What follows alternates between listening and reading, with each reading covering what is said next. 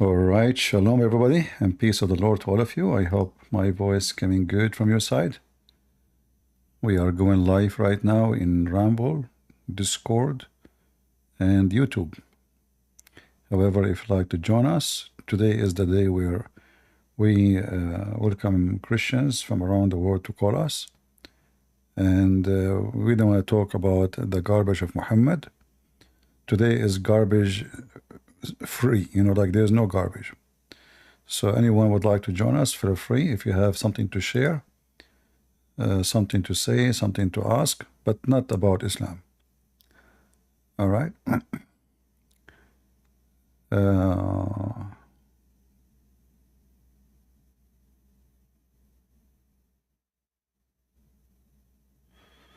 What you're gonna do when the hawk stir? Oh, okay. In the internet, there is a lot of people who they are weirdo. And, you have to be ready. And because it's internet, I mean, especially it's chat, like text, you don't know what people mean. Are they serious? Are they joking? Are they stupid? Are they smart? So text sometimes it's a plane, you don't know. When somebody speaks to you with his voice, maybe he is joking, maybe he don't mean it, maybe he is serious, you don't know. But you have to be ready for all kind of people, right? Internet is like internet text is like talking to women. You don't know what they mean, what they want from you. Like they confuse you. Like, is she serious? Is she not? Is that what really she's talking about? Maybe she means something else? Because a lot of makeup involved. So you get confused when you talk to women. Anyway, let us avoid the women issue, otherwise we will be in trouble. So our Discord is open. If anyone would like to join us, feel free. And again, we will not talk about the garbage of Muhammad. We will keep it only a normal Christian coffee. Who want to drink coffee with me? You need relationship advice? Me? Shouldn't be in relationship first to have advice about it.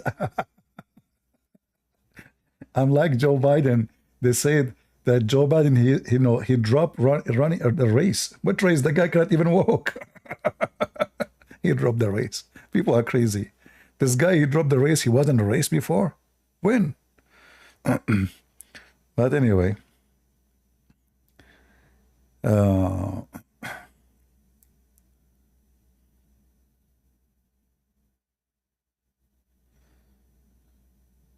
Let us see.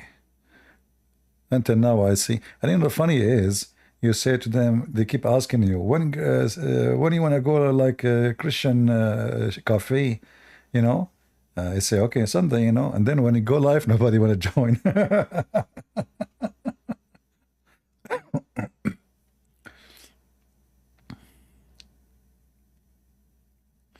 Do you dare to go crusade back and fight Salahuddin? Abdul, don't you remember when the French, they occupied Jerusalem? Napoleon, he put his foot in the top of the head of Salahuddin. What Salahuddin? You see, the Muslim, they think they were victorious in any certain time. In fact, Salahuddin was a Kurdish. He was raping women. He was raping Muslims. He was killing Muslims. He is just a gang member. Even Muslims hated him more than anyone. You're an idiot. You do not know who Salahuddin. And today, the kids of Salahuddin, the Kurdish, are #1 people who defect from Islam, and they are become Christians, and they are fighting the Ottoman Empire. Face it, Abdul.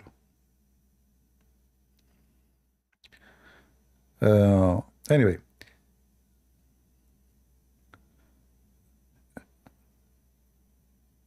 Do we have anyone want to join us?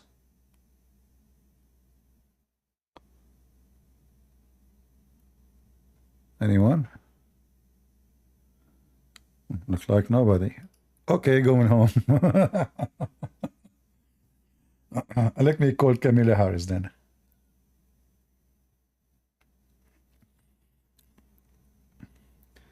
Yeah, if anyone interested to talk, have you any question?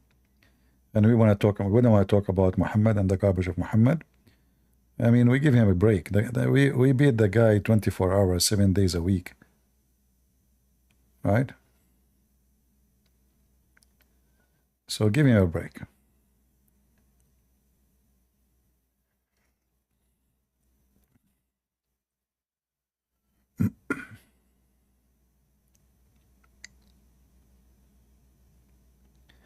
Martinez. Okay, Martinez, I will invite you.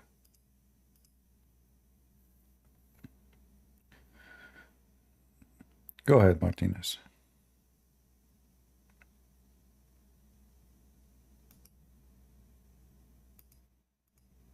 Go ahead. Yes, can you hear me? I hear you. Go ahead.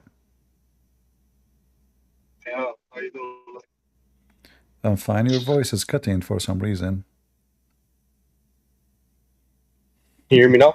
I hear you. Go ahead. Okay, so, I wonder, as a Christian, is it okay to get into fights so you gain some respect from people who may not respect you? You mean physical fight? Because Well, it is not, you will not be respected because you made the fight. If let us say somebody don't respect you, uh, and they are bully, like people who bully, right? You are talking about people who bully. uh, not necessarily. Maybe people who gossip. Well, I guess it's kind of the same thing in a sense, you know. Because to me, like a bully is somebody who's gonna come and beat you up, you know. But maybe like somebody who gossips and stuff, you know, you kind of want to punch them. But you No, know, no, as a Christian, I'm like, I don't yeah, advise you. I don't advise you to do that. First of all, it's not wise. Secondly, uh, I mean, do you know the result of this consequence? You might just want to punch somebody, but you might end killing him. You destroy your future, your life, for what? For just an idiot? So you have to be wise, and wisdom is that we ignore the donkeys. Let them bark. Who care? Disrespect you. They cannot disrespect you unless you are disrespected, which means talking about you badly is not a disrespect. This is how they are. They are trashy. Let them be trashy. Don't make your hand dirty with people who they are dirty. If you want to fight with everybody who is deserve to be beaten, we have to spend the whole day fighting people. that's true. Yeah, that's very true. Yeah. Of course, of But course. you can you But can I, fight. I, You can fight if you've been forced to, which mean the person is not yes, just yes. talking, is using his hands. In this case, Oh, yes, then of you course. have no chance or choice but to defend yourself. It's what you can do. But always like jumping into a fight. When I was a young, I look for a fight actually, but never fight a person just to fight. I usually fight to defend somebody else is weak, somebody. I don't. But like time change and things is changing, and if you live in a country where there's a consequences of you involving in a fight, you can ruin your career. In the Middle East, even if the police arrested me, one phone call, I will be out. Easy, you know. So you have to think what will happen next. It's not only Joe, I go and fight. What will happen next? What if the guy he have a knife? What if he use a weapon? And then you end instead of planning to do something else happen. So you don't want to destroy your future. Maybe it's a piece of junk. You have nothing to worry about. All right? Yeah, I mean, this happened to me actually. Yeah, I got into a fight with somebody who was talking about me, and you're right. You know, I punched him a couple times, and then he took out a razor blade, and then he acted like he wanted to stab me, but he didn't stab me.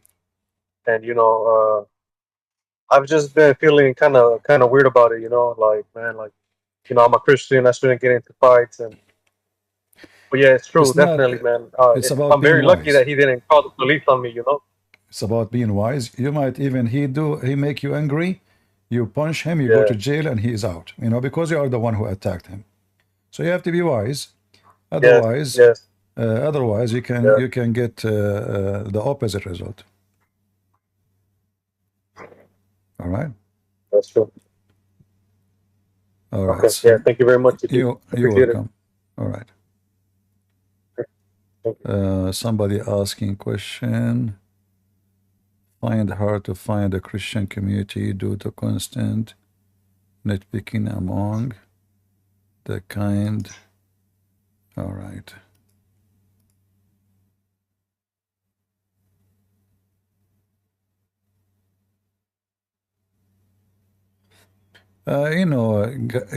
Grammy, I'm not sure really how I understand what you are saying to me, but obviously you are being like you are suffering from being bored of your life. You see, our life will be boring, not because of the community around us is not good, but because we decide to be in certain position. Like life is like in a hotel, and let us say there's hundreds of rooms. There's dark rooms. There's rooms under the stairs. There is a rooms in the roof. There's a room have a garden. There's a room. Uh, some of us we are forced into to take the room. We did not choose the room. Some of us they are lucky. They were able to choose a room, and they got maybe the best room. However, even if you are a person who got the worst room in the hotel, it's only you who can make that room your heaven, your kingdom. Everything is in the brain. You can live between a bunch of idiots, but you don't need to be an idiot like them. You can live in a society that reject you for some reason. We don't know. Maybe your look, maybe the way you talk, maybe you are poor, maybe there's a million reasons. Society, they can be aggressive against certain people. However, at the end of the day, it's you who struggle because in your brain you decide to surrender. Do you know how many people every day they attack me? I just came here and I was talking about a story, personal story about my dad, right? And one of you, he made fun of me. Just before we go live. It's a personal story, memory for me about my dad. One of them, he said a true story. Bully. Well, should I make this person affect me? And if you are too much, I'm not saying don't be sensitive. Be sensitive, but don't let. You have to be wise over sensitivity. Like since being sensitive to some people saying things to you is not good. You have to be wise. Who cares what people say? You know yourself. You know who you are. And you better make yourself happy, because if you don't, well, guess what? You are the only one who's sad. Go cry. Who care? Nobody will care for you. You cry, you laugh, nobody care. You live, you die, nobody care. Who care if I die now? People will say, oh, CPU, etc., blah, blah. They speak about me for 5 minutes, and people then forget. Second day, nobody remember. So you need to manage your life. Every day goes. You're lost because you are focusing on them, not on how to be happy. You can be happy. All right.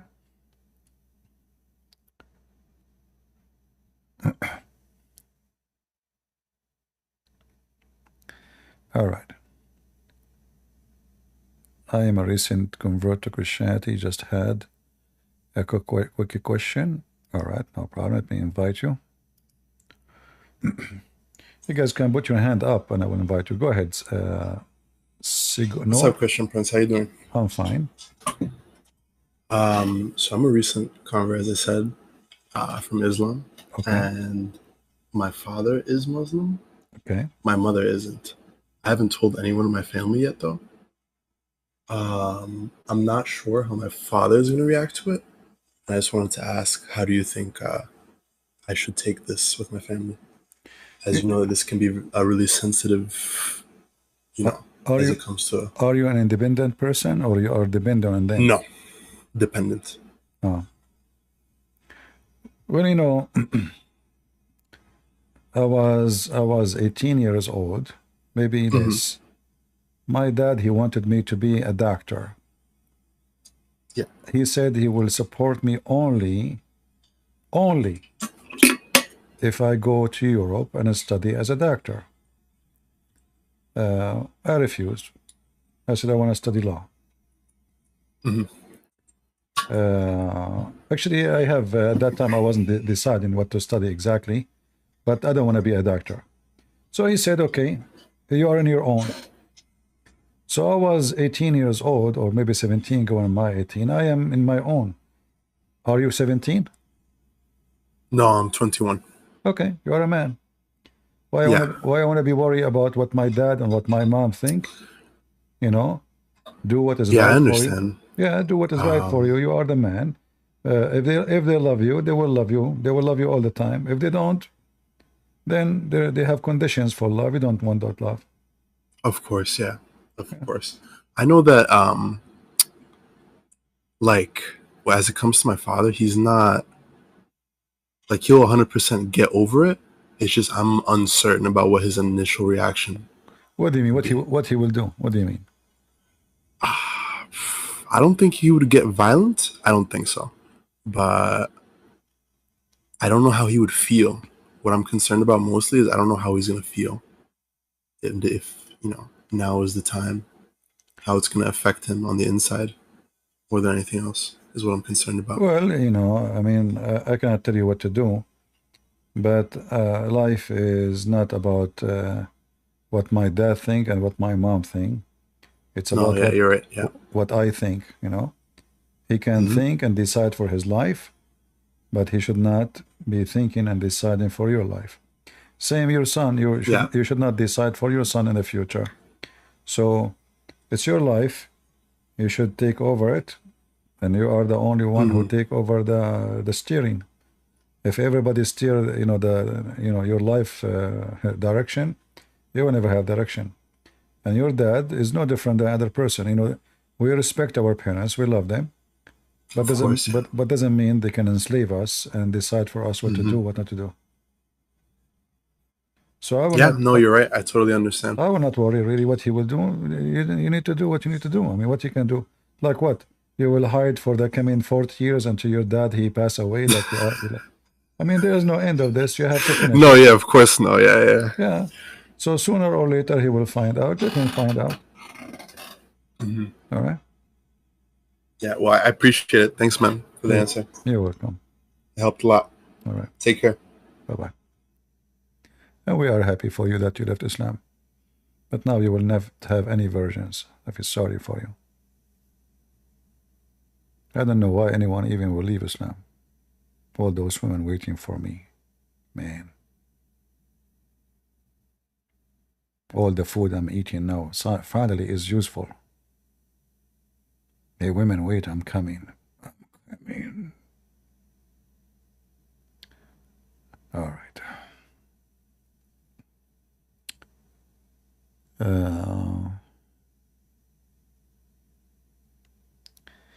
How I migrated to USA and how hard it was. For me, I never really migrated to USA. I came here just for a weekend. I'm serious. I came here just for a Christmas time, for a week, less than a week. In fact, when we arrived to the state, I think it was a lady. She said to me, "Do you see the timing? You know, there's a clock in the airport." I said, "Yeah." Said 5 minutes from now. Said, "You see that person there? The one was behind me." She said, "If he was before you, he will not enter the state." I said, "Really?" "Yeah, because my visa will be over by the middle of the night." So I came in the last 5 minutes. I was thinking actually to go to the bathroom before I go to the passport, counter. But I said, you know what? I will do it after. Like there's a lot of people coming. I don't want to wait there forever. But I never thought for a second that, like by middle of the night, that's it, your visa is expired. So, life is funny. I never thought about coming to USA, to live in USA. Never, not even for a second.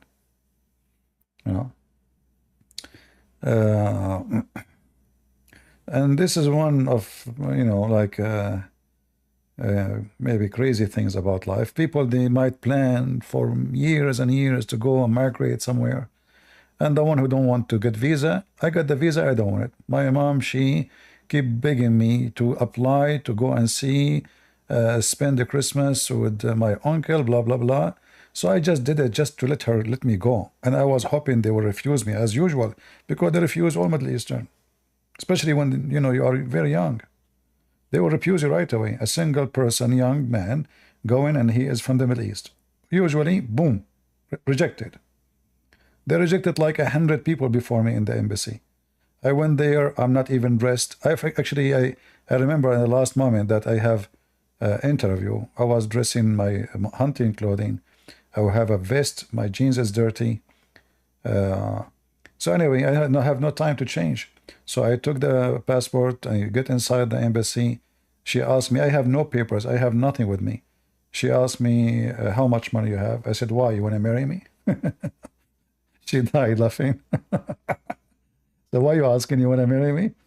So, and she told the guy next to her, in the window next to her, said, did you hear what this guy said?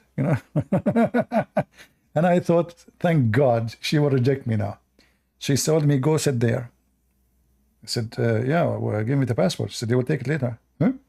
I was upset. She took the passport, she did not give it back to me. And then they called me to go to the accounting. Huh? What accounting? What I will do in the accounting? So I went there. I said, what? I don't know. He asked me if I forgot how much money. I said, why? He said, for the visa. At what visa? He said, your visa. I said, she gave me the visa? He said, yeah. What? The funny is, there is people, they apply for years and they keep rejecting them. They keep coming, they keep rejecting them. Keep coming, keep rejecting them.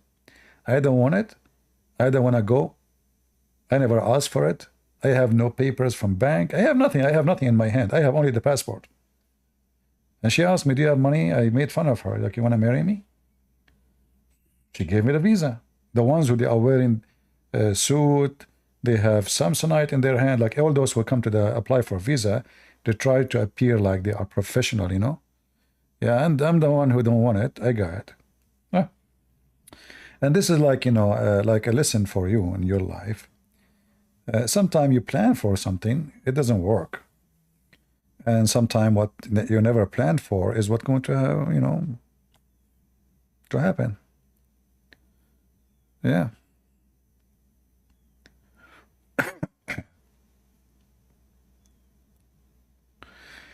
She gave me visa because I was honest. I think she gave me visa because she noticed I don't care. I'm not desperate,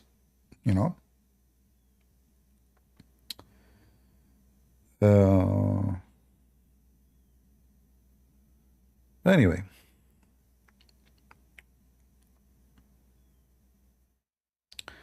Are you a hunter? Yeah, but not Hunter Biden. All right.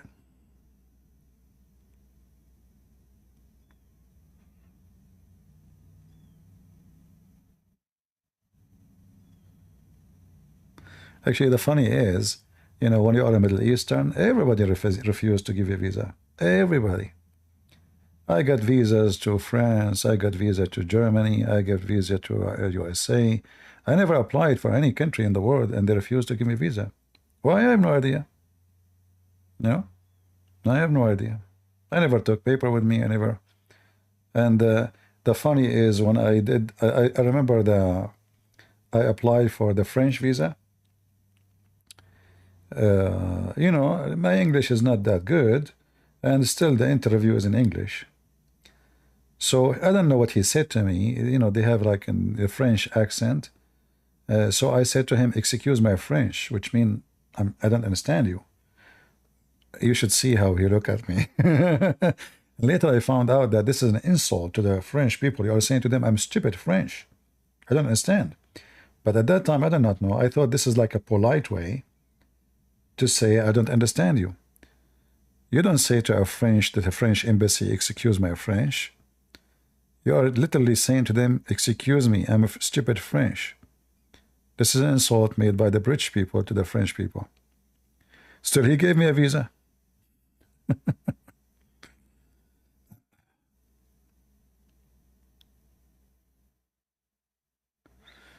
It challenged the Philippines. Abdul called them. It is because they always saying, well, you know, bring them the Abdul. What I will do, I mean, last time we debated to try to debate Abdul from Philippines.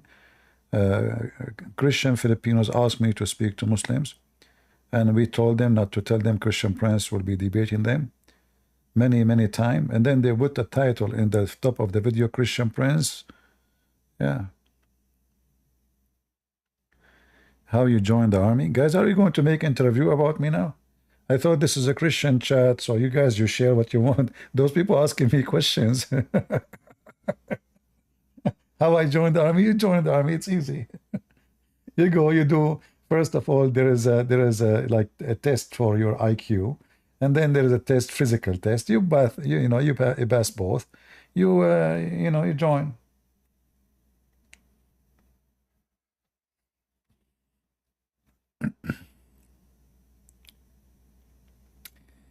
All right, you hold your hand. I don't know. I didn't see hands. Anybody see hands? I did not see hands.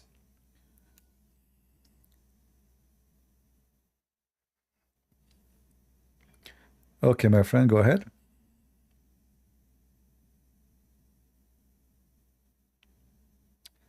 I don't hear you. Are you talking?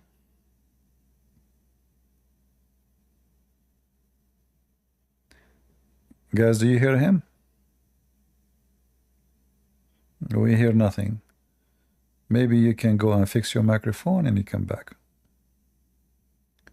We hear nothing, my friend. All right. All right. Anywhere else?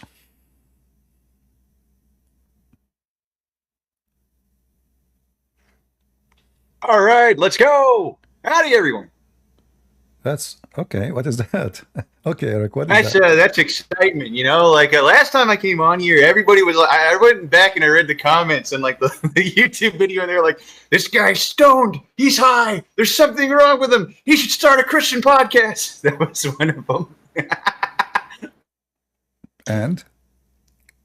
Oh, I just thought that was great. I thought it was hilarious. I thought it was amazing. It cheered me up so much. I had a smile on my face when reading it. All right. One person says the dude is on crack or something. So what do you want to say? What do you want to say to us, Mister? You are not in a crack, okay? What do you want to say to us? I'm not on crack. I'm not Hunter Biden. That is a fact. But you want to? Why you are in the stage? What do you want to say? Oh, well, like I just wanted to say, like I love all my fellowship of the brothers that I've met and everywhere. Like I've met so many great people here, and like had the opportunity to enjoy and fellowship with so many individuals that I've, just I don't know, like I've had so many amazing people like that I've ran into. All right, thank you. And I've introduced a lot of people. All right, thank you very much. All right, Chicho. All right, next was Samha Stiro. Go ahead.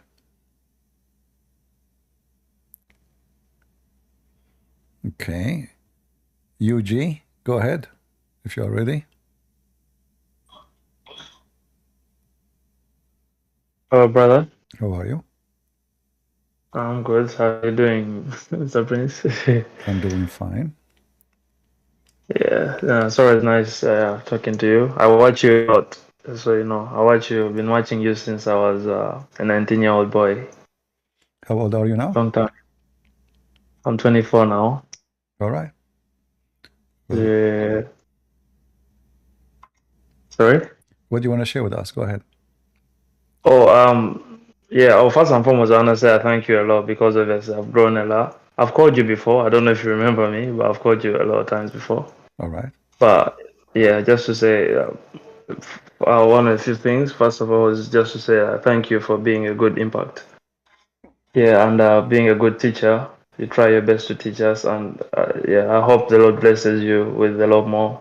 Hopefully, even more souls get saved Thank you as very we much. keep watching. Thank you. God bless you. Yeah, and then the other question I wanna ask, what's your advice on like maybe what's the best places if you wanted to move to the USA? What's like the best, what would be like the best location to live in? You know? Well, you know, the location is, it can be like, even in the same city, it can be bad and good, same city. But for me, I advise you not to go to liberal cities because it's screwed up. Those liberals, they are corrupting childrens. They are, you know, they do everything wrong. They have a crimes way more than anybody. Even if a criminal, he do something, they let him go out. They welcome migrant who nobody knows who they are. They can be bad, they can be good. So stay away from any liberal cities or states. Yeah. All right. Yeah. Okay. Yeah, that's a good advice too. Yeah, it's a very big place, that place, but yeah, that's good advice. That's good advice. Yeah, and then in the same city, even you go like, even you go to let's say to a state is not liberal. Every city there's bad areas, like anywhere in the world. There's bad area, good areas. Yeah, of course. Yes. So you have the easiest way to find which bad area, which good area in the state. Walk in the street, see how clean the houses around them, see how much trash around, see how much graffiti in the walls. That will tell you what kind of area you are in. Sure, for sure. So yeah, it's actually yeah, I would say yeah, like a good road trip where you go and walk there yourself. It's true. All right. True. Yeah. Thank you, my friend. Good luck with your move. Thank you, bro. Thank you, brother. Bye bye. Okay. I don't know how to read your name. It's an. Yeah, it's Go ahead. just Russian letters. You hear me? I hear you. Go ahead. Okay, great. Yeah, I'm Dutch, Dutch guy, and I used to be a Jehovah's Witness. Okay. That is, I think, has a lot of similarities with Islam. You know, that I was raised in it, in that faith, and I was very fanatic. Was I did Jehovah's Witness department in the Netherlands, where speaking Russian, so I also learned Russian, and I became what they call an elder. So that means that you have to check the other people, you know, if they report enough hours. So Jehovah's Witnesses have a very strict schedule, and they have to report what they do for God. And so if you don't do enough hours per month, then some elder comes along and says, well, we worry about you. You know, we have books for everything to tell exactly what to say. And so when I at some certain had a high a climax, you know, a privilege. Jehovah's Witnesses call it a privilege. So I could finally, because you know the people, other people got all privileges, but I was always, you know, why don't I get privileges? So I finally got the privilege to have the celebration of the Last Supper of Jesus, and it was in 2006, and I did it in Russian. I thought, wow, this is a great privilege. And then they, yeah, you have a scheme, you have to talk, just read what they tell you to read. So there's not any intelligence involved. And then all those Jehovah's Witnesses, they I just did my job, you know. I can read Russian very well, and they were looking at me as if hypnotized, you know. And it was also very boring as usual. And then the host witnesses get, the church. They have the supper. They eat the bread and they drink the wine, right? And the host witnesses have the same kind, but they refuse it. So they have a celebration and they refuse the wine and the bread. And 40 minutes I had to talk about you cannot take it because Jehovah's Witnesses believe that only 144,000 go to heaven and they can drink it and eat it. And instead of a privilege, I felt it as I felt depression that week. So I went to my atheist brother, who was, by the way, also an ex-Jehovah's Witness, and I tried to convert him back. I said, well, why you don't get back as Jehovah's Witness? And then he said, well, he never told me, but he was secret, you know, he was secret ex, because with just as with Muslims, you get repercussions. If you admit that you don't believe in God, that is not a big problem. But if you don't believe the watchtower, then you're worse than the devil. So he said, well, I want to get back, but if you just can prove to me I have some questions. And so I said, no problem. I have a CD and I have all the books of the Watchtower.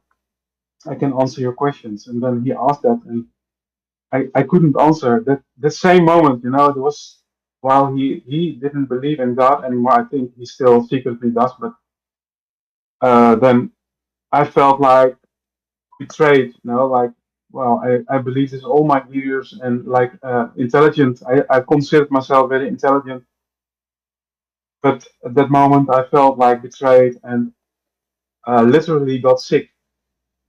And that same week, I told the other elders, well, I want to leave. I want no longer to be an elder because I don't want to lie. And they even said, well, you can lie. You just don't say those things that you doubt about, and then you don't lose your family, you know. But I said, well, if I lose my family, that's their problem, you know. So I talked to my father. I know this week they will throw me outside because they warn you and they have a schedule. If somebody does things like I did, asking questions, then they have to ask you to repent. And if you don't, then within a week you cannot talk to your family anymore. So I talked to my father and said, well, I will leave this religion. And very sad. Yeah, I was raised in this, but very sorry. If you don't dare to talk with me anymore, he said, haha, you think I cannot don't dare to talk with you?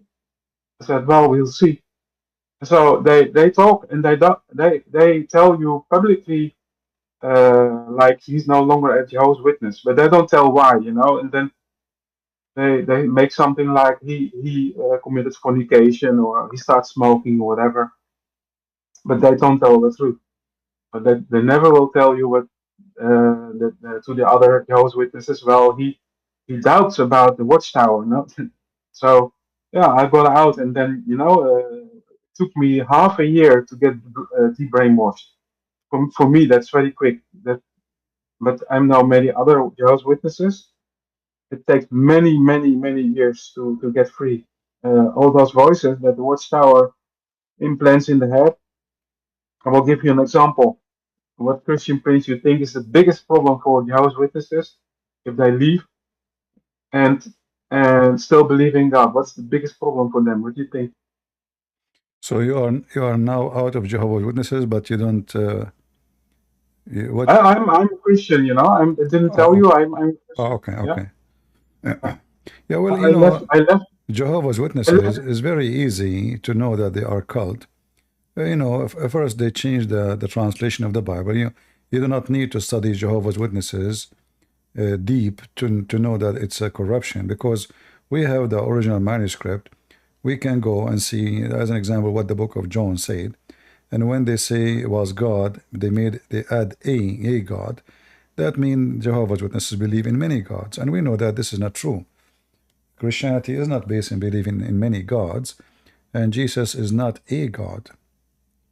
So That's obviously, very simple. from the beginning, it's false. It's easy to find out, and we know from the history of Jehovah's Witnesses that that their leaders, the founders of this cult, they pretended to know, to prophesy when the Messiah will come. Even they give dates, and all of them they become what? False.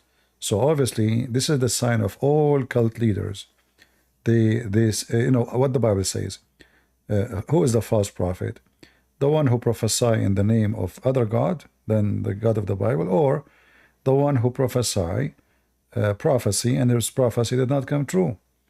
And Jehovah's Witnesses, they have both. They claim that they are witnessing for Jehovah, but the Jehovah they are talking about is not the one in the Bible, obviously.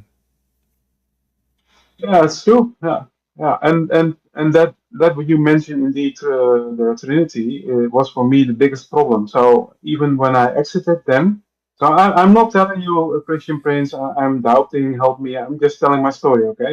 So Okay. to be clear, I got out of it myself, and especially I need to say, God Himself, He freed me, and so I start when you're in a cult. And there are many ex-Jehovah's Witnesses. They still have those voices that tell them that Jesus is not God. And I know ex-Jehovah's Witnesses. They still have a huge problem with that.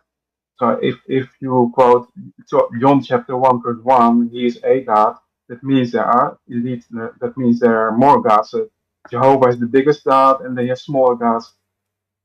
Jesus and the Holy Spirit is even not a person or a part of Godhead.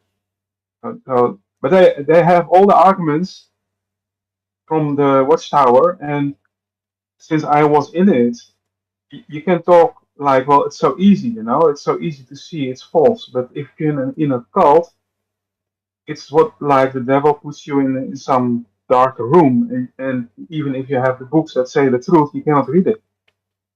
So the only one who freed me was Jesus Himself. So I got a hobby, and you have the same. I think you have a little bit same hobby. You have the Pshita translation, right? So in those days, I started to read the source text using software because I'm a developer from origin for many years. So I tried to read the Greek with software, and then I think, well, isn't there a better Bible source? And then I found the Aramaic, Peshitta, and that really somehow, it was like when I started to read the Gospel myself, it's somehow like Jesus started coming alive, and it's I'm not a charismatic Christian. I'm just normal Christian. I'm just nobody, but. Can you tell you just take this as a what can happen if you get reborn. And I started praying to God, and I was on the bike, and in the Netherlands it's pretty normal to go on the bike. So I had a job, and that night it was a very long job. So I go on the bike at 10 o'clock in the dark, and then I start praying. God, I say, God, I forgive my family because they don't want to talk to me anymore. My father does not want to talk. My sisters don't want to talk. They're like, well, you cannot talk to me because if they do, then they agree with my disgusting apostasy. That's what they teach. So I started praying with that, and that one prayer suddenly got talked back. God does not talk to me, but He talked back. He said, "Can you also forgive the Watchtower leaders?" And I was very surprised. Why would I forgive them? Why would I forgive the Watchtower? But if God asks you something, you should not debate. It's just He asks you and do it. So I said, okay, if you ask me, I forgive them. And you know what happened? This is already 5 years after I left. Somewhere in 2011 or 2012. I don't remember dates. So when I saw Jehovah's Witnesses in Amsterdam, before I would get emotional and angry, and I would get very, upset. And suddenly I felt free. So this forgiving of the leaders freed me from a lost, from they had power over me. And God said, forgive them. And then I could talk with other Jehovah's Witnesses. They don't know who I am, they don't know I'm ex. But I did not get emotional anymore. So for now, it's to be free, not to be in a cult. This is very, a great privilege, and All right. it's still every day I can go on my knee and say, again, thank you, God. Yeah, thank you for considering my prayers. You're welcome. Because God really listens. Yeah, I was happy for you that you decided to leave this cult. But the strange is why it took you so long. I mean, this is a very silly, stupid cult. Like when they say they believe like they are the kind of people who believe in the Indian Hindu casting system. There's low rank, high rank. Yeah, that's a good question. Yeah, which My is brother. against the teaching of Jesus. For God loved the world, He came. He sent His only begotten Son to could love the world, not only, and He came to save the whole world, not a group of people, 1,144,000. They will be in the high sky, and the rest they will be in the ground, and they will be like, just let them live. That is not what Christianity says. So obviously, it's like Mormon, just a bunch of stupid ideas out of nowhere. There is no base for all of this in the Bible. But I believe that any cult in the world, in order for it to thrive, ignorance had to be there. So I believe what happened Yeah, to you, in a certain point, yeah, but they hunt into your ignorance. You do not know much the Bible deeply, and they give you the Bible as they wish, not as it is. can I try to explain? Go ahead. My brother, he was a very intelligent guy, still is. He went to the library in those days. There was no internet. We are talking about the 90s, beginning of that. So he found out that the Watchtower was lying about everything, about the Bible, about religion, about history. They changed the history like Jerusalem fell in the they what they basically did, the Jehovah's Witnesses, is copy the Adventists, 7-day Adventists, and they change some stuff and then. But you know, I feel it's a little bit painful. If I'm 37 years old and I'm not stupid. I'm really not stupid. Um, but but I met other Jehovah's Witnesses. There are also some even older than that. They find out it's a lie, but somehow you feel very like I'm very sincere in believing, and you read the Bible, but somehow you just don't see it, and this is how cults work. If you're in a cult, you are supposedly never were grown up in a cult. But if you're indeed in a Mormon cult or in some other, they manipulate your brain, and Yeah. and you don't know that your brain is manipulated. So I only got free because Jesus saw some righteousness. I don't say the right word. He saw some sincerity in my heart. Like he wanted to know me, and when it started, the sincerity, he freed me. But um, that's my brother didn't find God, but he freed him with his brain. But I don't know. There is no real rule, when they get out of that cult. But today, Jehovah's Witnesses, they are exiting in masses, just like with Islam, because of the internet. They hear stories like from me, and they hear stories from other Jehovah's Witnesses, and they say, well, they start to fight, they get angry, and when they just with Muslims, they get angry with you. But to be honest, I have had the same. I sent a message to Answering Genesis. That was also a big website about evolution and creation. They are in Australia, right? Okay. So when I was at Jehovah's Witness, I asked them a question, and instead of answering the question, they attack my faith. They attacked Jehovah's Witnesses are a cult, and they did it very good. So I got very angry. But that is what, if people want to help Jehovah's Witnesses, you should not be friendly. You should just expose what you do for Muslims. You should expose their faith and do it in such a way that you leave behind a seed from Jesus. You call it a bomb, whatever, you know.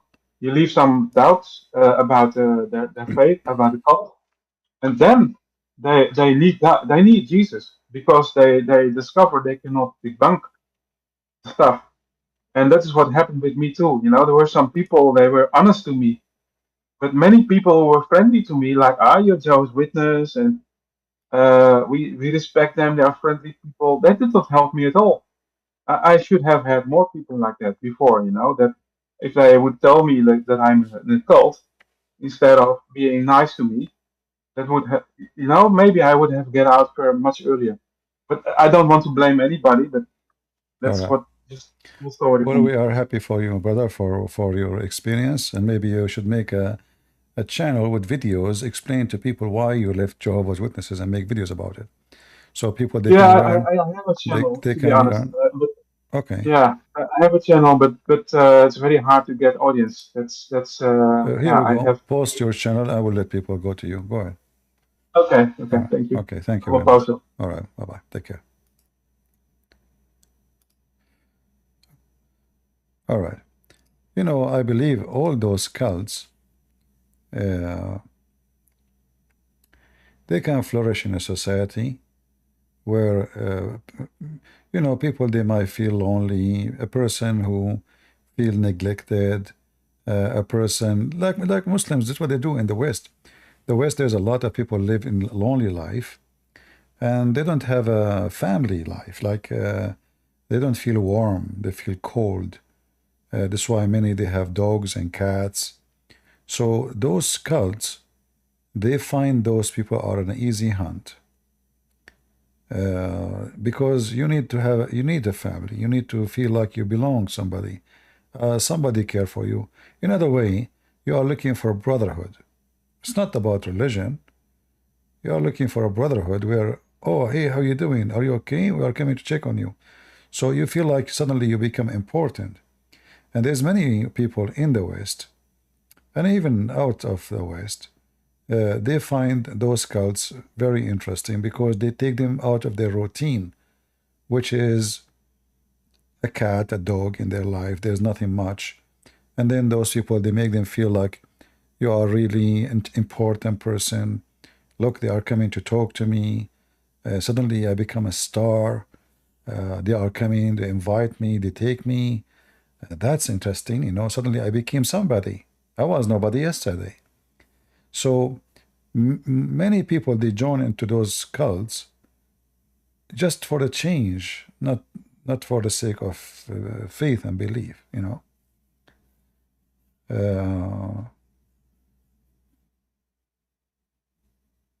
We have to fight against their lies, and I believe Jehovah's Witnesses is the easiest to expose. Like Islam. Islam is very easy to expose, but if you are ignorant, if you do not know much, and then you need to learn how to expose them, because each cult have different skin. You know, each cult have different, let's say, lotion in the top of their skin to make it hard to catch. So you need to learn how. It's like you want to go to a hunt. Every animal is different, and Jehovah's Witnesses is just another animal, beast. But everything they say is a lie, proven to be a lie. All their prediction about Judgment Day, it turned to be a lie. All their numbers, all their calculation, all their understanding, all their translation. In fact, the easiest way to destroy them is ask them, where you get this translation from? Where it says what it says here? Where do you get it from? How come you have a new? Do you have manuscript to base on? No. Like, do we have a new manuscript? They have different one? No. So they take an English translation and they make it something different.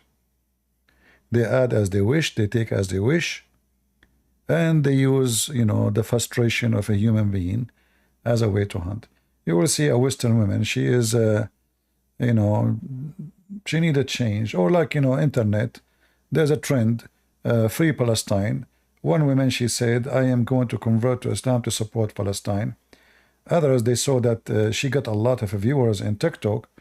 Then, oh, okay, you know what? I convert to Islam too now. You know, click on my video. So there is many shallow people, empty people too.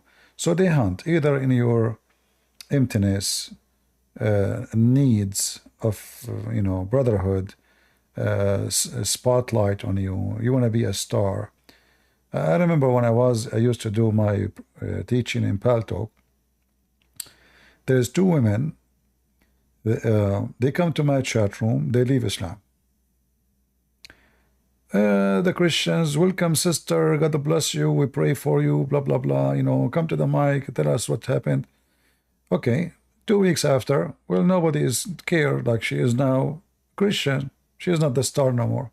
She go to the Muslim chat room, she convert to Islam. Okay, the Muslims, Allahu Akbar, sister, come to the microphone, tell us, etc. Two of them together, you know, two, they go together wherever they go. They convert to Islam. So, and again, they are superstars. 3 months, 3 weeks after, 4 weeks after, they come to my chat room. They convert to Christianity. So last time I come to me, I told them, get out of here. You're a bunch of, you know, mentally ill people. Go, you be a Muslim. We don't want you to convert to Christianity. You're not welcome here. You know? Yeah. Simply they are mentally ill and they are just seeking you know, light spot. The second the light spot is off, they are unhappy. You know, it's like this actress, she became so old and nobody talk about her in newspapers, magazines. So what she do, she took pictures of herself in the bathtub naked and she posted in the internet. This is how stupid a human being can be. Even she knew people will make fun of her. She want to be in the newspaper, you know. They are willing to do anything to be in the spot. All right, do we have anybody want to join us? You can, you know, you can create a cult right now. When I was in Paltalk, there was a chat room. I don't know if anyone of you remember it. There's a woman, she claimed to be a prophet. And her God, I don't know, I forgot the name of her God. So the second you enter her chat room and you are a Christian, they bounce you right away. Hello? Hello? Who was next? Who was here before? 3 of you came in here same time? I guess Mason was next. Mason, go ahead, Mason. Hello, CP. God bless you God bless you. for all the work that you do. I had a question about the intercession of saints, and Okay. mainly about the Catholic faith and how we should deal with objections about worship and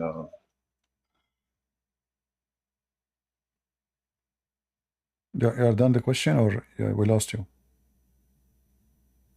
I'm sorry. I was asking whether the intercession of saints was biblical or not. When we say pray for me, what I'm asking you for? For you to pray to God on my behalf. All right, this is what the saint will do. They will pray to Almighty God to forgive you, to do things for you, the same as any brother, he pray for you. You know, so In heaven, those who have it doesn't matter where the location is. Like we know that in the Bible, Okay. it says when Jesus here was resurrected, many saints resurrected with him. Correct? Yes. So they are in heaven. Now, if they do intercession for me in earth or in heaven, it doesn't matter. So we pray, we join in prayer. You know, Many people don't understand what the point of the prayer. Like I ask you, pray for me. When we pray for each other, this is an act of love. Yes. Because I'm not praying for my benefit, I'm praying for the benefit of someone else. So in Christianity, love is very important, and our Lord is love. So the prayer of brothers to each other is considered a very amazing thing, not because God he like to listen to certain group of people or not, no, but because this is the prayer based on love.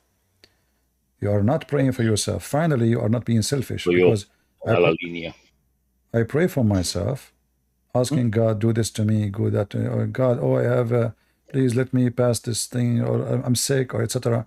But when you pray for somebody else, this is a pure act of love, because you get no benefit from it. And you are taking from your time, your life, to pray for someone else. So we don't believe that saints are God. They are not the one who will forgive you, but they are brothers who they are close to the Lord. That's why they are called saints, because simply they were amazing in their performance as Christians, as believers. So, but they are, all of us, we need God, we need the Lord, we need the Messiah to save us, all of us. So the prayer, or the power of the prayer is, is part of a Christianity, for it is based on love, not based on selfishness. Yeah. And I believe in this intercession of saints, but from what I read from the Bible, it's more of saints that are here on earth. So I just wanted some clarification on saints that have gone on. We don't want to make it, we don't want to make it like it is something different from others. Simply, we believe that brothers and sisters, they care for each other, they love, and they pray for each other. That's all. However, at the end of the day, we pray to the Lord. He's not a saint who will forgive me. He's not a saint who will save me. The saint is a good brother. Maybe he is, let us say, he's way more closer because of his faith to the Lord. So his prayer is louder than mine. Not louder by voice, but because of who he is, he's more close to the Lord. So, however, you can be a farmer in the middle of nowhere, and your heart is a heart of a saint, and then the Lord can hear your prayer, not my prayer. So it's about how close you are, how decent in your faith, and as Jesus said, your faith, healed you. Your faith. So your faith will heal you. Your faith will rebuke you. Your faith will correct you. Your faith. The more faith you have in Jesus, the more that will reflect in your behavior. The less faith, the more I will be into sin and the opposite direction. Like it's like there is one road, have two endings. So which one I want to take, right or left? So the more my faith is little, the more I'm going to go down to the left side. The more my faith is strong, the more I'm close to the end of the road. So even if all of us, we are sinners, all of us, the word sin doesn't mean that they did not commit sin, but they are special because they were able to accomplish a better journey than the rest of us. Right. All right. Okay. So, what passages can I refer to or bring up in support of praying to saints like Mary and other saints? Well, for me, I'm not. For me, I don't really ask the saints to pray for me because I believe it's not about I do not need to, but not only I don't need to, I don't have to. However, as I said, asking people to pray for you is an act of love, so it's good. However, I believe that the Lord, He made it clear for me that the Lord, He says, from their fruits you shall know them. All right. Yes. And we have tons of verses in the Bible says, Jesus says, whoever believe in me and I will live. So what is required of salvation is the Messiah, is not Mary, is not saints, is not a Christian prince, is not a bishop, is not anyone. So I'm not against the idea of asking others to pray for you, but I say myself, this is my opinion, I can be wrong, but I believe the Messiah is the one who, the only one I need. However, if more people join to pray for me, I mean, thank you, right? That will be good. But I believe that my prayer, the way I pray for myself, is not by asking people to pray for me, but I pray to myself by how much I am being close to the Lord. The more I'm close to the Lord, this is a prayer. Prayer is about what? Communicating, you know, getting closer. So the more I'm closer, the more I am praying every time, every second. The more I'm far, the more I am disconnected. I'm not praying at all. It doesn't matter if you say Lord, Lord by your lips. No, that is not, doesn't count. It's about what is in your heart. You know, the Bible says it clearly, they worship me by their lips, but you know, but their heart is empty. So like, you know, if we go to in the Bible, God, he spoke, he says, I'm not the God of the dead. I'm the God of the living. Why? Because those who believe in him, they will live. They will live. And the promise of life is given to us, and the Lord never, you know, and never broke his promise. And we know how you will be alive, simply by believing him. This is why, you know, the Bible says eternal life is to believe in you. You are the only true God, and your Son, who the one you sent. So if we are following the steps of Jesus, salvation is there.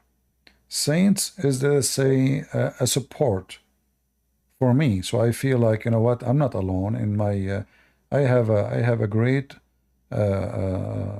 community of love. Look, all of them, they are praying for me. That make me a better, happy Christian.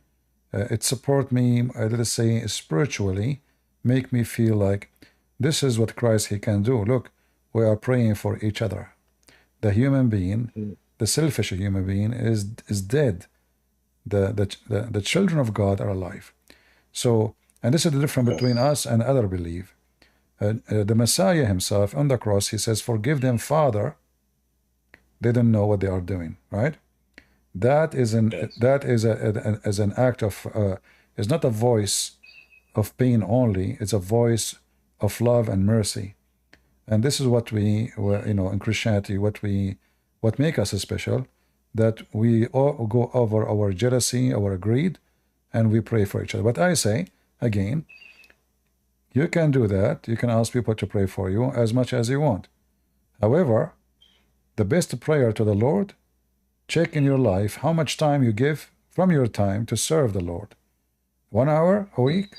5 minutes a week? Never? Then you will know if your prayer is even, you know, like being delivered.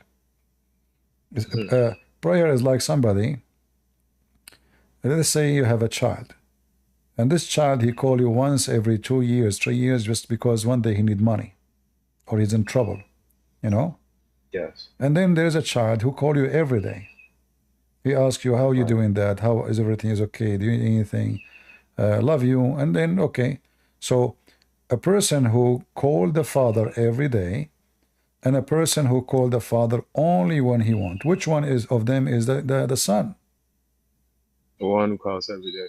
Exactly. So the Son is not the one, okay, all of us, we are beloved by the Father, but there's people who they are children for real, and there's people, they are children of this earth. You know, they are born to die because simply they are, you know, they want to eat and drink and have sex and sleep, you know. This is what they're this what they are about. But there's a person, spiritually he's alive, So always he called upon the Father asking for help. And this is why Jesus says, don't be worried about the one who destroy your flesh, your body, but the one who destroy your spirit. Yeah. I hope I answered you. Right. Yes, you did. Thank you, sir. Thank you very much. For me, I believe Jesus, being in heaven is our great intercessor. I believe in asking my fellow saints here with me to pray with me or to pray for me. As far as praying to the saints who have passed, I'm still not fully convinced that's something that we should be doing. You are not praying. You are not praying to them. You are asking them to pray for you. But can they hear us? Is it? Yeah. But are you praying to them, or you're asking them to pray for you?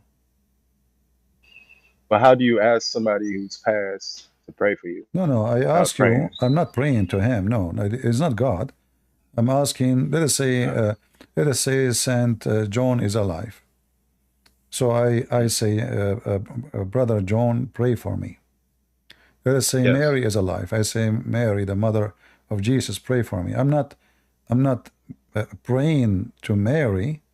I'm praying that Mary, she will join me in the prayer to pray for me. Mary is not the one who will answer my prayer. Paul is not the one who will answer my prayer. It is they will answer my call to pray for me. So we answer the call of a brother to pray with him to God. Right. But what we are not, if you want to pray to the saint, which means the prayer is made to the saint, well, you are not following Jesus then. You have to pray to God, not saints are people like us. All right? Okay. Yeah. All right. Thank you very much. Yeah. Okay. Thank you. God bless. Continue to enrich you with treasures that will not be stolen or destroyed. Amen. Amen. Thank you very much. Bye. All right. Like the Bible says in 1 Timothy, there's only one person intercede between God, the Father, and people. That is the Messiah. Correct? There's only one person. The rest is just to join the prayer with you, sharing their love with you. All right?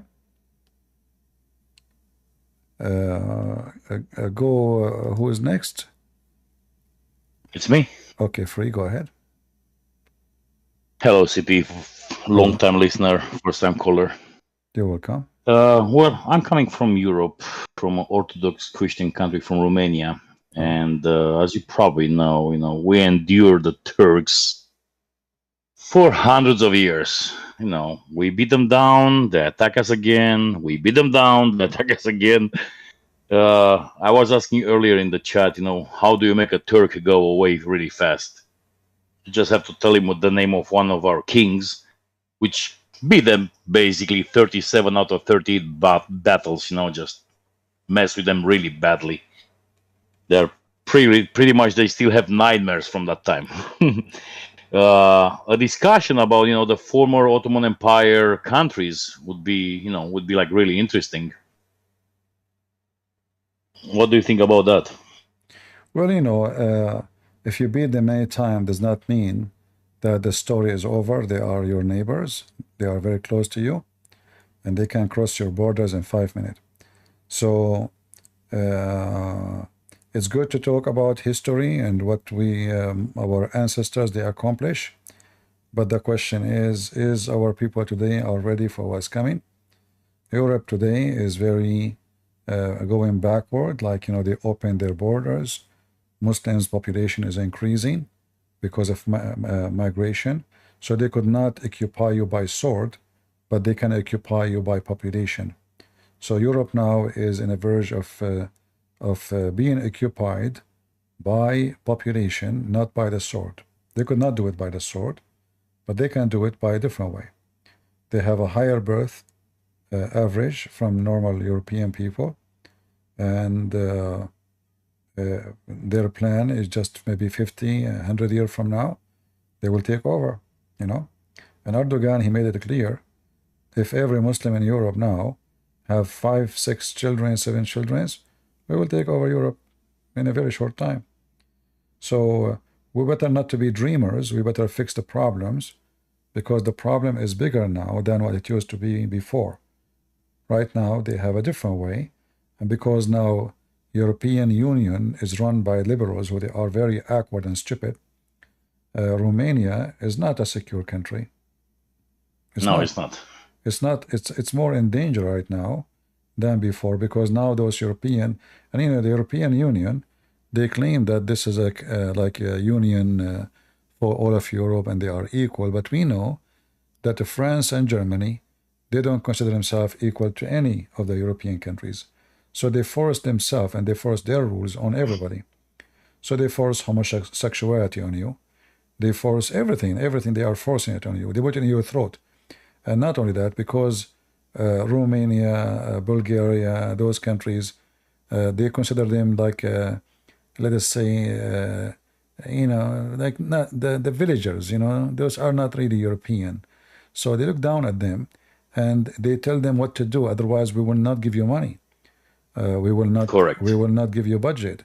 So don't be proud about your previous king, because your previous king, I think he is so upset from what's happening now in your country, because Romania lost their sovereignty to France and to Germany, and you don't control your country no more. They tell you what to do. Right. He's probably turning his grave by now. Yeah, so you better resist. Like, I don't advise you to leave the European Union, because it still can give a strength in case somebody attack, but don't surrender your sovereignty to the foreigners, not to German, not to the British, not to British is out, but not to the French. Keep your country. Correct. Like what I like about Bulgaria, I took a train from Romania going to Greece, and it was a horrible train, actually, the worst train ever in my life. They told me there's a cafeteria. There was no cafeteria. They told me there's water. There's no water. They told me there's a bathroom. The bathroom was blocked, and I did not even get close to it. So I stood all the time, I don't know how many hours, 21 hours, something like that, with no food, no water. However, the train stopped in Bulgaria. In Bulgaria, finally I can get water at least, you know, or maybe go to the bathroom. So it was like middle of the night almost. There's only one store in the station open. I went inside the store. The woman there, she refused to take euro. Wow. And what I like about the Bulgarian, they did not give their currency. And I like their currency, actually. They have a Christian currency. You know, there's a cross, there is a, correct? So... Yeah, it's called leva, just like the Romanian money. It's called lev, Yeah. which is lion. Yeah, so I hope you don't give everything in exchange for the euro. Keep your history, keep your king history, keep your memory alive, so one day the enemy will not be able to conquer you from within, if they could not conquer you from behind the wall. Correct. Though one of the reasons that Europe is actually accepting us is because not many people know that, but it's a well-known fact. We still have underground oil reserves to basically carry Europe with our oil reserves for about 400 years, calculated for development and for everything. So basically, we can supply Europe with all their oil needs.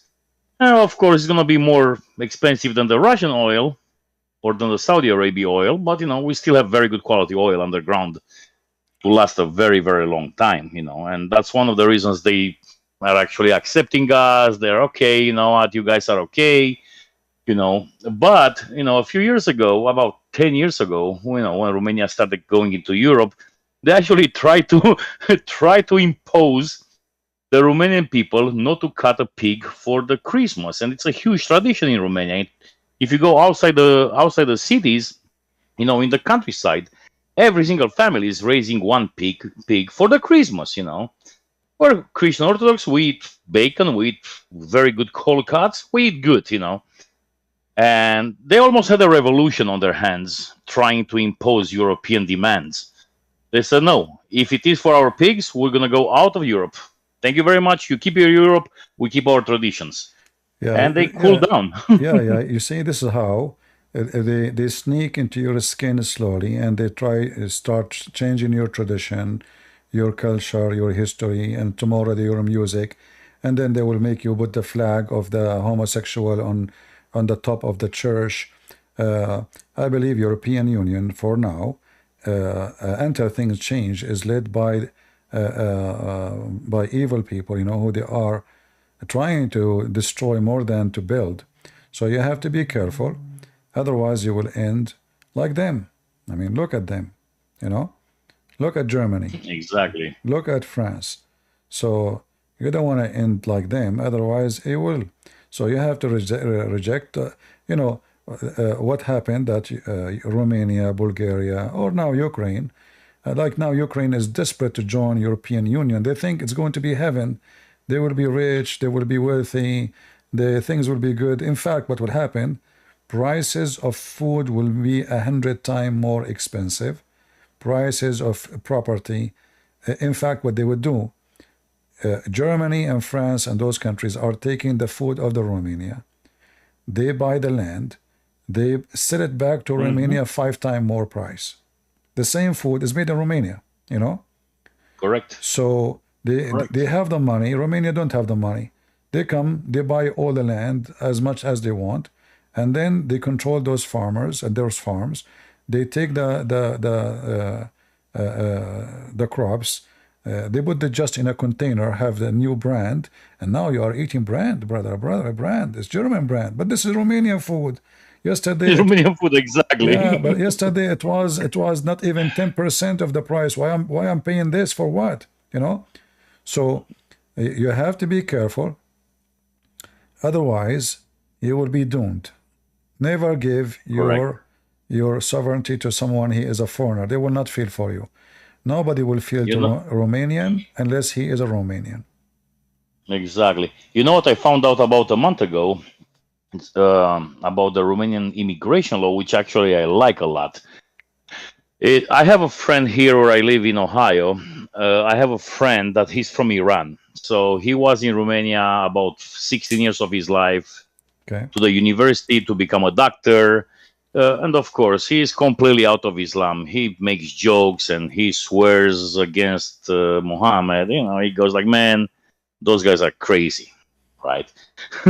So basically, educated people, they kind of see the truth, but if they don't have a way of actually living it because they're still living in those areas of the world, it's hard for them to say, hey, I'm an ex-Muslim, I don't believe it. Right. This guy lives in America. He lived in Romania for about 16 years of his life.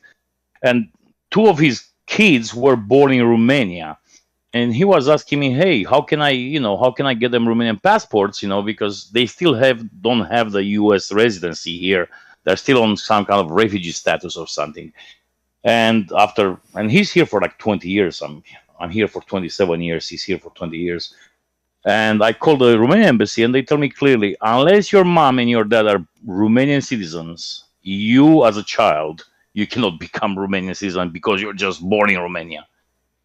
So basically, it's great, gorgeous. I mean, if we have people from Turkey and from Syria coming and trying to, hey, okay, we give you 1 or 2 years, whatever, but you are not guaranteed to be here. So don't get used to the idea. You should not allow anyone. The European, they are taking those refugees from their land, dumping them in your land. So you should not accept them because they will cause you problems. They are using you. In fact, they are using your land. And, correct. I was actually laughing a lot. Yeah. And then you accept those people for how long? A year, 2 years, 3 years, 5 years? What's the solution? Then after 10 years, they will say to you, you know what? They are here for 10 years. Give them citizenship. So in the beginning, they will send it to you. They will say to you temporarily. But then after that, you will find that they are going to force you to make them live there forever, So don't. Well, he was 16 years together with his wife there. and Well, they could not if he get the married Romanian if citizenship. he married a Romania, he do not need, maybe in his case, but he can find a Romanian woman. He marry her. He can stay. That's it. It's easy. It's not really hard. Well, yeah, that's by marriage is another thing. But his wife came from Iran, so Yeah. But many, they are single men. They can find a woman. She is desperate to get married for a reason or other, and they can stay, and that's it. And we know that Muslims, they can afford those women. I was laughing one time because I went to buy very good Romanian cold cuts from Cleveland. There is a nice store in Cleveland, Ohio, that they make traditional cold cuts. And when I came back to Columbus, I stopped by his place. He used to have a restaurant. And he goes, "What you got? What you got?" I'm like, "Man, I got smoked sausages. I got, nice salamis." He goes, "Oh, you have those good sausages with smoked and garlic?" "Oh, yeah. They're very garlicky. Yes. Let me see." He goes, grabs one and starts biting out of it. And he goes, "Don't tell my wife. Don't tell my wife, because this is pork." She kind of knows that, he's out of it, but she's still not too much, like most of Iranian people are not too much into religion, And he goes, don't tell my wife, just, and he ate an entire 16 inches sausage right in the parking lot. Yeah, well, but don't make them fool you by eating pork. Muslims, they can do taqiyya. No, I know, but the way he talks and the way he's like, he's swearing. He's like, "Man, trust me, Muslims, what Mohammed?" He goes, "What Mohammed? That guy was epileptic. That guy was crazy." My friends, Muslims, they come here in my chat. They say the F word to Muhammad. They laugh at the Quran to convince Christians they are not Muslims, but they are Muslim. This is a normal act of jihad for them. They are allowed to do it. So don't be fooled. Yeah, I read about Taqiyya a lot. There's articles about how to kidnap Christians. He put a cross on the car. He put a picture of Mary, because the whole idea, this is Al-Qaeda, this is Al-Qaeda details, how to fool Christians. So the person jump with you in the taxi. Now you have a cross. You have a picture of Mary. You have maybe a verse from the Bible, in the on your front window. So don't fall into this. They are very devilish and they will do anything. No, I'm very strong in my Christianity. All right. That will never happen. I'm talking about food. All right. Well, one of my friends from Morocco, when he came in Romania the first year for school, for university, I tell him not to touch the cheese because it's pork cheese. Guess what? He believed me for an entire year. He did not eat cheese in Romania. I was laughing like crazy.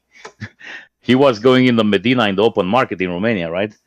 And the people from the countryside, "Oh, here I have fresh cheese." No, I don't want to buy from you because that's pork. "No, you're crazy. There is no pork." No, I know it's pork cheese. For one entire year, he didn't eat cheese in Romania. Okay. All right. How stupid can people be, CP? Well, he believed you, and yeah.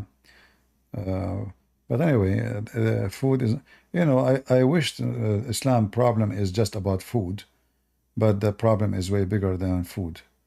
They can eat whatever they want or not to eat. This is not the issue, but this is a very dangerous cult.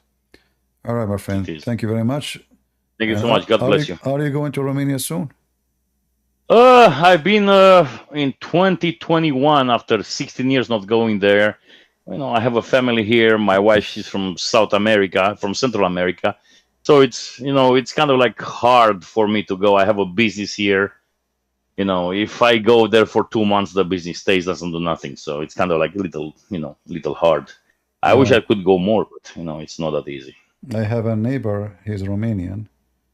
Each time he go to Romania, he bring me a bottle of wine. So he gave me one, and then second time he came to visit me, he just came from Romania, he gave me the other one, and then he came the third time, he brought the third one, and I said, "Now I have 3." He said, "What do you mean?" I said, "I don't drink." But I was shy to say to him. Like, actually, I told him, by the way, I don't, but he didn't negate. So now I have 3 because I said, "Look, they are there. Look, go in the kitchen. They are in the top of the fridge." I have them in the top, you know. So I have 3 of them. So he said, "Oh, I wish you told me. You know, I'm carrying it all the way from there." I said, "What about you carrying it 3 of them now with you?" Yeah. Well, he was a nice guy. Yeah, he's a nice guy. All right, my friend. Thank you. God bless. God bless you, CB. Thanks. Bye-bye. Okay, Okumoma. Hi, good evening, CP. Good evening. Yeah, it's 2 a.m. this side, so I'm assuming that it's evening where you are. So I was just, I put my hand up so that I could ask for the audience to pray for me. All right. So basically, I contacted you when you had a previous session for Christians. It was during the festive season. And that time when I contacted you, I was just, I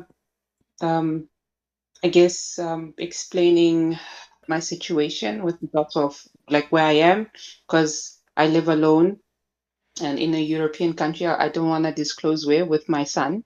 Okay. And by that time, I was quite sad because I was having problems with my embassy and the fact that there's like so much bureaucracy, paperwork. I don't know if I should say incompetency, lack of accountability, and whatnot.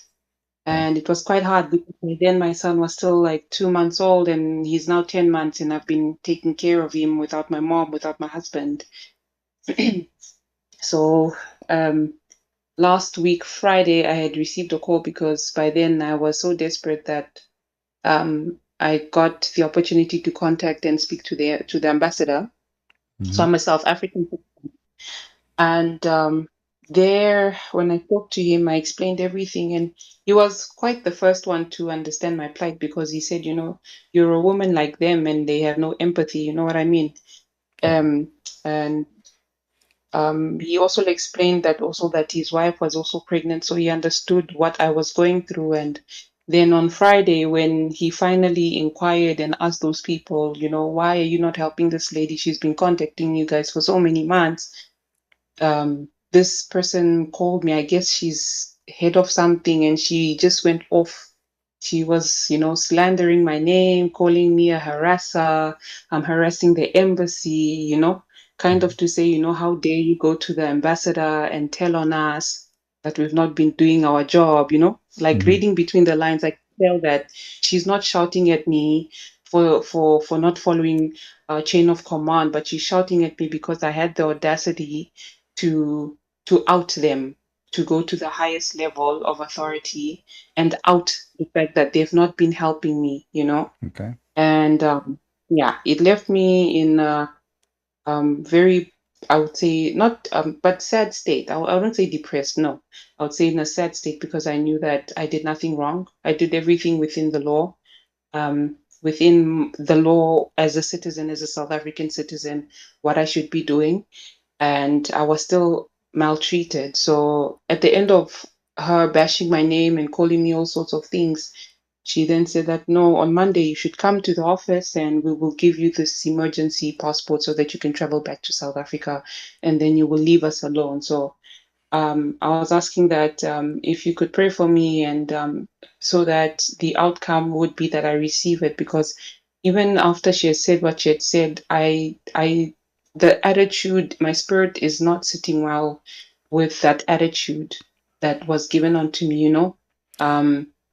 So I wanted to ask the people to pray for me that the outcome of the session will be a positive one, that I'll be able to receive this travels document. It's for my son. It's for my son. It's not for me. I have a passport, and that we'll be able to finally travel home. Because by then it's almost gonna be a year old. You know, he has not seen his father at all. Yeah, we will pray for you, sister, and don't worry. I think you know those kind of you know, I think South Africa is the same as Middle Eastern countries. Corruption, and you know, you have to have somebody important to make a call for you, to be recognized as a human being.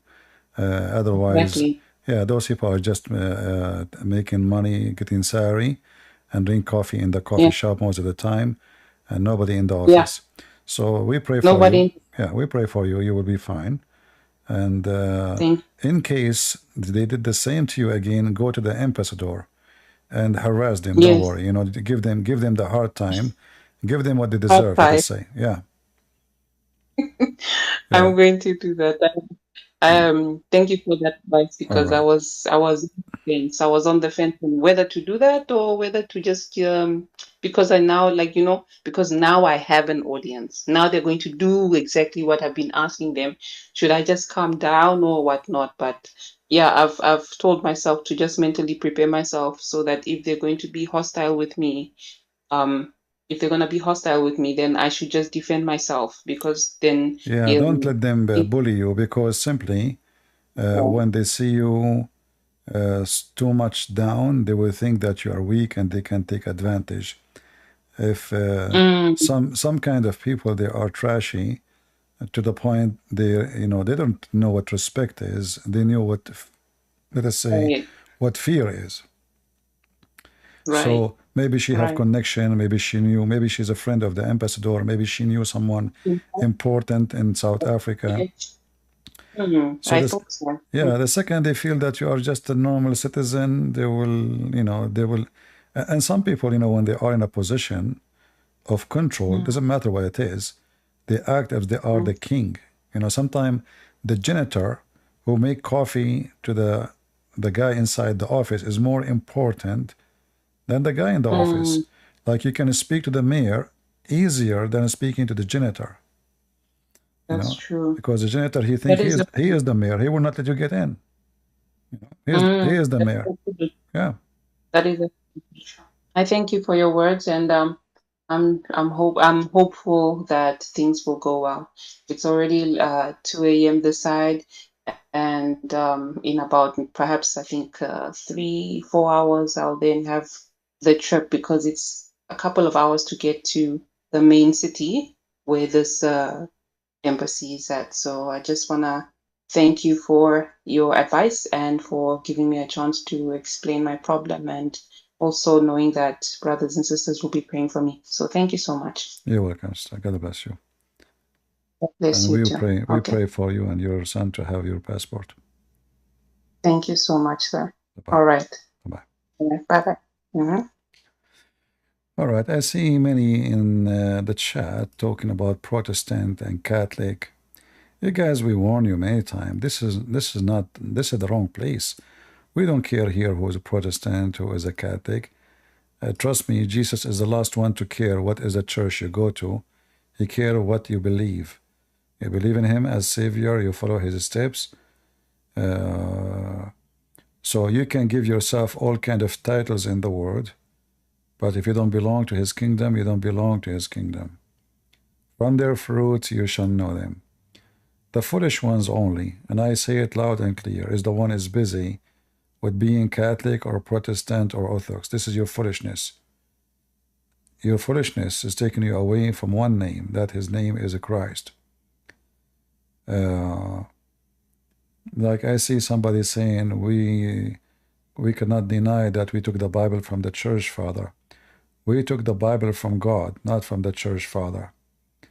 The Bible is not even important. Important is God. The Bible written after Christ came to earth, not before. So we're talking about the gospel. So if no Christ, there is no gospel. And when we say the church father, depends what you mean by church father. If you are talking about the disciples, for sure I appreciate them. But the Lord, he said that the earth and the heaven will be destroyed, but my words will not. So we have a promise of the Lord, not promise of the disciple, that his words will never be destroyed. So the promise is his promise, the word is his word, and it is him who preserve. It is him who deliver. No one else. And again, we appreciate the disciple for sure, They are the best of us. All right. Do we have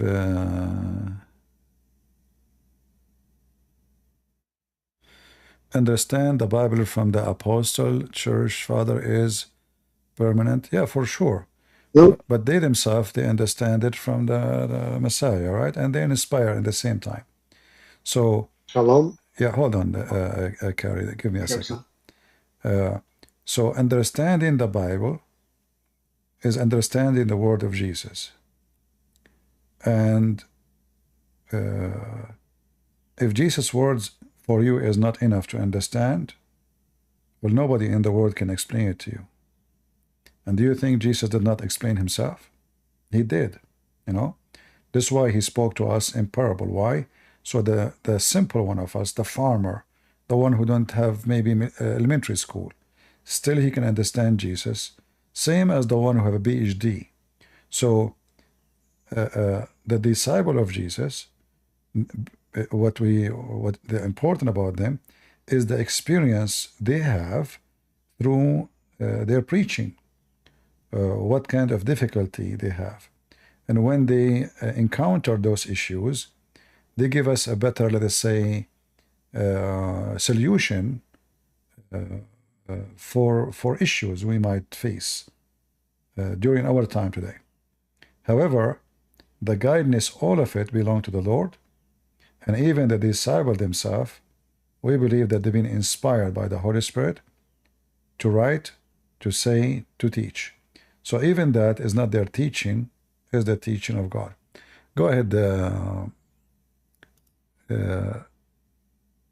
Car. Me? Okay. Okay. So the first thing I wanted to say is, that in Bulgaria, I wanted to put the need for Bulgaria, like in the last days, there have been a lot of fires in Bulgaria, and it's burning a lot of fires. So please pray for Bulgaria. Even people from Turkey, they're coming to help, from Greece. And another thing for Bulgaria is that it's the Orthodox Church, not just the church at the whole church is slowly fading away, And if you guys hear just the people from the Balkans and anywhere can pray for the church here, because I see there's not much real believers.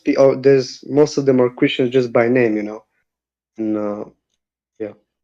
Yeah, that's very normal because, traditional churches, they have a weakness. They are disconnected with the population. So the priest is just a person who, wear a uniform and do certain ritual. So they need to change the way they are doing their service. Go back, they call themselves Orthodox, but they are not being Orthodox. The Orthodox should be the same as Jesus. Jesus go between the crowd. He teach between the crowd. Is not going to a place only to the temple. Most of the time Jesus, he speak in the mount, on the street, on the way, on the road. So what happened that traditional churches, they forgot that their mission is not to be inside a building, but to be outside, to serve the community. So by being a traditional, just wearing a uniform, and many of them, they are not even educated. Some of them maybe they don't even have high school. He take it as a profession to be a priest. The same as Muslims, So there is a need of a revolution inside those traditional churches so they can go back. And sadly, we are saying go back. I mean, they are Orthodox. They are the ones supposedly, they are the one who the original, let us say. But as you say, they become just, performers, not missionaries. So they have to go back to where the Orthodox used to be, doing missionary work, not people who stay in the church and people come to the church every Sunday and then we do a service for 2 hours or 1 hour and then we go home. That is not what Orthodox churches should be about. So a change should be done. And this is why I believe having many kind of churches, let us say a different kind of churches, not necessarily tradition, is good, because now the Orthodox Church is not doing their job, then the Muslims will take over. They will fool them. You just mentioned the Turkish are coming. Well, the Turkish will come to make more fire, not to stop the fire. I don't think they will care for Bulgaria. They robbed Bulgaria 1,000 times before. Yeah, they have done that. Yeah, you're Yeah. right. So Even there is a lot of I'm sorry, there's a lot of other Muslim apologists, as to say, that a lot of them attack the Bible on daily basis. You know, they're slowly growing, and because here the Christians don't know much about apologetics, about the Quran, about even their own Bible. You know, everything is dying down. A lot of converting to Islam just because Islam is peace. What? but What? so You so know, what are you like. doing? You know, like now you are telling me this. What about you? Don't you speak Bulgarian? Yeah, exactly. That's why I called you, because I wanted to ask you, what do you do to make your videos? Because now I started just, I've been watching you for a year and now, All and right. I've talked with a lot of Muslims, I've talked with a lot of imams, and I think even there's a lot of Bulgarians that are following you, and I know some of them that are making videos now in Bulgaria, and we are making something, and I just want to know, how do All you right. make it? So let us Yeah. support our brother. Do you have your channel? I have my channel, but I still haven't uploaded anything, so I'm still working on it. Okay, start, Just start. because you see, I cannot do what you can do. I don't speak Bulgarian. Otherwise, I will Yeah. go live speaking Bulgarian and wipe the floor with those people. But you have a duty as a Bulgarian to protect your community and your people. Start making videos, and as soon you have your channel ready, give me the link, and I will post it for you. Okay. All I right? appreciate that, CP. Yeah, but do Yeah. it. You know, don't say I appreciate. Don't. The Always, Lord. obviously, I will. I want to do it. I've been working on it I even learned Arabic from you, just so I can know the arguments, about Allah praying, all these things. I can read it. I can explain it. I know. Yeah, Christianity is not about someone wearing a cross. It's about warriors who they give their time and they are willing to serve, not people who says I'm a Christian. Those they don't count. The one who count is the one who fight the devil, and he's a warrior for Christ. So make the channel, and if you know anybody else is Bulgarian making channel, let me know, and we will support them. We will ask people to go and subscribe. Okay. All right? Yeah, but again, what do you use to make your videos? Like, on what can I record? Because I've talked with some people, and everybody does it, with their Record? face. Like, I don't know how to really do it. You want to record or you want to go live? I want to record just like you are doing now, There but is like. no, right now I'm not recording. Right now I'm live. You go Okay. live in YouTube, Because and you use yeah. like there is even some software for free, like StreamYard. They give you 2 hours a Oh day. yeah. 2 hours a day is more than enough for you. So I don't use them because for me, 2 hours will do nothing, So you can use a StreamYard. You can choose the browser you want to show on the screen. You can watch videos about how to use it, and you go live in YouTube. And then YouTube record Okay, I'll try that. YouTube will record the video for you. Yeah. And then that's it. The Yeah. video will be in your channel. Always highlight DVR is on, which means recorded. So people, after you go live, they can play the video again and review it, Yeah. Okay, I will do that, CP. Okay. May God bless you. All right. Take care. Thank you. See you. Bye-bye. Ivan? Do you hear me? I hear you. Go ahead. Hello, brother. How are you? I'm fine. I just wanted to ask you about some help because I'm born Christian and I go to church, I read the Bible and everything, but I feel something is missing in my life, Okay. And I fear this verse in the Bible which says ليس كل من يقول يا رب يا رب يدخل ملكوت السماوات. And I just wanted your help. Yeah, but like, what do you think is missing in your life? I don't know. For example, I go to church, but I cannot concentrate. Or I just read the Bible just before I sleep without taking important notes from the Bible. But like, do you feel close to the Lord, or you just you feel nothing? I feel close to the Lord, but I think it could be more. I want more, but I don't know how. You see, life is about interest, which means what is interesting or interest for you. Let us say you have 3 friends. There's one of them you call him every day. There's the other one you call him every other day. And there's a one you call him, if you call him, maybe every few years. So you need to find in yourself, within yourself, who is the most important for you.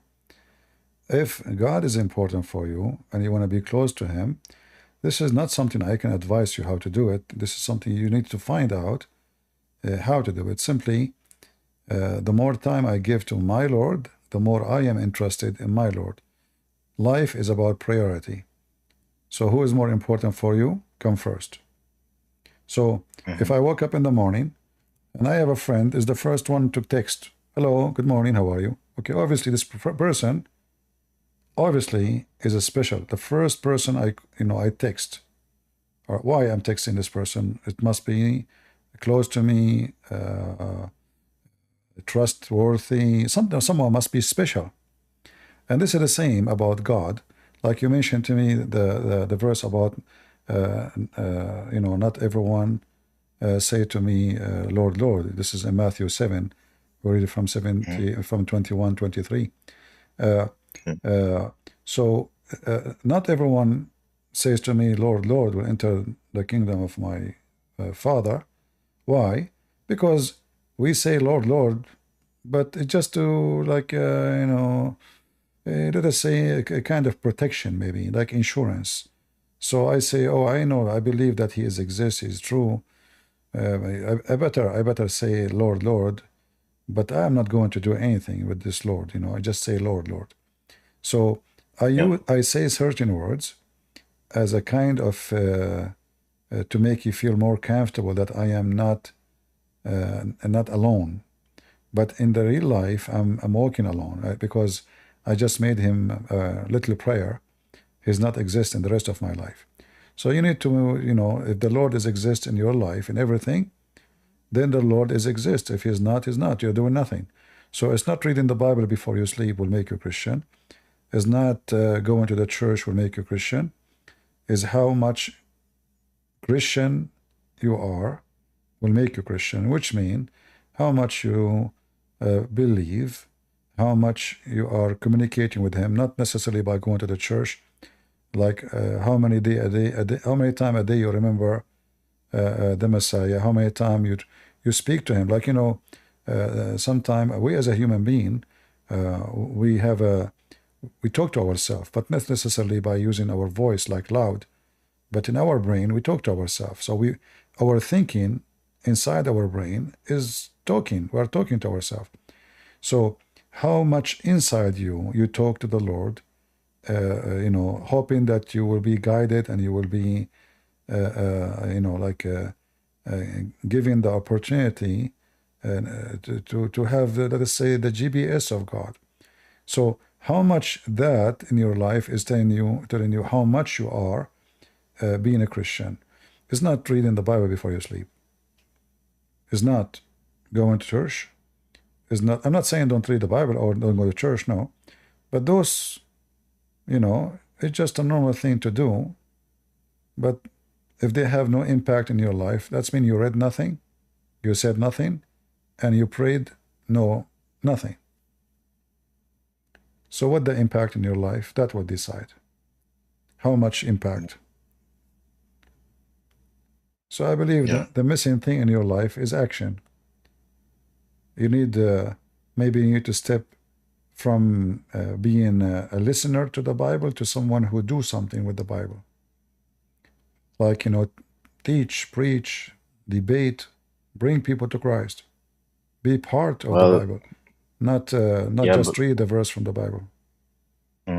Yeah, you're right. But I'm not a good speaker with others. It's good speaker. I don't know what that word means. Satan is a very good speaker. Satan is a very good speaker. He can speak in eloquent words, to deceive people. So you are not required to be a good speaker. You are required to be a good Christian. Yeah. So just be Christian and do what Christians do, and that will make you a good speaker because your act will speak, you know, and you will be the best of speakers. All right. Right? But before you say all right, you have to be convinced in what we said. If you are not convinced, if you are not self-confident that you can do what you want to do, you will never accomplish anything. It's like someone, he start building a house, but I don't think I can continue. So every day he start putting a few bricks. This house is so big, I cannot continue. So he stop. And then a few days after, he changed his mind. He put a few bricks again. And then he stop. Well, you will never finish the house building, because simply you are not consistent and you are not confident with yourself. So you have to have faith and you have to be confident that you can do it.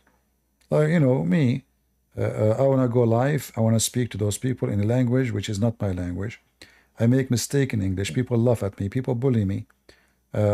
One first time I went to a chat room, I said to them, hello, like supposedly I'm saying hello, guys. So I type in the chat, hello, guys, and they bounce me out.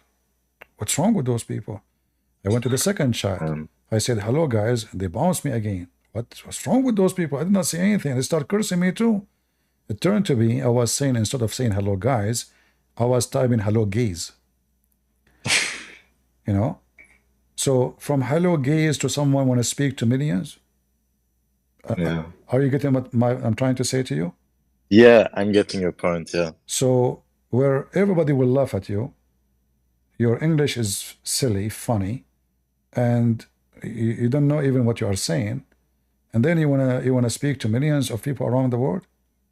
So it is you, if you have faith in what you want to do, that no problem, my English is bad, it's going to be improved slowly, I will work in it, but I'm sure that I can do something. I'm sure I can accomplish something. So the good speaker, like what kind of good speaker he is, the one who don't know the difference between gay and guys. How in the world that work, So the good speaker is just a statement, like you are putting yourself down because you decide to put yourself down, so you will never be succeed. So I never worry about people bullying me, making fun of my English, making fun of my grammar, or my titles sometimes are wrong. It doesn't hurt me. Everybody knows this guy, his English, he's not born in this country, he don't speak good English, but look what he's doing. He wrote books, many books, and millions around the world, they are reading them. So it is you who put limit for yourself. And it's you who decide what you want to be, not people. Yeah, all right. Do you have any tips how I start? Education. Okay. Education. Faith and education. When you have education and you have faith, then who is going to stop you? Yeah, that's right. Yeah? All right, brother. Thank you very much. All right, thank you. But all right.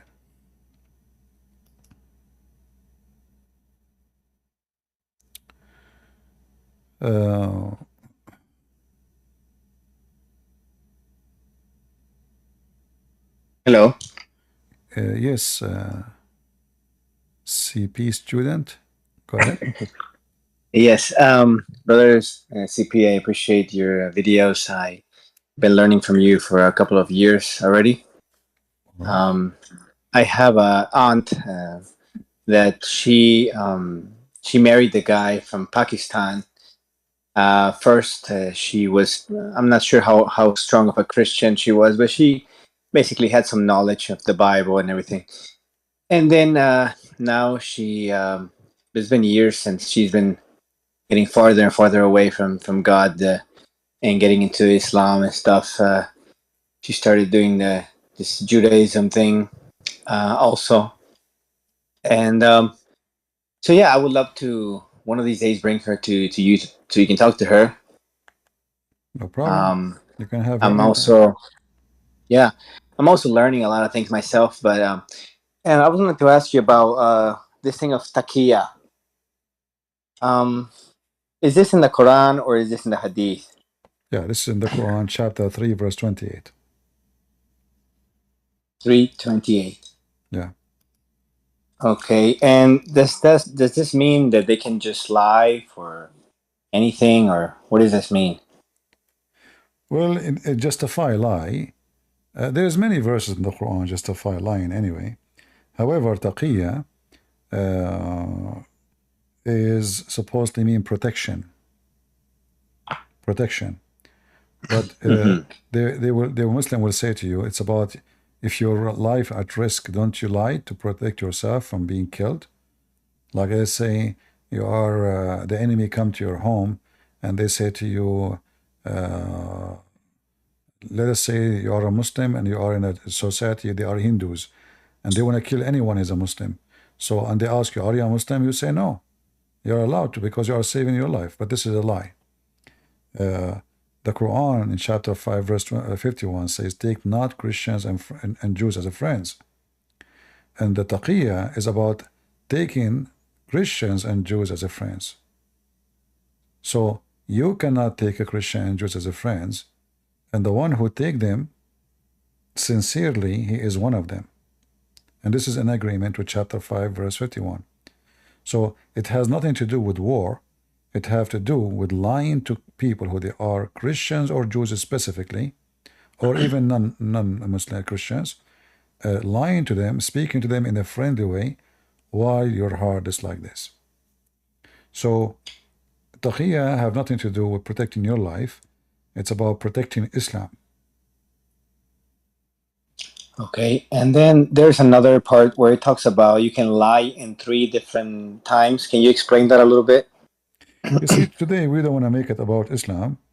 Okay. But I will give you a short answer, because today we were supposed to make it only about Christians and for the Christian talk. That's okay. Yeah, you can lie in three cases: to your wives, to your friends, to your enemy. However, lying to the approving lie inside the family, this is telling us how corrupt the family in Islam is. As an example, I can lie to my wife about getting married from a new wife. So Islam, even their marriage is based on cheating, because lying is a form of a cheating, not form of ethic. It's not ethical. So how lying can be beneficial for community? So Muhammad, he made lies as beneficial, so I can lie to my family in order to avoid problems, supposedly. But we know that you are creating the problems, and now you are trying to avoid the problems by lying, you know. So because marrying another wife, if it's a problem, why you marry? Don't marry her, you know. Why you want to do that? Yeah. So you don't solve the problem by lying about the problem, because now you have two lies: lies about your marriage and lies about your real purpose in marriage. Same time, lying to your friends. Supposedly you can fix problem between the friends, but we know that those will never work, because sooner or later they will know the truth, and then what we fix is going to be more ugly, because they find out. Like I come to you, I say, oh, this guy really, he is not against you, he is with you, etc. And I go to you, he says, no, he didn't speak against about you in your back, etc. But I'm lying. That will not fix it, because now later they will find that it was a lie, and then they will hate me and hate their friend who was their friend before more, because discover that they fix it based in a fake news, fake lies. You cannot fix, and lying to your enemy is lying to the enemy, which is like any enemy. Okay, another question. Sometimes we talk about Muhammad when he. Remember, we don't want to talk about Islam today. Yeah. Remember? I wanted to kind of change it a little bit, but when it comes to the age of marrying people, Christian people, we criticize, they have this young age. What is something when someone is, let's say a girl is 18, and then a person wants to marry her, can we say, okay, this person's 30 years old? Is that okay? What do we say about? Does the Bible or any commentaries talk about this? I don't understand really what you're saying.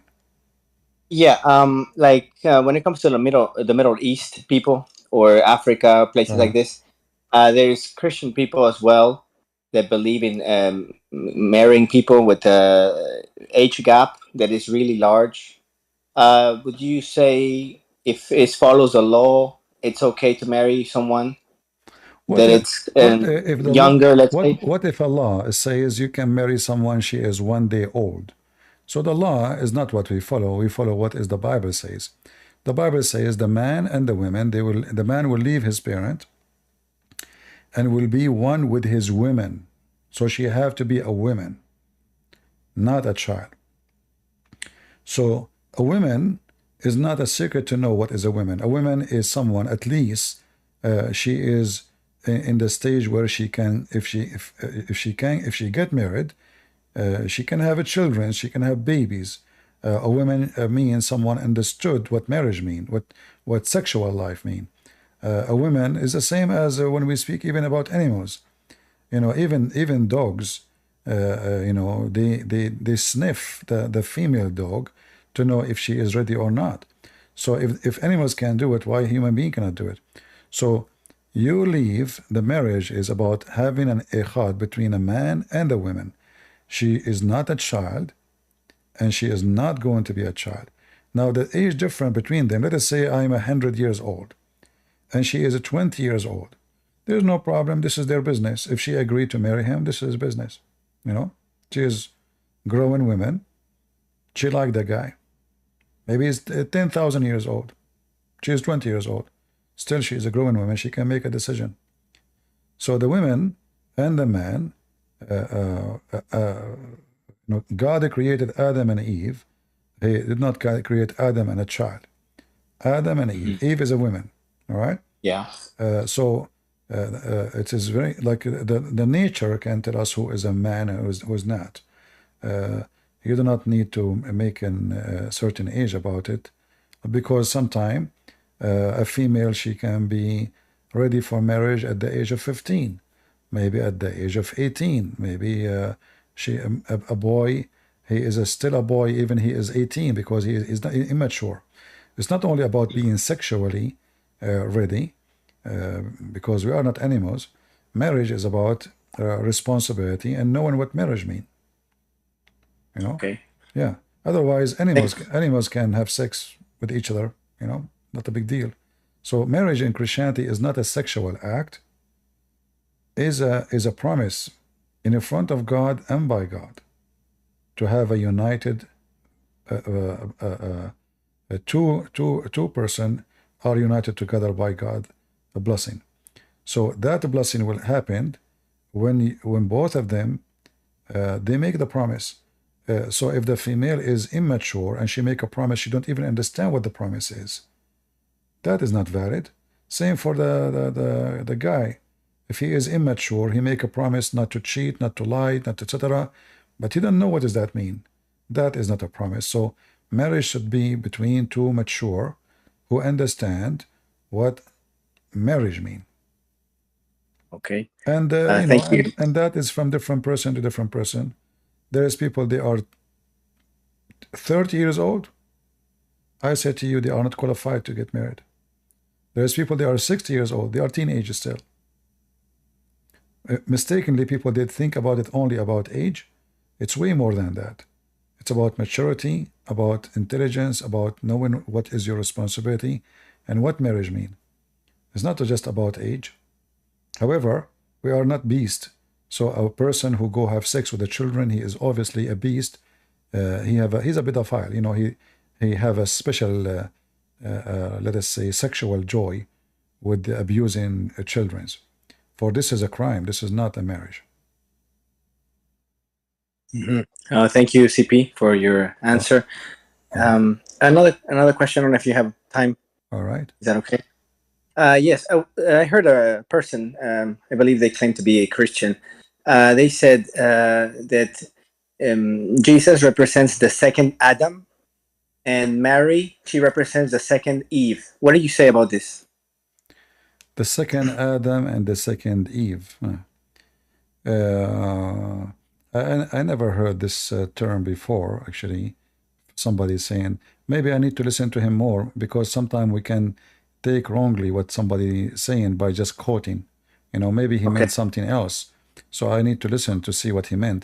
However, Adam is a created being, and Mary is a created being, and Jesus is not. So Jesus is born of the Father. He is not like Adam, and he is not created like Adam. He is the one who created Adam. So I don't know what the person is talking about. You need to bring the person here, and he can say to us what he meant by saying that. But obviously, for me, from what you said, doesn't make sense. I guess they're trying to put Mary in like almost divine, or they don't say it's a god. What if Jesus is the same as Adam? How But yeah, is Adam is God? say that again. If he is saying Jesus is the same as Adam, is Adam as God? I think, like, you know how the Bible says that Adam, he sinned, and then Jesus was the one who brought salvation. So he's the second Adam, How, and then somehow no, Mary. This is not what the Bible says. The Bible brings salvation, but he is not being Jesus is not being Adam as a person. Jesus come in the flesh of Adam, the flesh of a human being. That's why Jesus called himself the Son of Man. But the salvation of the Messiah is the salvation of God. Yeah. Not salvation of Adam. Adam cannot bring salvation even to himself. Okay. Well, I guess I can ask more questions to this person and then later come back and ask you. But thank you for your answer, CP. I appreciate it. Yeah. Always we need to know. I don't know. People they sometimes we can misunderstood what people say if we just quote the sentence they said. We can even call them name. We can say they are hypocrite liars. But maybe he meant something else. We have to check it out. Yeah. Thank you, CP. Appreciate it. All right. Bye-bye. Bye-bye. Who is next?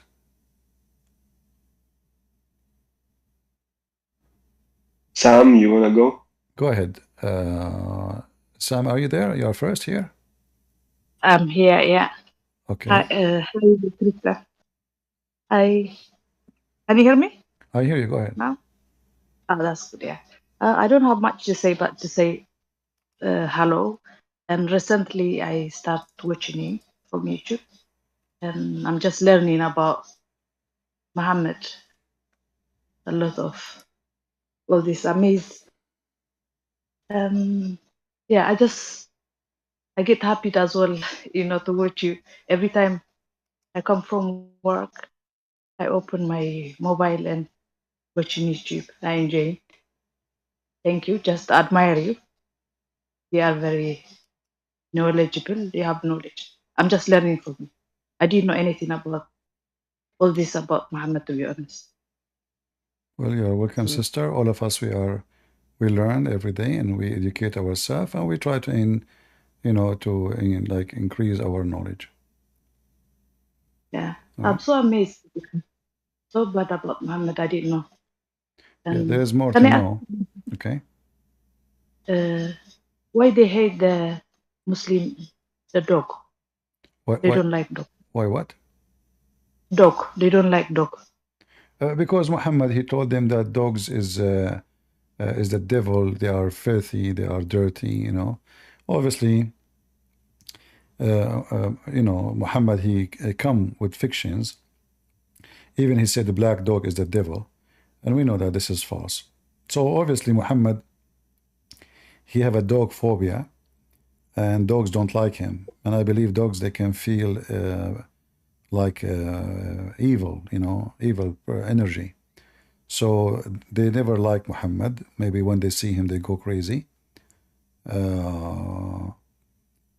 So this is the reason Muhammad, he was all over the place over dogs. Yeah. Did he have children? Sorry? At all? Did Muhammad have children? I believe Muslim, they claim that he does have one daughter. I believe he never have any. Okay, but he had a lot of wives, as he. Yeah, he had a lot of wives, but obviously he is an impotent man. He cannot have kids. All right. So anyway, I'm happy to learn anyway. Yeah. All right. Anything else? For now, this is my first time I'm speaking even in online. I'm a new user. So thank you, CP. I'm still watching. You're welcome, sister. Happy to hear you. Thanks. Yeah.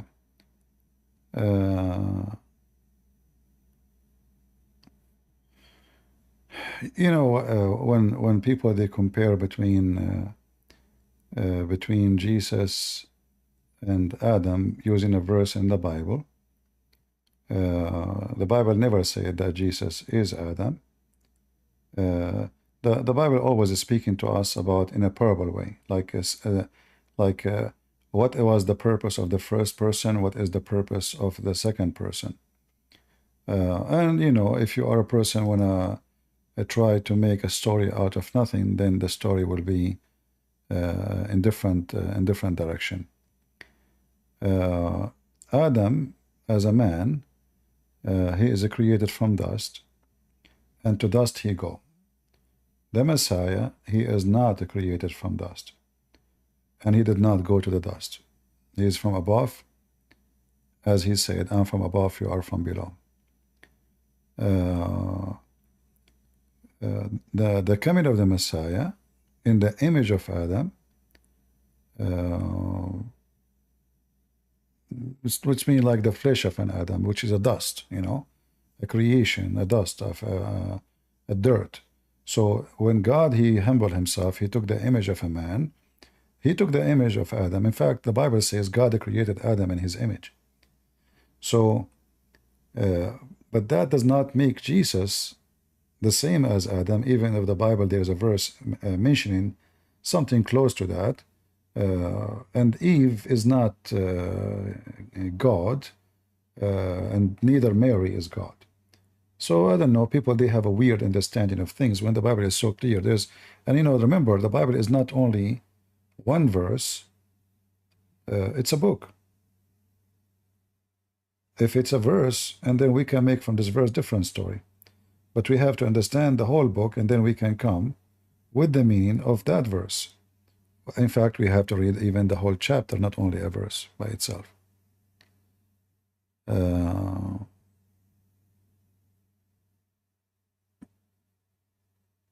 Yeah. My voice is cutting. You guys hear me?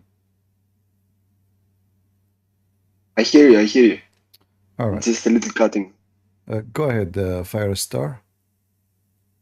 First of all, thank you for all that you do.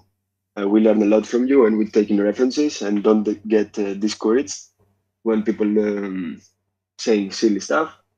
We appreciate you much. I wanted to hear your opinion on deliverance. I know that it's biblical, that people cast out demons from other people, but what are your thoughts about it? Say again, I did not understand what? Deliverance, when people cast out demons from other people. In the name of Jesus. I mean, the whole YouTube scene with deliverance is going crazy. I think it's kind of silly sometimes, but on the other hand, it is biblical, and I've seen some type of these things happening. I just want to hear your opinion. Well, you know, it can be false, it can be true, because the Bible told us, and Jesus told us, don't believe false teachers, who they are going even to do miracles, you know. Like when we quote Matthew 7 about Jesus saying, not everyone say to me, Lord, Lord. They did miracles in your name. Didn't we do miracles in your name? You know, in your name. So there's people who will do miracles in the name of Jesus, but still that does not make them true people. They are false people. So they can be true, they can be false. So we have to examine the spirit of the person and what he is about. Is he about making money? Or is he a servant of God? Is he teaching what God said, like to be decent, to be a good person, to be loving, or he is a person, a cult leader. He wants to take a glory for his own. He wants to be glorified, like he is doing it for his glory or the glory of God. Then we can find out who is the one really casting the demon. However, in the name of Jesus, they can cast demon, but doesn't mean that they are working for Jesus. Makes sense. It makes sense. Not necessarily, you know what I mean? We have to criticize the spirit to see where they're coming from. I get it. I have one personal question also. What is your advice? Same sin. I mean, if I love the Lord, I try to follow Him. I read the Bible. I talk to people all the time. I mean, it's the most interesting topic for me.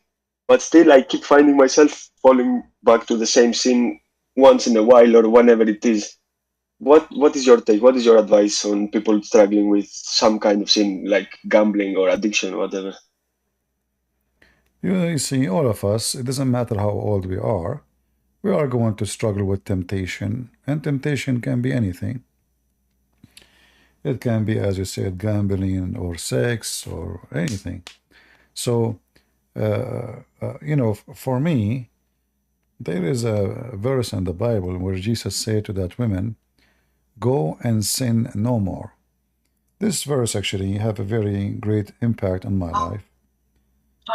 Each time I think about doing sin or get tempted, let us say, I remember that verse, "Go and sin no more." It make me like wake up from my, let us say, it's like, when you are tempted, it's like you are drunk. The temptation is taking over you, and you are not thinking correctly, because now you are under the influence of maybe your needs or your, what we call it temptation, but it's kind of something taking animalistic. Yeah, something taking over you. Like an instinct of an animal. When you start giving in and you take the first step, the rest you find yourself running. We lost your voice. Don't worry about it. Thank you for your answer. Can I ask you one other question? All right. I've been debating a bunch of Muslims here in Germany, where I live now. I cannot understand where is the root of their problem, because they see what I see. We read the same things together. We discuss the same things together, but they still keep denying some basic thoughts and some basic understanding. Even atheists have the same problem. I mean, they see where their argument is falling onto the wall, and like there is no other solution than accepting God, but still they are trying to make themselves blind. What do you think is the root problem? Is it the culture where they grew up? Because here in Germany, I mean, there is no compulsion in such a big, manner of being compulsed into Islam or whatever. So, like, their society is not forcing them. There is the parents, they live alone, they are adults. So what is the root problem? Why they are still denying the fact? You see, I believe a human being is the same as fruits. There's two kinds of fruits. There's fruits who, let us say, they are ripe and they will taste good from the same tree, and there's fruits that are not ripe. There's a fruits who they are, they are not good to eat, even though they are from the same tree. Like all fruits, they're ripe and they are delicious and you eat them, but there is some fruits in the same tree, the season is over and still they are not ripe, and October is coming, November, October, December, they are there, they are still green and they are not good to eat. If you eat them, that will be really bad. So a human being, he decide the same as a tree. He decide when he be ripe or when he don't want to be ripe. So if you try to force that fruit to be ready and delicious, you are mistaken, because something have to happen from within the fruit, not from you. But you do your duty. You water the tree. You give it light. You give it sun. You give it water. And then the tree should do its own job. If the tree decide not to give a fruit, the Lord, he says, the tree don't give a fruit, will be cut off and be thrown in hellfire. So don't worry about those who they will not, you know. You do your best. You give water. I get it. You. So we just plant the seed and we do the work and we let them ripe themselves. I mean, Yeah, because you cannot force the tree.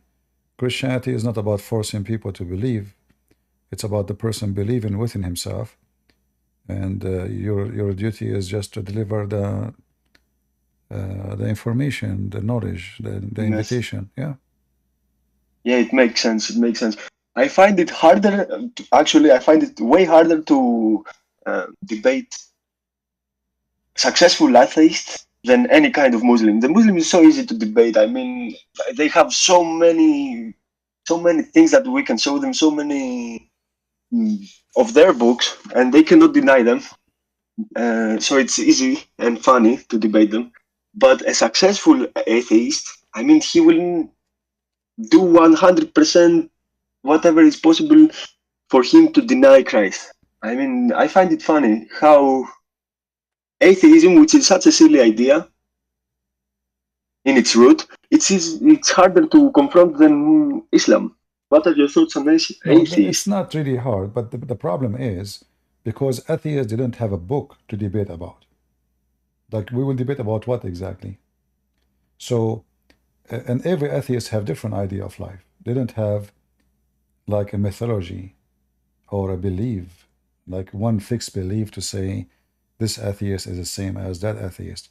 So each one have his own philosophy of life, and that would make it hard for you because you assume that he's an atheist. That means all atheists are the same.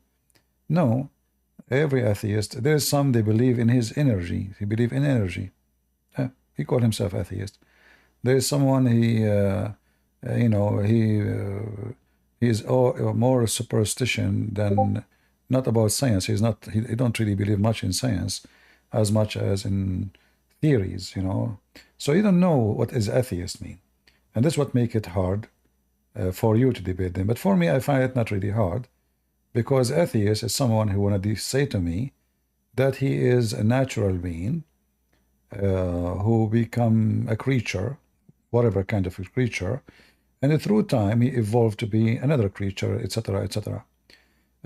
Such a person who decide to say to you that he's an animal, how you can debate him? He just told you he believes he's an animal. So you are debating someone he think he's an animal, and you think you can debate him as a human. So debate have to happen between two human, not one of them he think he is an animal, and the other one he think he is a human. That doesn't work. Same time, the atheist, because there's many degrees between them, like endless degrees. When I say atheist, mean like someone, if you ask an atheist, are you willing to sleep with your sister? Some he might say yes. Yeah, I'm an animal. Some he might say no. Yeah. No way. Okay, what about your mom? No way. But the other one, he might say yes. So atheist, there's some of them, they are atheists by title, but still they are holding religious value. Yeah. Love and ethics, they cannot answer in their atheism. Like an atheist, he believes in marriage. But marriage is not an animal thing, Like, have you ever heard a goat marrying another? The goat, one strong goat take over the place and will take over a bunch of goats. So if you're an animal, then you do what animals do. If you refuse to do what animals do, obviously you lost your debate from the beginning, because either you are accepting religious value, which is not from the animal kingdoms, like in animal kingdom, the father have sex with the daughter, there's no daughter actually, what daughter? So the male cat will eat the babies, will eat them. Yeah, crazy. Literally will eat them, chimpanzee or some monkeys, the male, they kill their babies and they eat them. They kill them and they eat them for like lunch. So the female will hide the babies from the male. So if you want to prove to me that you used to be an animal, it's not by those theory, it's by doing what animals do. So if you are not willing to do what animals do, drink your piss like monkeys do, then don't tell me that you are a you are originally a monkey. Yeah, anyway, monkeys, they drink their piss. They drink it, you know. He piss up. He's having fun. I don't know this, you know. He piss up and he open his mouth, you know, like he's a monkey. So you wanna debate me to prove to me that you are a monkey, but you are not acting like one. When you act like one, like those liberals in the White House, then I will believe you are a monkey. Great answer, my friend. Thank you so much. You're welcome. I'm planning to buy your books. It was the first time talking to you. I've been listening for a long time. I encourage everybody to buy your books. God bless you and thank you for all your hard work. You're welcome. I see Bye-bye. some people still talking about you don't know Jesus is the last Adam. Some people are debating each other. My friend, Jesus being the last Adam, this is not about literally being Adam. The verse is there, you know. If you go, I know people they say shallow stuff. When the Bible speak about Adam, this is about the likeness. But remember that Adam himself is created in the image of God. So when we speak about Adam, we are talking about the flesh. Otherwise, the Messiah, if you go and read these verses, the one who's talking, keep talking about, the Messiah is something, someone is special, and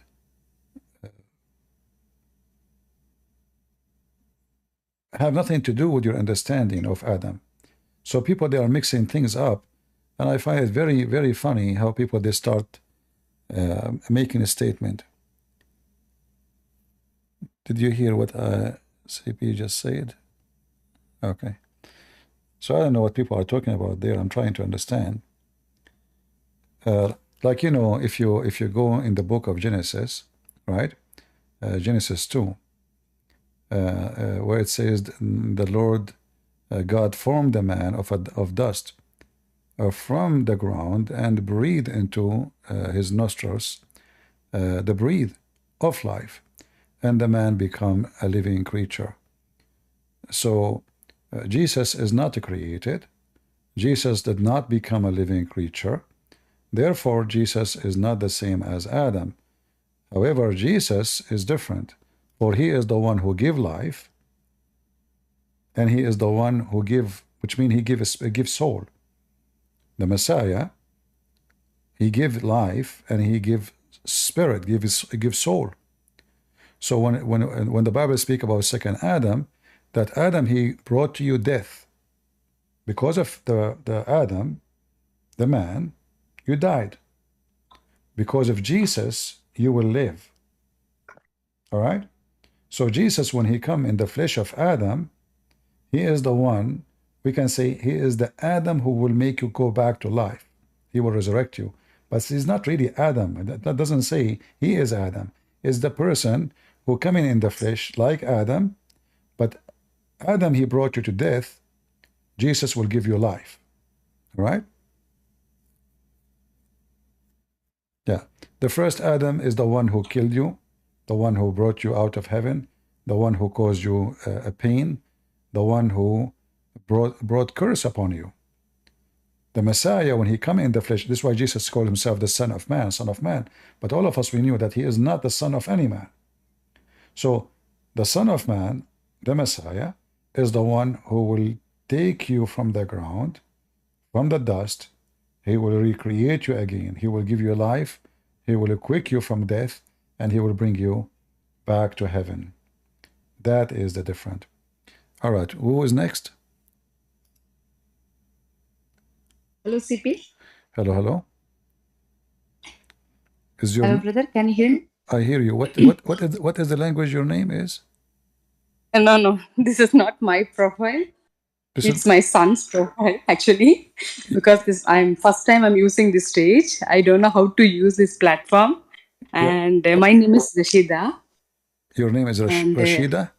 Rashida. Yes, I'm an ex-Muslim. Actually, I All was right. born as a Muslim, Okay. and when I was 18 years old, I come to know about Christ when I studied in university in India. And currently, I'm settled in Canada All with right. my family. Okay. And we are a great fan of you, brother. I'm telling, I'm so excited to hear your voice every day. And then, I because one of my friend and he introduced you to me like last year. From then onwards, I started listening your videos and started reading your books. I got it from Amazon, and it's so blessed because my family is still in India. They still they're in Muslim only, and because I'm just learning for to talk to my dad, because it's been like 20 more than 20 years. I've been married 20 years, he didn't talk to me actually till now.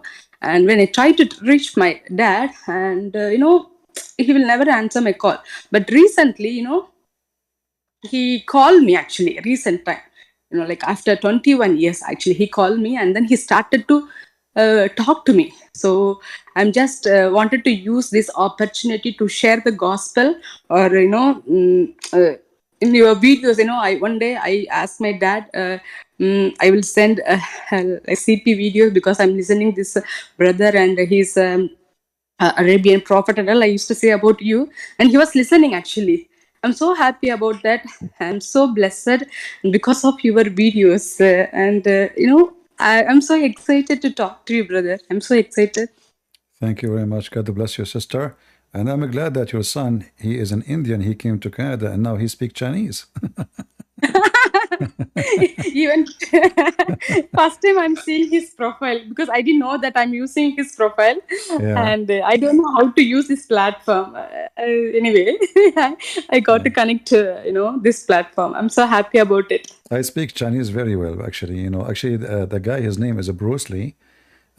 His name is, I gave him the name because he have a debate with me, and then he have a bruise, and his name is Lee. So they call him Bruce Lee, after debating me. Yeah. Well, I'm happy about your father listening, and I hope he is welcome to call me anytime if you have a questions. I will be happy to talk to him. Oh, thank you. Thank you so much, brother. Thank you so much. All right. Definitely, one day I will bring to you, definitely. All right. Anything else you want to share? No, this is the first time that I have got nervous. I could not able to talk to you, but I just wanted to talk to you. That's what, I've been waiting for you long time, and finally I got it invited. All right. God bless your sister, and happy to hear you. Say hello to Thank you. Thank say you. hello to the family, all of Thank, them. Blessing. thank you. Thank you. Hi, CP. How are you? Fine. How are you doing? I'm doing very well. Thank you.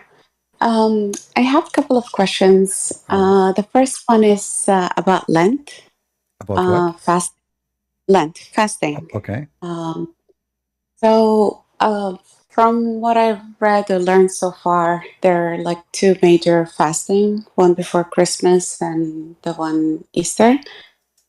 And like my understanding is basically no meat or dairy, but I don't really have understanding of why fasting is designed this way, like no meat or dairy. So if you can just give me some background.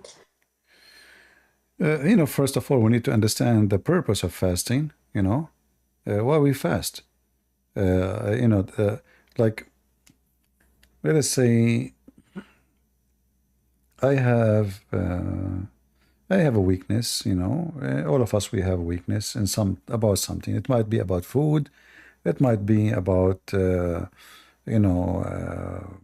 gambling. It can be about anything. However, there is something is very, very important in life, because in order to survive is food. You cannot continue your life without eating. You cannot continue your life without drinking. So when we fast, the first thing we do, we train ourselves of controlling our desires, controlling our temptation, controlling our weakness. It's like, you know, when you take a vaccine to fight a certain disease. The purpose is not the vaccine, the purpose is to fight the disease. So if you go like in the book of Judas in chapter 20, speak about you know, how we present ourselves to God and how we can communicate with Him, how we can come into the house of God, and why we go to the house of God. So the fasting a day is to prepare ourselves to get close to God, for we are not coming to Him with our temptation. We are ready to meet Him. We are able to conquer our needs, and we are, let us say,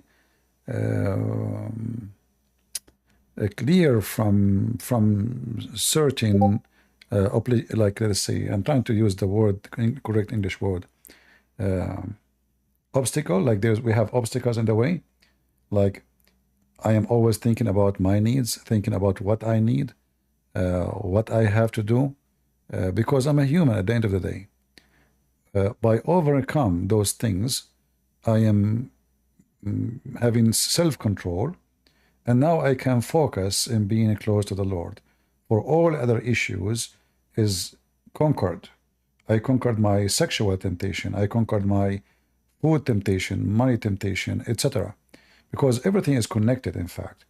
All kind of temptation are just a temptation. It doesn't matter what the name of it, it's the same. Now, fasting from a certain food is like to, let us say, increase, I don't know how to say it to you, like to increase the pressure on yourself in how to be fasting the most tempting things. It can be like, can bring you out of your, you know, like if I say I want to fast from eating baklava, but baklava is not important, you know, I mean, who cares? I can fast from baklava. But if I say I want to fast from something essential to my life, something I cannot resist, so we fast for certain things for a reason, so we can fight against temptation and we can have full control, and that make us learn how to make our body obey us, because usually our body make us obey it. The body is in control. You are hungry, you want to eat. Even you just ate, you might see a commercial, you want to eat again. So the whole idea of fasting is you stepping ahead of your temptation and conquering your temptation, so you can be in control of your soul and your body. Nobody will take over it. So Okay, yeah. So my thing is, I was trying to understand, like, why specifically no meat and no dairy? Like, for example, someone like me, I don't really like meat, and I don't care for dairy products. So to me, like, I'm thinking like I have to choose something to fast from that, you know, that, for me, I have to control. what the word But dairy mean? What the word dairy? What do you mean dairy? like the cheese and milk and Okay. the Yeah, yeah. because So I don't know why specifically they say, like, when it's the Lent or the fasting time, they say like no meat, no dairy, no this, but it could be something else that I want to fast from. you So would that be you can fast from anything you want, but meat is like, you know, you are staying away from joy. Staying away from food can bring joy to yourself. It's a special So food. it's not biblical. So it's nothing. It's not like You know, because I didn't finish reading the Bible. That's why I'm like, I don't know if it's something specific, like it was described. no, you see, Oh, Jesus he fasts from all food. He fasts totally, like he fasts all the days he fasted. He ate nothing. It wasn't about meat. It wasn't about certain food, or all kind of food. However, it's impossible for us to fast the same as Jesus. We cannot do what he did, you know. So can I fast 40 days? If I can, I will, you know, because that's amazing how a person can fast for 40 days, you know. So Yeah, I don't think. So the fasting, there is a like let us say, like before the Good Friday, as an example, I am remembering what happened to the Lord, to the Messiah, and then I'm going to fast from all kind of food, like meat, like milk, like etc. That is the extreme fasting I can do, right? Because I cannot do the fast like him. So I'm being, let us say, extreme in my desire, keeping away what I usually eat or enjoy. So I can live the moment to call myself fasting. But in reality, am I fasting like Jesus? No. Okay. You know? Yeah. So in every act we do is an act of you know, getting close to the Lord, you know, and you know, there is like in the book of Genesis in chapter 3, speak about certain things people should do, or let us say it's better for you to do, eating plant or eating etc. But at the end of the day, remember, it's not fasting what make you Christian. Is not going to church what make you Christian, because I can do the Pharisees, the one Jesus he used to argue with. Those people, they keep the law like one by one, like nothing is missing. But yet they praise the Lord by their lips. They follow the law, but they are hypocrite. They are liars. Are they going to be saved? No. So it's not fasting will save me. It's not even prayer alone. It is me being a believer, following the steps of Jesus. Fasting is like an aid to help you to be in control of who you are and what you are trying to accomplish. So I want to test myself tomorrow. So I say, tomorrow I'm not going to eat all day. Let us see how Christian Prince can hold to his promise, how weak he is, how strong, not physically, not only physically, because this is about you know, you fighting the temptation and your needs. So this is not just a physical thing. This is way more than physical. A human being, as I believe, can fast many days. He will not die right away, you know. But for sure his health will start, you know, down, like going down. So because you need water, you need food, you lose energy, you might faint, and depend on the person. Not everyone is the same. Some people, they, if they don't eat 83 meals a day, you know, they will faint. If they miss one meal, they will faint.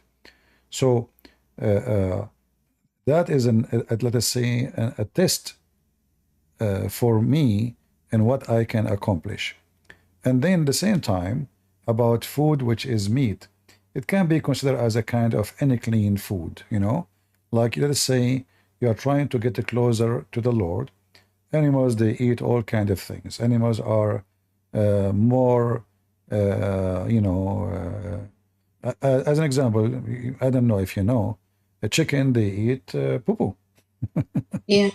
Yeah. A chicken, they eat cockroaches, you know, like we claim we are eating chicken, but the chicken eat everything, every single bug. The chicken will see, will swallow it. The chicken actually is a beast. The chicken Yeah, is they eat them. the chicken is a pig more than the pig. So the food, certain food, is involved eating certain food itself. The creature itself is eating certain kind of food and certain kind of supply. So it's like you know, eating more clean food and fasting toward being more ready, fasting your temptation, because meat is more tempting. Other food is more necessity. vegetables is the less of temptation, let us say, you know, or the less. But if you are a person coming from a Hindu background, well, you don't eat meat anyway, you know, you are used to that. But doesn't mean the Hindu person is fasting, even though he's doing it based on his religious command, you know.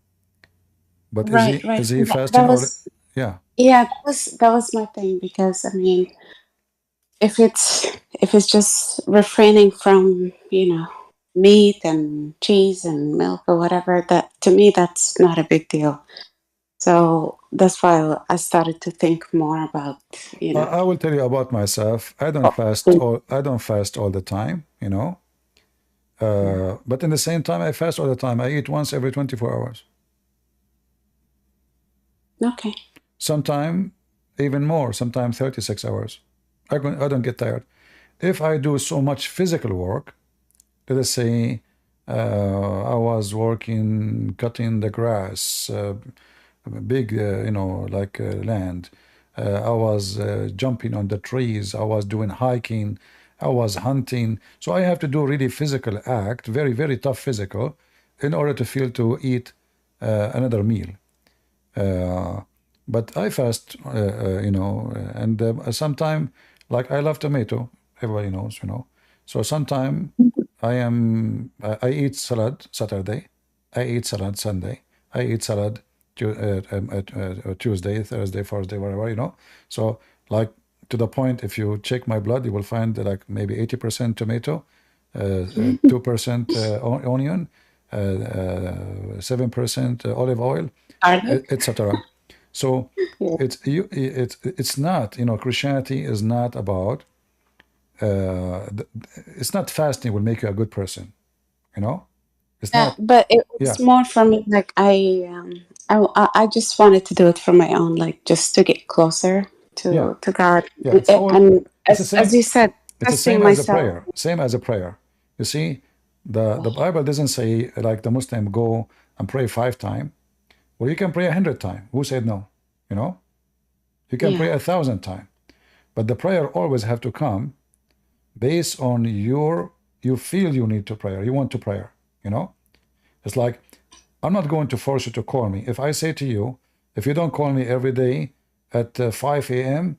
and then at 12 a.m. and then etc. B.m. then I know that you are calling me because I force you. You did not call me because you miss me. You call me because you've been forced to. Same as fasting.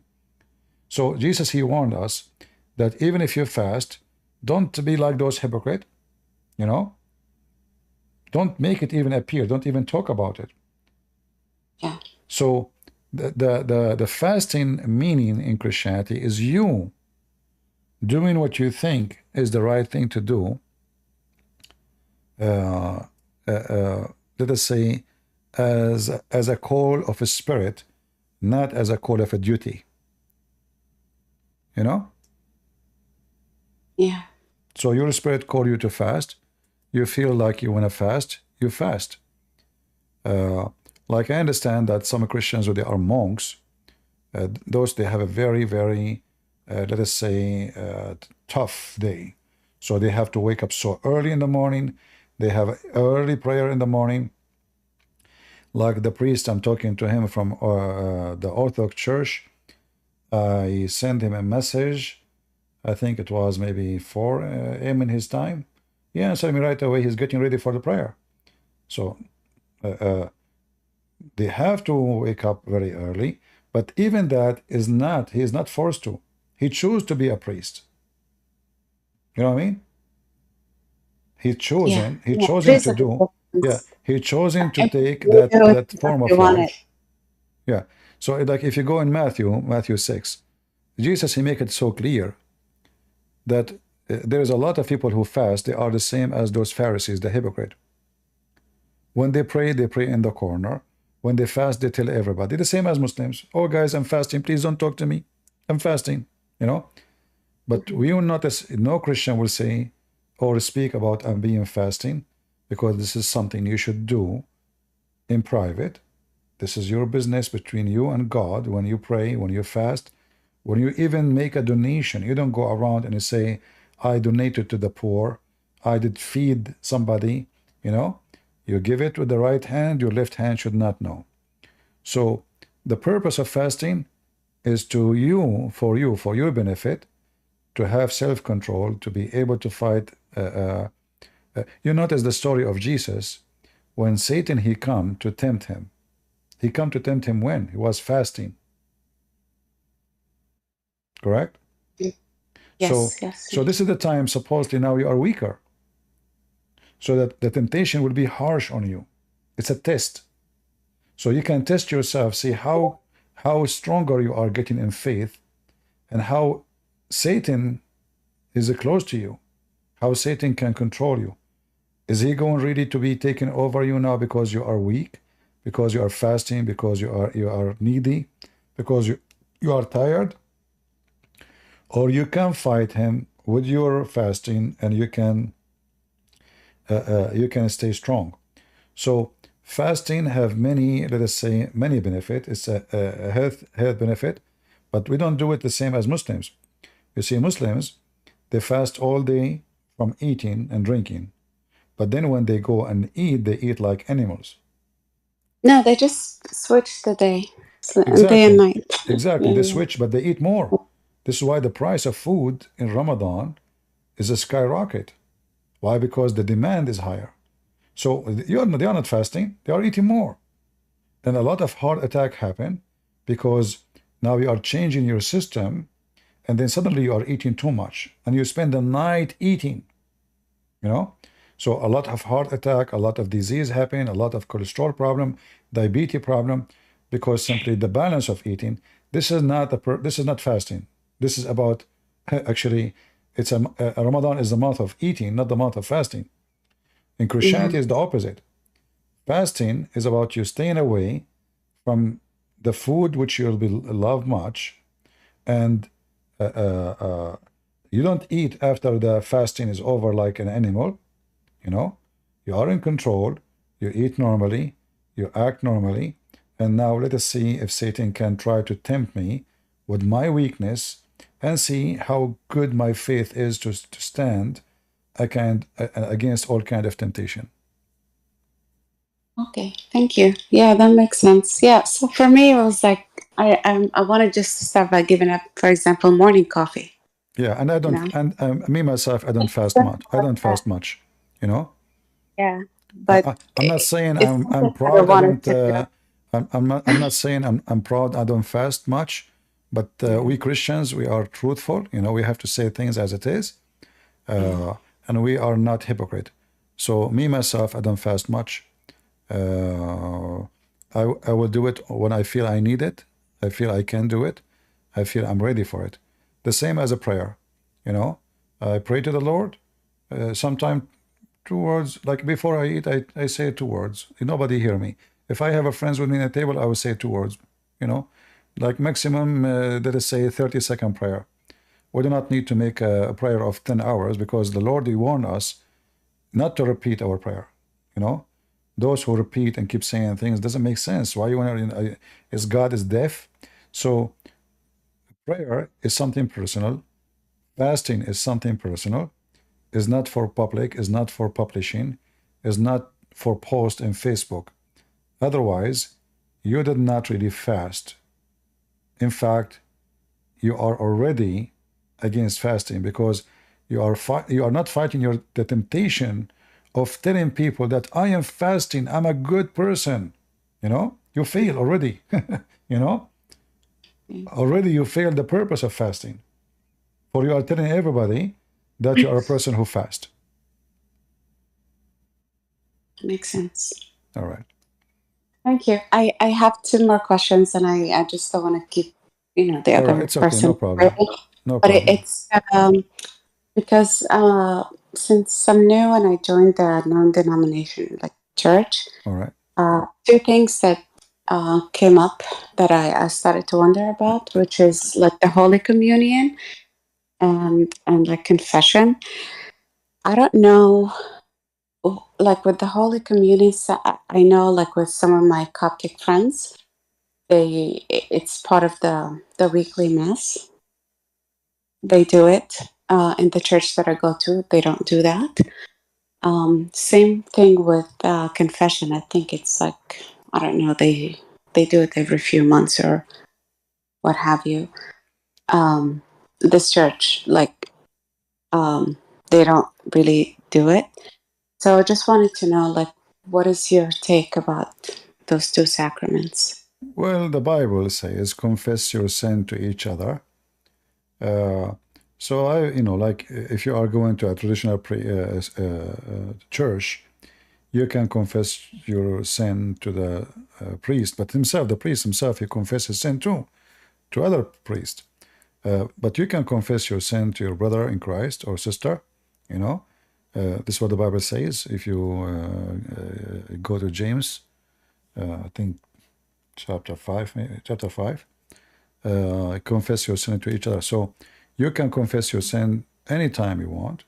You do not need to wait for 10 months, 6 months, 7 months. And you can confess your sin to the Lord before any man too, without anyone. But confessing the sin to each other have a benefit. Even science make it clear that like when you share your burden, you feel reliefs, So, and even in James 5, it says, confess your sin to one another and pray for another that you may be healed. So, like confessing my sin to a brother who I trust, not to everybody, because, you need to be careful. There's people, they are trashy. They claim to be Christian by name.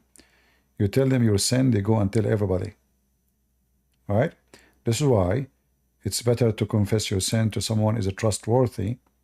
And that's why we assume that the priest is a trustworthy person. So whatever I say to him, nobody will hear it. It's just between me and him, right? So when you confess your sin, you better confess to trustworthy person, and ask the person will pray for you, with you. You pray, and he pray with you, praying to the Lord, so you might be healed and you may be forgiven. Okay. Yeah. But again, what about Holy Communion? How often should that be? this is not about how often. This is about who deserve it. Like when Judah, he was on the table of Jesus, he don't deserve it. Jesus, he gave him a piece of food, and he says, the one who will eat with me, he is the one who will betray me. And he told him, do it fast, like do it quick. So, and the Messiah make it clear that the one who do that and he don't deserve it, he will be punished. They have a big penalty for him. So you don't do it unless you feel that you deserve it. And deserve it mean I am qualified to be sitting on the table of Jesus. So what is the Holy Communion is? Jesus, he took a bread. He said, this is my body. And the wine or the drink the same. And this is my blood. But the one who is sitting on the table is the one who is invited to eat from it and to drink from it. And the one who is sitting at the table is the one who should be qualified, fit,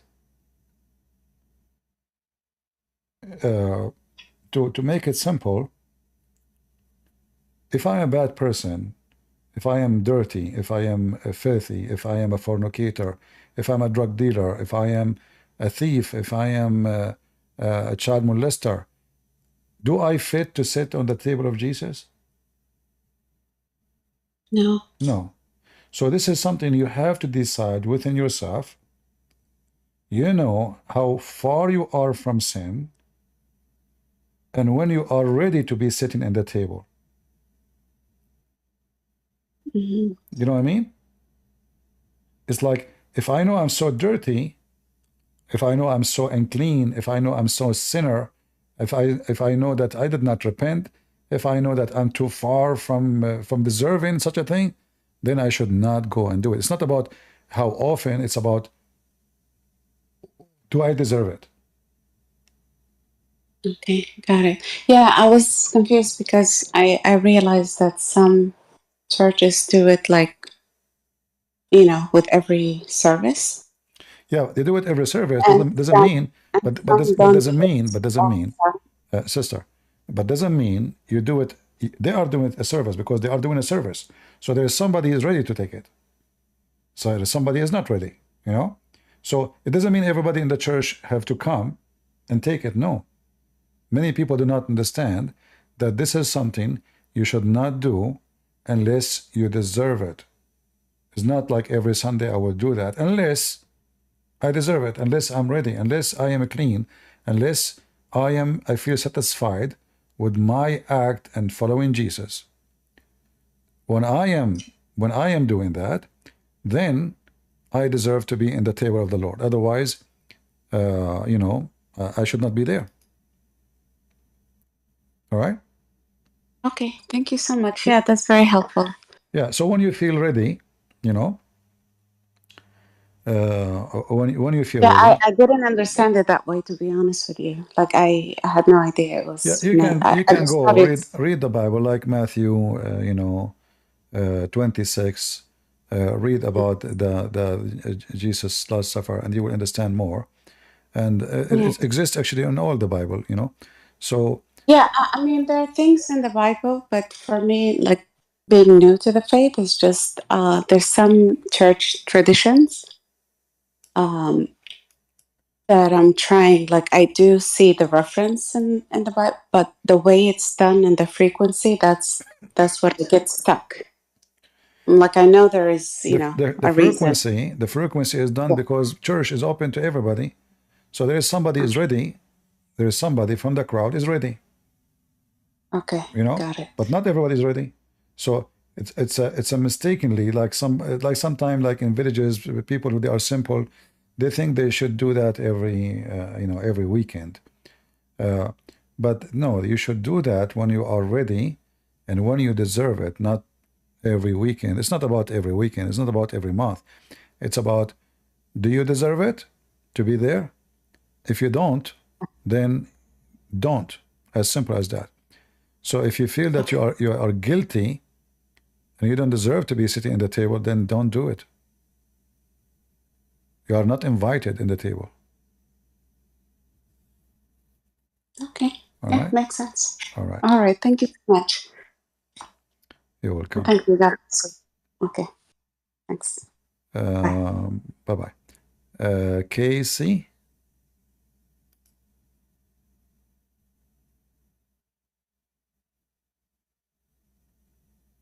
Are you there, Casey?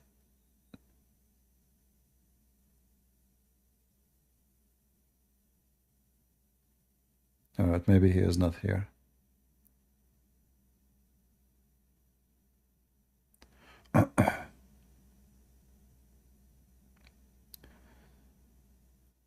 You see, Christianity is not like Islam. It's not about doing rituals. All things, everything is about faith. It's not ritual will save you. It's your faith, and your faith is examined by what do you do. That's why the Bible says faith without work is a dead faith. So you claim you have faith, but you go and you steal. You claim you have faith, and you go you know you are a pedophile, you are a drug dealer. You have no faith, because faith is the opposite of what you do.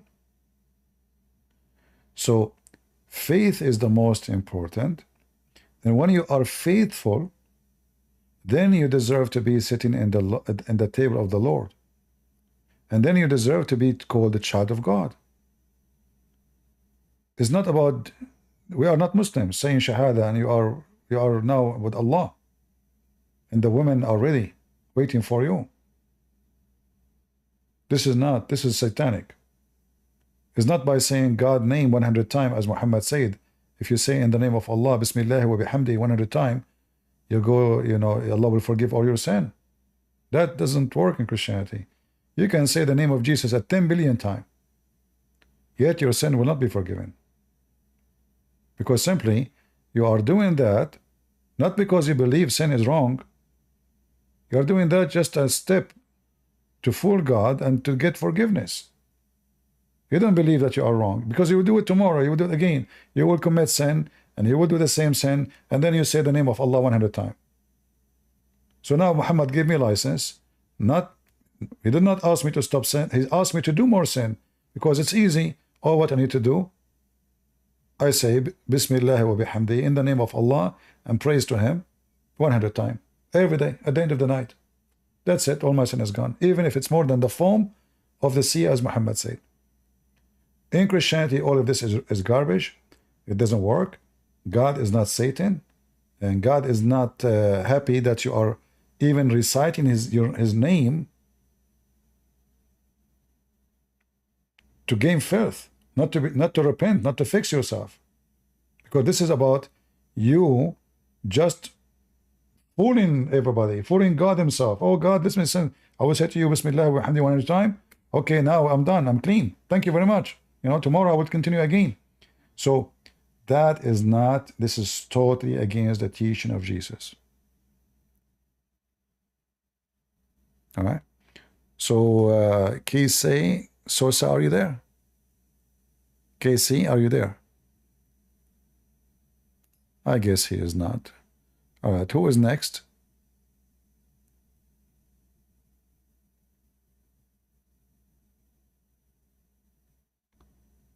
Who was next? Laith, Pasha, Sayyid. Look like we have Muslims. Pasha, go ahead, Pasha.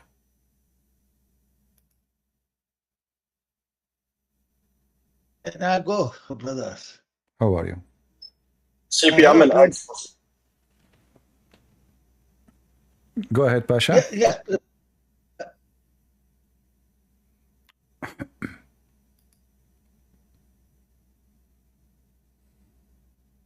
Yes. Should I go? Yeah, go ahead. I'm waiting for you. Yeah. Okay. Please, what is the requirement to go to heaven? The requirement. What do you mean by a requirement? There must be a requirement go to the heaven. Is there any requirement in Christianity, in Islam? Requirement you have to believe in God and be a righteous person. So, what is the requirement in Christianity? Go to heaven. We cannot call it requirement, because when we say requirement, it's like you are applying for a job, and then you do what the job need, and then you got the job. That's not what Christianity teach. So we can say who deserve to go to heaven, not requirement. Yeah. Who deserve to go to Christianity? Nobody deserve to go to heaven. That's number one. Nobody deserve. But however, the mercy of the Lord, He is going, because of His mercy, by His grace, He will make you qualified as deserved person to go to heaven if you believe in Him, and in order to believe in Him is to obey Him and follow His steps. So we have God, He gave Moses the 10 Commandments, and the 10 Commandments, you can read them one by one, and they say like don't murder, don't wish a woman or she is not yours, don't worship other God. Those are the 10 Commandments. So those are just for us to as a guideline, so we can live as a good human being. However, there's no human being is good, for all a human being is a sinner. However, the 10 Commandments is going to make a healthy community so we can live together in peace. Now, to go to heaven, after we are obeying the 10 Commandments, loving God, worshiping God, believing in God, and obeying God, then we have the most important is not only to follow the law, is to believe in the God we worship. So what the point of following a law because somebody forced it on me, but I don't believe in it? Like now, there's many law in the state, in USA, I have to follow. I have no choice to say no, but I don't believe in them. But I have to, otherwise I will be in trouble. So the law in the Bible is not an obligation of a king It's an obligation of a believer, which means because you believe, you do what you believe is right. So Jesus says, whoever believes in me and die will live. So number one important thing is believe. Jesus says, not everyone says to me, Lord, Lord, will enter the kingdom of my Father, but the one who does his will. What is the will of the Father? Is to follow him, to believe in him, and to believe in his Son. And in order to follow him and to believe in him, well, Jesus says, be holy like your Father. So we have to act the act of holiness, and that means we far away from sin, we stay away from sin, we fight sin, and we conquer our sin within us. And then, when I am a person who is following the steps of Jesus, which means I'm willing to wash the feet of people, to be the servant before I become a master, I am willing to give my life for the sake of the Lord, not to take the life of others so I can survive. When I feed the poor, when I do visit the prisoner, when I take the stranger, all of this I'm doing it because I'm doing it to Jesus. For Jesus, he told me, when you do it to me, you are doing it to my brothers. So Jesus don't want those things from us to be done for him, but in the same time, he wants us to do it to others, because by doing it, he is saying to us, every one of those is Jesus for you. Every one of those is your brother, is your beloved Christ. Do it to them, you are doing it to me. So Jesus giving us a great example about who is the one who is going to be welcome in heaven, qualified to be in heaven, but not a qualification as required, but a qualification of faith. So you have faith, then the faith, as Jesus said, from their fruits you shall know them. So when the Lord come in the second time, he know your fruits. And your fruit is faith, is action together, not faith alone, because faith without work is a dead faith. So when the Lord come back, he will see you and he will know you by your fruits. Because you might say, I'm a Christian, but you might be a big fat liar, because your fruits proving the opposite. So you are going to be saved by the grace of God, because nobody deserves to be saved. However, your fruits is going to be the proof of who you are.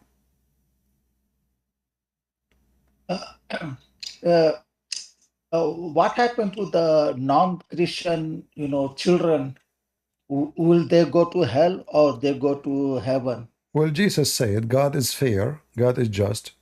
He said, if you don't become like those little ones, you will not enter the kingdom of my Father. So we believe that children will go to heaven. It's not about them being Christians or not. Those are children, they don't know. So God is just, and he will not punish someone who do not know what God is about. So what of the age of the children would be? Let's say a 12-year-old child. A child can be someone he is 60 years old, because if you are a person is not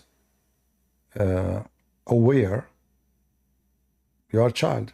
So let's say you are crazy, you are born with mental issue, and you are 70 years old. So you are a person who do not even know how to go to the bathroom. All your life, you are alive, still 70 years old, but still you are acting like a baby, because simply you have a brain of a baby. So it's about how, if you are mature to make decision, to know the difference between wrong and good, then you will be judged. Otherwise, you are not going to be judged for something you do not know. Yeah. In my country, I'm from India. There are a lot of people who do not know, never heard about the Jesus, So are they go to heaven if they are being good and believe in Creator? Will they go to heaven?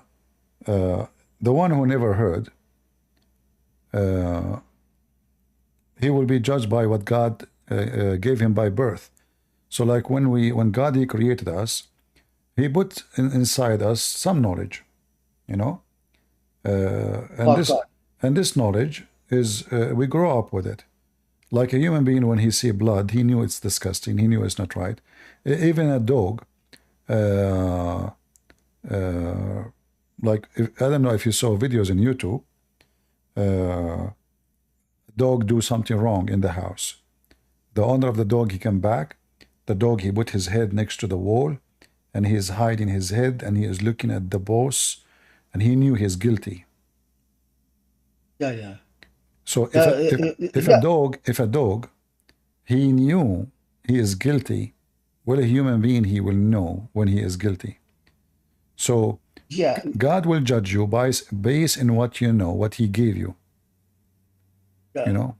The knowledge of good, right from wrong. God gave us a knowledge, and God also gave us His existence of knowledge about His existence. So if people follow those instincts, they will go to heaven. Correct? For what? No. The people who follow, there are a lot of non-Christian people in my country. They are good people. They do not know about Jesus, anything like that. So if they follow, they Yeah, but be righteous. those are not in the field we mentioned, because they heard about Jesus. There's nobody in the world don't know Jesus now. So even their computers, even their phone, even their calendar work by Jesus date. So they cannot claim that they do not know Jesus. So they will not go to heaven, no. No. My country, there are people who do not even have a phone. Okay, so No problem. they But hardly are you saying to like. me, in India there's people that never heard of the name of Jesus? Oh, there are a lot of villages. Maybe in the city, people knows about Jesus, but in the villages, small villages, they do not have electricity. They do not have a phone, anything Okay, like that. I don't know So much about in India who knows who don't. However, as I said, if somebody never heard of the gospel, never offered the gospel, never heard of Jesus, never been asked to believe in Jesus, then God will judge him by what he is, what he knew. Not he they will will not go to judge you. paradise. He will not judge you. He will not judge you by something he did not give you. So that means they will go to heaven too. Not necessarily. He is just. I don't know. He will judge them by what they knew. So every person is different. Every person is different individual. Okay. All right. Thank you, sir. You're welcome. Appreciate it. All right. Who is next? Yes, CP, can you hear me? Go ahead. Yes, good evening. Sorry, my English isn't too good. I usually speak French. I've been listening to you for like 2 years now. I thank you today for giving us the chance to come up and talk to you. I live in Canada. But all my friends were always Muslim. But since I'm young, I was born Christian, but my family never forced me to believe in Christ or whatsoever. But they were believers, but they just didn't believe to force someone to believe in something. And I thank the Lord every day to have a fall on your video 2 years ago on YouTube. There was a moment where I was really questioning and doubt of my faith. I remember before I met you, I spent 5 years listening videos against my own faith, and sorry.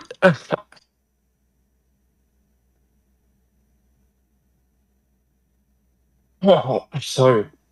So yeah, I was just on the border, and really, I think that the Lord and the Holy Spirit guided me into your channel 2 years ago to really study what trash Islam is inside. Because I know that maybe that Christianity from outside is destroyed today, but the inside is always beautiful, and you cannot compare Jesus to the Muhammad pedophile, you know. And I've always been a spiritual being, and I thank the Lord for that every day. And thank you, CPU. Thank you. You're welcome, brother. First, Christianity is not destroyed outside or inside. Christianity is strong. For Christianity, when Jesus he came to this earth, there was only 12 people, not 12 million, not 12 billions. So we have hundreds and hundreds of millions of true Christians who believe in Jesus. So nobody can destroy Christianity. And Jesus, he made a promise that the hell, the gates of hell, all the hell will not be able to conquer and destroy his kingdom. So, and Jesus, he keep his promise, and we are the warriors who they are here to stand for the faith. And I advise you not to. Why we have Muslim friends? First of all, Muslims don't believe in taking non-Christian, non-Muslims as a friends. So you better be careful. You associate with who? You better take friends who they are people who they are qualified to be your friends. Otherwise, the Bible warns us from bad company, because bad companies, they don't bring good a benefit for us. Bad company is a bad company, will never be good. So if you want to find friends, don't friend everybody you see in the street, even those who claim to be Christians. They have to be true Christians, because then both of you can benefit from each other's faith and support each other. Associating yourself with the wrong people can take you down, will never take you up. Yes, I agree with you, CP. I just wanted to say to you that I know that I have no more friends. Like now I'm older. I'm not that young kid anymore. I just want to say that maybe if I have time to share one story that when I have debated with my Muslim friends before, but with my ex friends.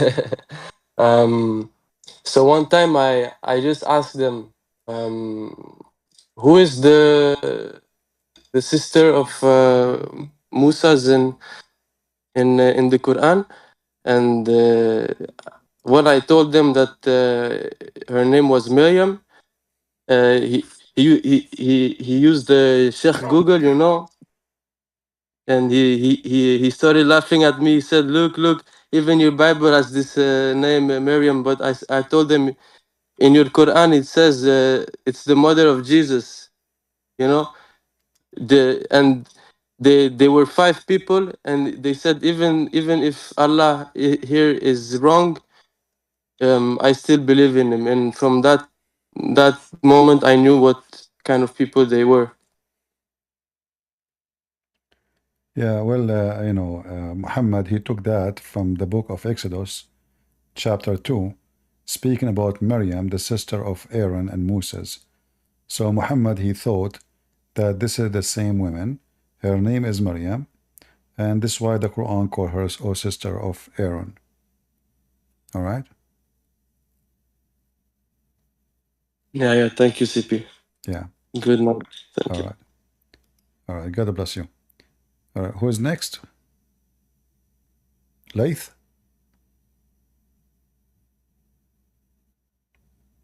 Hey, CP, can you hear me? I hear you. Go ahead. Yeah, I just wanted to let you know. I don't know if my brother ever reached out or not, but and I don't know if you remember him, but he debated you like around January time. Yeah, the one who was we were in like a store. He was in the store. Right? It was around. You're a Palestinian, right? Is that you? Hello? Can you hear me? Yeah, my family lives in Palestine and Jordan. Oh, okay. Yeah, I remember you now. Go ahead.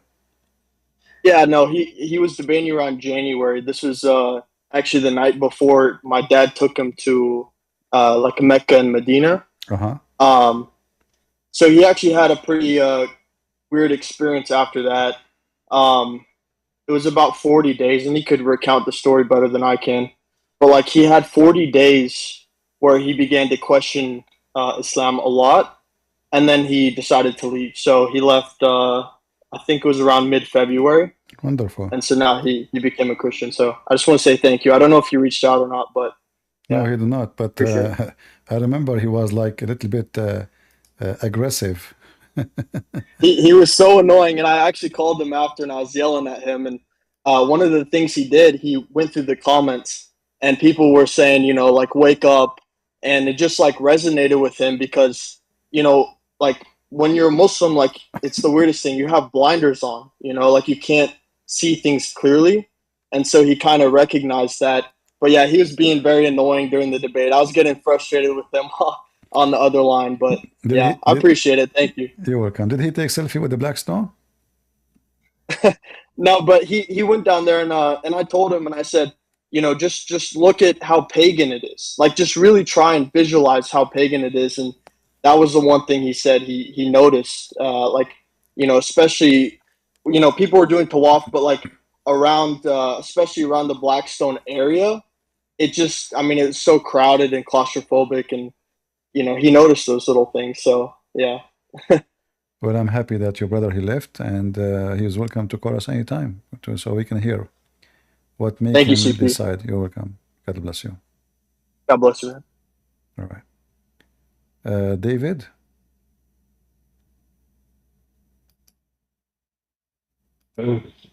Yes, sir.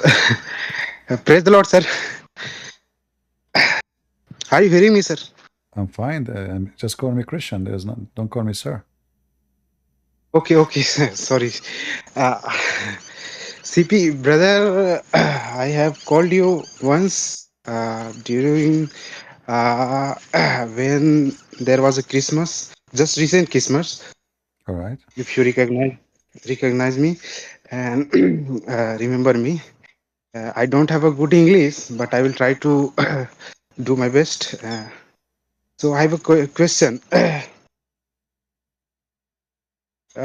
In recent year, I found that Christian in India, and just 1 month ago, in India there is a 28 state, and in one state of India, the Christians are being persecuted.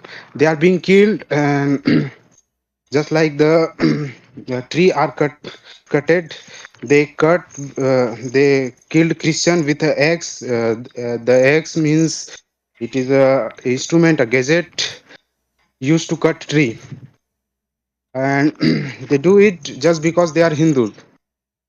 Yeah. Then what we should do for for our life in India? You have to defend yourself. You have to protect. If the government is not willing to protect you, then you have no They are choice not. except to, yeah, then you have to protect yourself. You do what you need to do.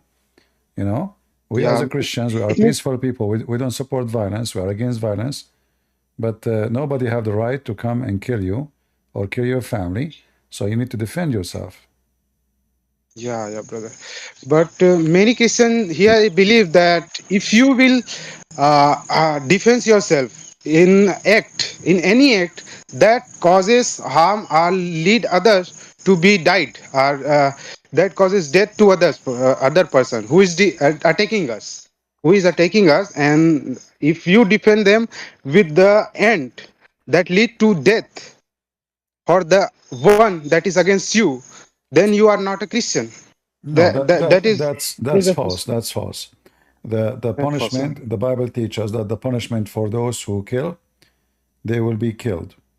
So you have no choice but to defend yourself. You are not an evil person. You are not going to them to kill them. They are coming to your house and they have weapon in their hand. What do? You let them kill your wife and your children? No. You defend yourself, and if death happened, they cause it to themselves. It's not your fault. They are the one who caused that to themselves. Because if they don't want death, then why they are coming with violence to your house? You know? So if somebody come into my house and he want to kill me, is it me who causes death? No. He causes death to himself. Because nobody have the right to take my life from me, not even anyone. So who is he? Why is he here? I did not go to his house. You Christian, you should not go to his house to kill him, no. But if somebody come into you to kill you in your house, then you have to use in every mean you can to it's your duty to protect your family. A man who don't protect his family and himself, he is not a man. You see, some Christian, they will use the verse from the Bible where Jesus says, if somebody hit you in your right cheek, give him the other one. But this is not about somebody. Yeah, but this is not about somebody want to kill you with a sword. This is about you know, you have an argument with somebody and solve it solve it in a peaceful way. But this is not about somebody want to kill you. Somebody is going to slaughter you, you know, and he's not even the government. He is just an evil man coming, and he's angry for me just because I believe in Jesus. I did not do anything wrong. You see, if I do something wrong, if I kill somebody, and then I didn't say I killed somebody's wife, and then this person went crazy and he's coming to kill me, I know that I'm guilty. I'm the one who killed his wife. So, you know what? He is right. I mean, I'm the bad person. He's not the bad person. It's me. Then I will feel guilty twice by killing him, and I just killed his wife, and now I'm killing him. So you did nothing wrong. You did not kill anyone. You don't want to harm anyone. You are not supporting violence, but they are coming to you. What you can do? What you would do if you see a man raping a woman? Are you going to watch? No. No. The man who watch a woman being raped and he do nothing, he is a rapist too. So for he allowed, you know, for he allowed evil to happen.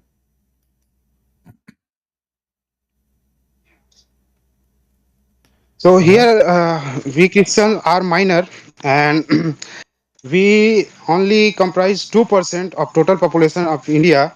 And you know, PCP, whenever there is a population that is higher than other, means majority always suppresses minority. And just because they are in majority, they select their own politicians, means they select the leaders, okay, that are running in India, who are running India with the different addresses like prime minister, chief minister, health minister. They all are Hindus, and they don't ever support any Indian on the perspective of this hypocrisy, means this discrimination against minorities.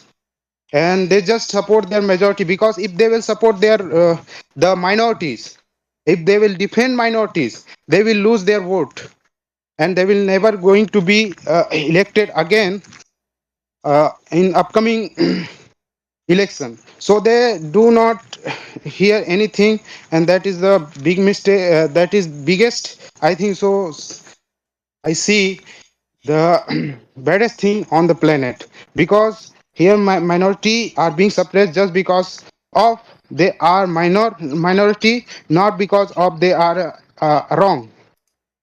Yeah, I understand. You see the situation in India right now, like you have this guy Moody, who his name is Moody.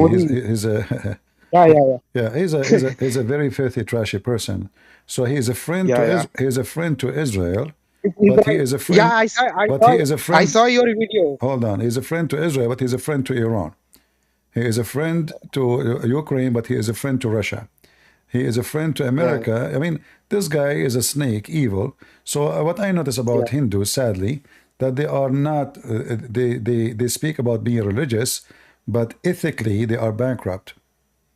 Ethically, they are bankrupt. They are the same as Muhammad. They claim that they are fighting Islam, etc., but they are the same. They do terrorism, because this is a form of terrorism. When you go against minority, you kill them just because you don't agree with your religion. You are not better than Muslims. So they forgot that they are the one being mistreated, and now because they are the majority, they are going to mistreat the minority. So I say that we as a Christians, we used to that, nothing new, and the reason they are angry actually, because there is the former president of Singapore. They have an interview with him. They ask him, "Are you worried about many elite and high quality people in Singapore converting to Christianity?" This man is a wise man, even though he is a Buddhist. He said, "Well, because Christianity makes sense, but Buddhism doesn't make sense. And those Christians who become Christians, they are good, obedient citizens. So why we want to be worried about them? They are not terrorists. They are not, etc. So the Hindus, if they want to be smart, they should know that the Christians, they add value for the country. They will not downgrade their country. And when they do that, it's them who they are downgrading their country and losing respect. Like now, me, I never thought about Hindus are in a bad way until I start hearing this news. So I find that, I come to the conclusion that Muhammad is the same as Hindus, no different, like many of them, they claim that they are really against terrorism. Zakir Naik, he talked terrorism. Well, why you allowed your Hindu go into Christians and burn them alive or kill them? What the difference between Pakistan then and India? Not different. It's just we changed. We just changed the religion. There they are Muslims. Here they are Hindus, and both of them they are killing Christians. So don't tell me, don't give me speeches about India being the country of democracy. In fact, I believe the Hindus, they have a very, why they will treat you nice if they don't even treat Hindu nice. They have a casting system, where everybody mistreats everybody. Yeah. Everyone's suffering here. Brother, I am from India and I know what caste system is doing here. If the caste system is made upon the base of friendship or on the base of brotherhood, then here in caste system, the person from a different caste will not be able to marry other caste person. So if someday, if a person get affair with a different caste person, he will not going to marry her, or she will not going to marry him, and then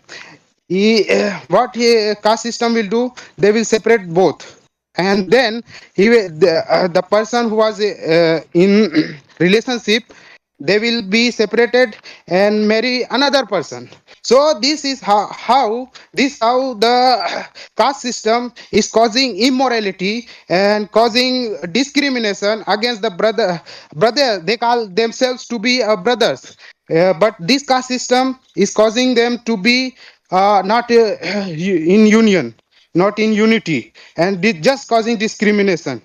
And no Hindu understand this, because they think they relate this caste system to the origin of this world and when God created them. But it is not a fact. Fact is this, that God created Adam and Eve. From there they have separated, and this caste system was man-made, but they think that this caste system was God-made. This is why my brother, Christianity, because they see Christianity as risk, many Hindus are leaving Hinduism. So they are acting the same as the Muslims. So it's okay. At the end of the day, those who they are being discriminated in the name of Jesus, they will be in heaven. And those even brother who discriminate them, they will be in hell. And Christianity will be victorious in India. And the same as the Chinese. The Chinese, they are putting Christians in jail. But Christianity is the most fast growing population in China. Churches is everywhere. Like if you type right now the names of many Asian countries, you will see, as an example, Vietnam. Vietnam is a communist country, but you will find a church in every corner. China is a communist country. You will find a church in every corner. So they try to stop us. They destroy churches. They burn churches. They use any excuse to destroy churches. Oh, you don't have a license. Oh, you put the cross without a permission. They destroy churches, yet Christianity is growing and is going to grow. So India is going to have the same fate. And we love India. We want the Indian people to prosper, to have a good life. We will never teach hate against Indian. And we say that India as a Christian land will be way more beautiful land than India of casting system. For with Jesus, the Bible says there's no Greek, there's no Hebrew, there's no free, there's no slave, for all is one in Jesus' name. And that's why all those poor Indian, they will find that Hinduism not only doesn't make sense, worshipping a rat and consider it as a god, which is very funny, and a god who have a head of an elephant and a hand of whatever. So Hinduism doesn't make sense. They don't even have God. I don't know even what they believe. It's just a collection of philosophy and madness, and somebody putting like 10 kilograms of makeup in his face and supposed to know he's a priest. So Hinduism not only doesn't make sense, Hinduism is like cave time, you know, like something coming from, I don't know, like somebody before time, you know, superstition, fictions, you know, magic, all kind of madness, and sex, and what they call it, this thing they do, Sutra, what they call it? Sutra, Kama Sutra, Kama Kama Sutra. Sutra, Kama Sutra. And women, they offer them to the Maharaja and all the madness, you know. It's a very Yeah, yeah. sexual, very sexual, Even materialistic, even though they claim that they are ritual, but the fact, or let's say spiritual, but they don't believe even in spirit. So how you can be spiritual? I remember this this idiot Sadhguru, in the same video, he says there's no spirit. And then, no, seriously. Yeah, he said there's no spirit. He said the spirit is a lie, you know. And then, when his wife she died, he said his spirit spoke to me. I mean, this guy is a donkey. But anyway, you're a donkey, but they consider you a philosopher, and that is more laughable. The only thing I like about Hinduism is a Kama Sutra. I like to do that for some time. If I convert to Islam. What, brother? What? Kama Sutra, Kama Sutra. What? I want to do Kama Sutra like for a week or two, or maybe 10 years, or maybe something like that. You know, just a change. So I can be elected to be moody, you know. And if people ask me, why you are doing Kama Sutra? I said, I'm moody, you know. I'm moody. This is what moody do. Kama Sutra today. Today he's a friend of Iran. Tomorrow he's a friend of Israel. This guy, the same guy, he is building. He's building ports for the enemy of Israel, and he is begging the Israeli to take employees from India. We are friend to Israel. He is the same guy who kissed the ass of Trump. Yeah, the same guy who kissed the ass of Trump. Trump is gone. So now they have this stupid Biden. So he go to Russia. This, you know, I mean, zero ethic. Zero ethic, yeah, brother. All right. Can you have some time, brother, with me? If you have if I'm not frustrating you, I have a more question. Let us give a chance for others, and then we can come back to you if you don't mind. So like if there's nobody left, you can come back on the stage again. Okay, brother. I am waiting for you. All right. Coming back to me again. Guys, the one who is posting those pictures in Discord, I don't appreciate those pictures. I mean, why you do that? What is those pictures for? How old are we? Are we a bunch of teenage? Yes. Go ahead, Gabriel. The mic is yours. Hey CP, God bless you. It's been a while since we spoke last. I called you from the UK last time. All right. And I told you that I had your books. I was planning to go to Nigeria, which is where my family is from. And I was trying to get your books translated whilst I was here. I'm here at the moment, so apologies if the signal is not the greatest. I just wanted to give you some updates on that. Yeah, I think we completely underestimated how strong of a hold Islam has over this country. Even bringing the books into the country was a huge thing. I hid them in my suitcase amongst the different things on the orders of my auntie. But when we got here, I got pulled out for a random search, supposedly. And yeah, when they found out, they were not happy at all. They were asking me all kind of questions as to why I brought that into the country. And I told them, listen, this is a book. This is a book that was published. So this is a book that I decided to bring into the country. It took bribing, essentially, to get out of that one. But anyways, once we now had arrived at the family house, I spoke to my auntie and uncle here, and I was like, right, I want to get these books translated. They have a lot of links societally, wealthy, they are educators, they have a lot of people that would be able to do it. And when I presented the books, I could feel the tension in the room that this was not going to happen. My auntie basically told me that if it was to ever get back that this family had done this, this whole compound, not just where they live, but the entire estate, hundreds of people on it, would be burnt to the ground and multiple people would be dragged out and killed. I asked them, surely you must know some Christians that, you know, you don't believe would snitch on you or whatever, you know, sell you out to the Muslims.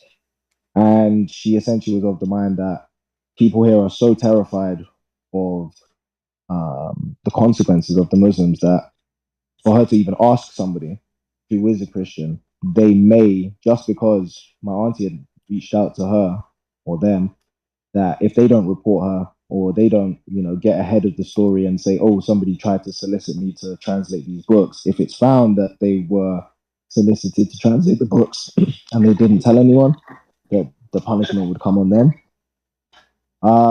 So essentially, I have a feeling that it's gonna be a thing where I'm gonna have to get it translated in the UK by Nigerians rather than over Yeah, you here. can do this. This is Because my advice to you. There's no need for all of this. You can translate and post it online for free for everybody. You know, people, they can download to their phones. Everybody these days have phones, and then the book will spread. Especially the book is for free. You know, just translate, post it online. Give me the link. I will make a video about it, so we can you know, make it more popular to be known. And that's it. There's no need for all of this, and there is no risk involved. Nobody will know who translated. Nobody will know where. It's internet, you know. And the second you post it on the internet, good luck. Nobody can take it off. Yeah. Fantastic. Yeah, I just really wasn't expecting how bad it is here. There's Well, a yeah, lot I of mean, things it's as bad. I mean, there is a lot of Muslims, so it's normal. But things is changing. Like even now in the Middle East, there is many. They are speaking about Islam in the middle of the Middle East, in the most, let us say, terrifying countries. Things is changing so fast, very fast. Yeah, but I think the problem is that, you know, maybe saying something in Qatar, more, even though it's still an Islamic society, the richer the country is, the less likely certain things are to happen. Whereas here, there's such lawlessness and such, you know, lack of infrastructure. And the other problem is that Boko Haram and the other Islamic terrorist groups are in the government. They have multiple supporters in the government and they don't face consequences. It's a lot. The Christian pastors and preachers here, they don't even mention Islam, because if they do, there will be huge consequences. I went to church on Sunday with my family, and the pastor brought up Muslims, and you could feel he had just been reading from the Bible, so we were all reading from the Bible, and so everyone was looking down, and I finished reading first, so I looked up slightly, and then he just was like, so the Muslims, as soon as he said that, everyone lifted their head immediately. You could feel the fear in the room. This is being live televised. It's a big church, and you could feel the fear in the room that this pastor, you know, is basically going to get everyone here in trouble. You know, it's much worse here than I thought it was, and it doesn't seem like the Christians have any kind of idea, any kind of, you know, no problem. All of this is easy to solve. We have the internet. You know, people, they can speak in the internet, and your voice will be reaching all the way to Nigeria. And those who could not speak in Nigeria, there is somebody else, he can speak. No problem. You know, like now, if I am in the Middle East, am I going to be able to do what I'm doing now? No. But they listen to me from everywhere in the Middle East. So we do it. You know, the internet conquer Islam. They cannot stop us no more. It's over, you know. Agreed. All right, well, I just wanted to just keep you updated because I haven't been on the stream in a while, and I just thought I'd give you an update on how it's done. Anytime you finish the book translation, let me know so we can share the link with everybody. I will do. All right, God bless you and have a good night. Take care. Bye-bye. All right, we have, who was first here, Nikki or TNT?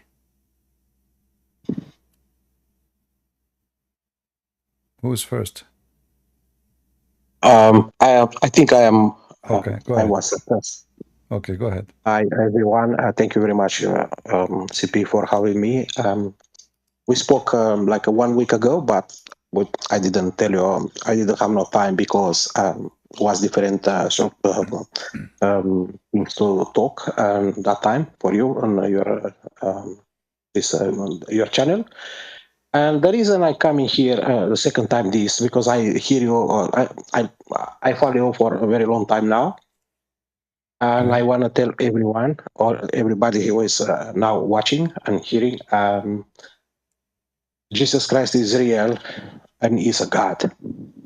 Is 2 God, years ago, not a God, not a God, not a is God. God. Okay, okay. Is God.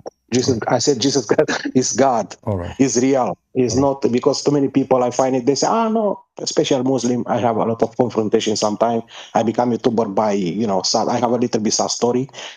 2 years ago, my son David, we discovered have a bone cancer. He was only 6 years old. I born in the Orthodox family, and I have some, my life was not with God much because I was gambling. I don't drink alcohol or drugs or something, but I was gambling, betting on football bets and things like that. But yeah, I was not very near to God. I have a lot of plans, a lot of things, I have a good job, thank you to God, at that time and even now. And I was my plan once, how can I tell you guys? I was very, very far from for God. I have no connection at all. And I make myself, a lot of plans, CP, to do this, to do that. But, to God, nothing. I didn't pray to God. I didn't read nothing, And when I discovered this, it was like hitting like a bomb coming in my life. I didn't know what to do. Imagine, my son only 6 years old, and my wife, my family. I go to the doctors. They give me this news. I didn't know what to do. I say, okay. So I find someone, my brother actually find this person who is an evangelist. And I called him. I said, Mr. Look, Nico, what's happened now? I said, look, like this, what this happened to me. And he said to me, but a little bit very angry. Why are you telling me? Why you don't tell our father? Why you don't tell to Jesus? I said, what are you talking about?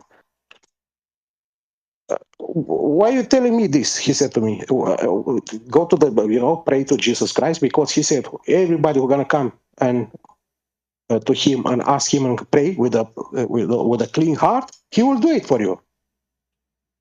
CP, I was a little bit, I was thinking, okay, and I start reading, and that place, I don't remember exactly now, and I read, it was, yes, something like that was, if you ask him, to pray, that's going to happen. They will do it. And now my son is, is recovering a lot. It's okay. You have a surgery, you have 1 year in the hospital, and what is his illness? Bone cancer, sarcoma Ewing. Oh, I'm sorry to hear that. Yeah. Yes. And I don't want to keep this for me. I want to spread this to everyone to know only this. My experience. Jesus is real, guys. If you. Some of you thinking, oh, maybe it's not, or maybe CP is just talking because no, guys, listen, I'm real. My son is real. He's sleeping right now because I'm in London. Now it's around 3:30, 3:28. And I still, I cannot sleep. I thank you to your CP. I know I listening every night when you are live. And I feel good. And I said to myself, I will not keep this. I will tell to the people what happened to me, because, guys, I don't know how many of you know about this, sarcoma Ewing is one of the most dangerous type of cancer, especially coming to the teenagers, can come in. But if you discover in time or a little bit late, it can spread very quickly. Even if you discover in time, it's very, it's very bad. I mean, and imagine this. Most of the cases coming to the teenagers. Guys, I'm sorry if my English is not. I'm not a English speaker. I'm not coming from a country with my first language is Romanian, and I am 51 years old. I try to improve my English. Hopefully, you guys you understand me. I have I'm a little bit. I have emotion because when I talk about my son and CP, all the time when I hear Jesus. Coming tears in my eyes. Believe me. Without, I don't want this to happen, but when it's something like that, or when I see the TikTok pray, someone prayed, because a lot of people pray, especially Romanian. When I hear Jesus, come and tears in my eyes, just just like that. Even if I'm very happy, or it doesn't matter if I'm very sad, it doesn't matter how I am at that time. I start, so that is was the reason I wanna tell you guys, Jesus is real. If you have any sicknesses or any problems, I think the miracle who do for me, Jesus Christ who do it to me, I think guys he can do for you as well. If one of you is sick or have a family members who is in the hospital, please go to pray to Jesus Christ. I was smoker, guys. I was, I smoke cigarette. I play gambling, and I keep all this out, and I take the baptisms. I take it last year. TNT, can you give me, is it okay to give us the name of your son so we can pray for him? Yes, his name is David.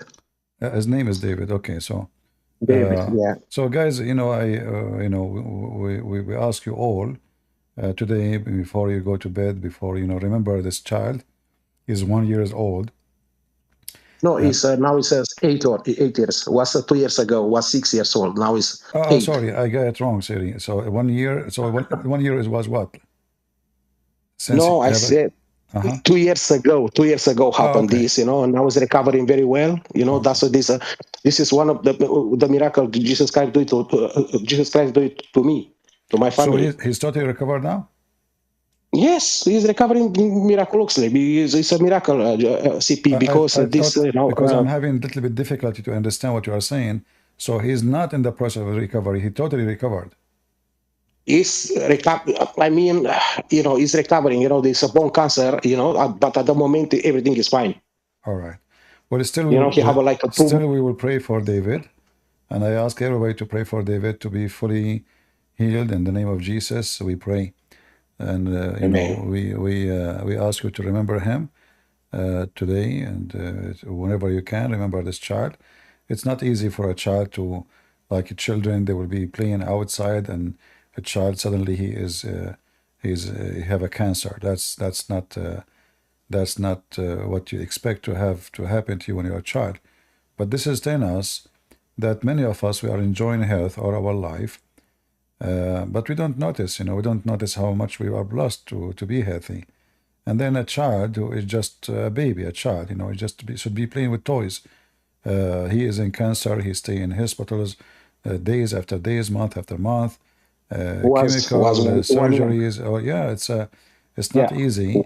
A lot of pressure on him, on the family, but God is good and God is the healer. So we pray for David. Thank you to God. Thank you, CP. Thank you to Jesus. And my son is recovering miraculously. And now he's 8 years old. He going to the school. He can run. He have a little bit, because the surgery they take out his calcaneum bone in the right foot. They take it out there because was the tumor there 4 centimeters big. Wow. Thank you to God. Thank you to Jesus. We discovered on time. I know many people have this luck. Yes, it can be reversible. What I read in the internet and what the information I have. But yes, we are on the good way. I mean, at the moment everything is okay, because I pray to Jesus Christ, CP, and I am 100% my son is cured. I mean to that. Well, thank you. I feel that. Yeah, thank you for sharing, David, and we pray for. The father of David. Yes. There's a guy next to you in Discord. His name is David. So I don't look at the screen usually. Because trying to avoid the light in my eyes. Yeah. So we pray for David, and and thank you, Lord, for what you did to him, and we hope he will keep his protection to him, and he will see him growing as a man, and one day will get married and have a family, and he will enjoy seeing him growing. Can I tell you something else? All right. Can I tell you something else? Go ahead. I I become YouTuber because my son asked me for the button play, whatever, for the YouTube and things like that, because he was 1 year in the chemotherapy and I start doing pictures and whatever. I have a YouTube channel and I go there in central London, front of the Empire Casino. There is, guys, they give, Muslim guys, they give free Quran, and, they have like a small table. And see me there every day. And one day, one of them approached me, and I tell what I tell you guys, I tell to them as well,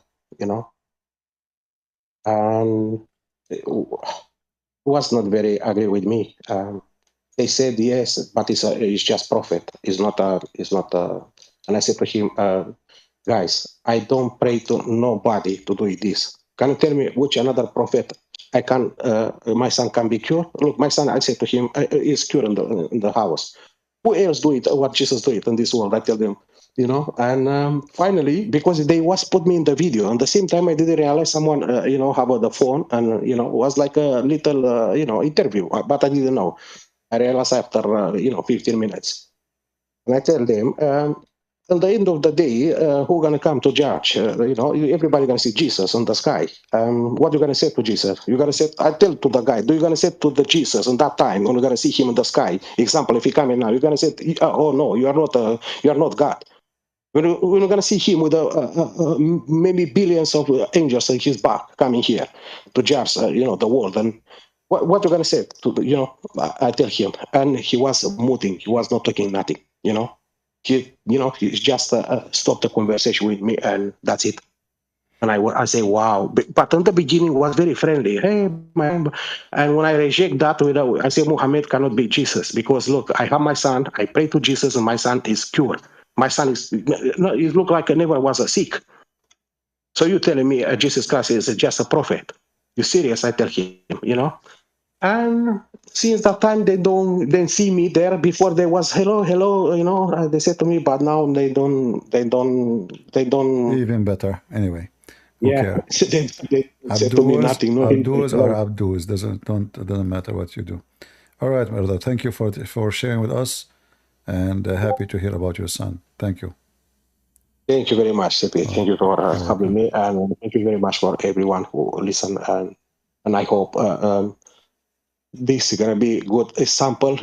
Jesus is God. He's not a prophet. He is God. Amen. My son is pure. Amen. All right, we have next Nike. You're next. Go ahead. Hello, CP. How are you? All is well. It's Dominique here on Long Island. How are you? Which island? Long Island. Where?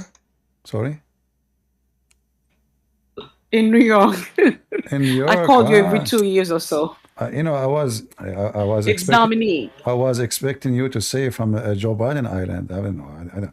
I don't know any island except Joe Biden Island. What are you talking about? Okay, go ahead. Sorry.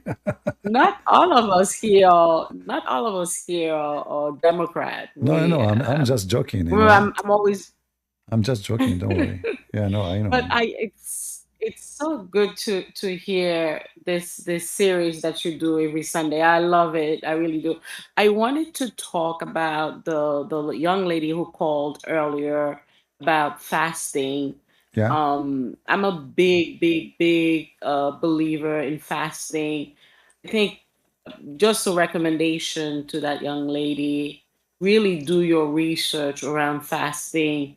There's a lot of materials out there about that. If you, like you said, I think you said it beautifully. It's really not about, eating what you should eat. In fact, you really should refrain from eating whatsoever, and concentrate in the communication between you and God.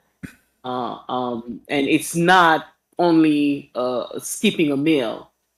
Fasting is literally, there's a science behind it. It's literally, refrain from consuming any type of foods for more than 72 hours to begin the fast, to be in the fasted period, right?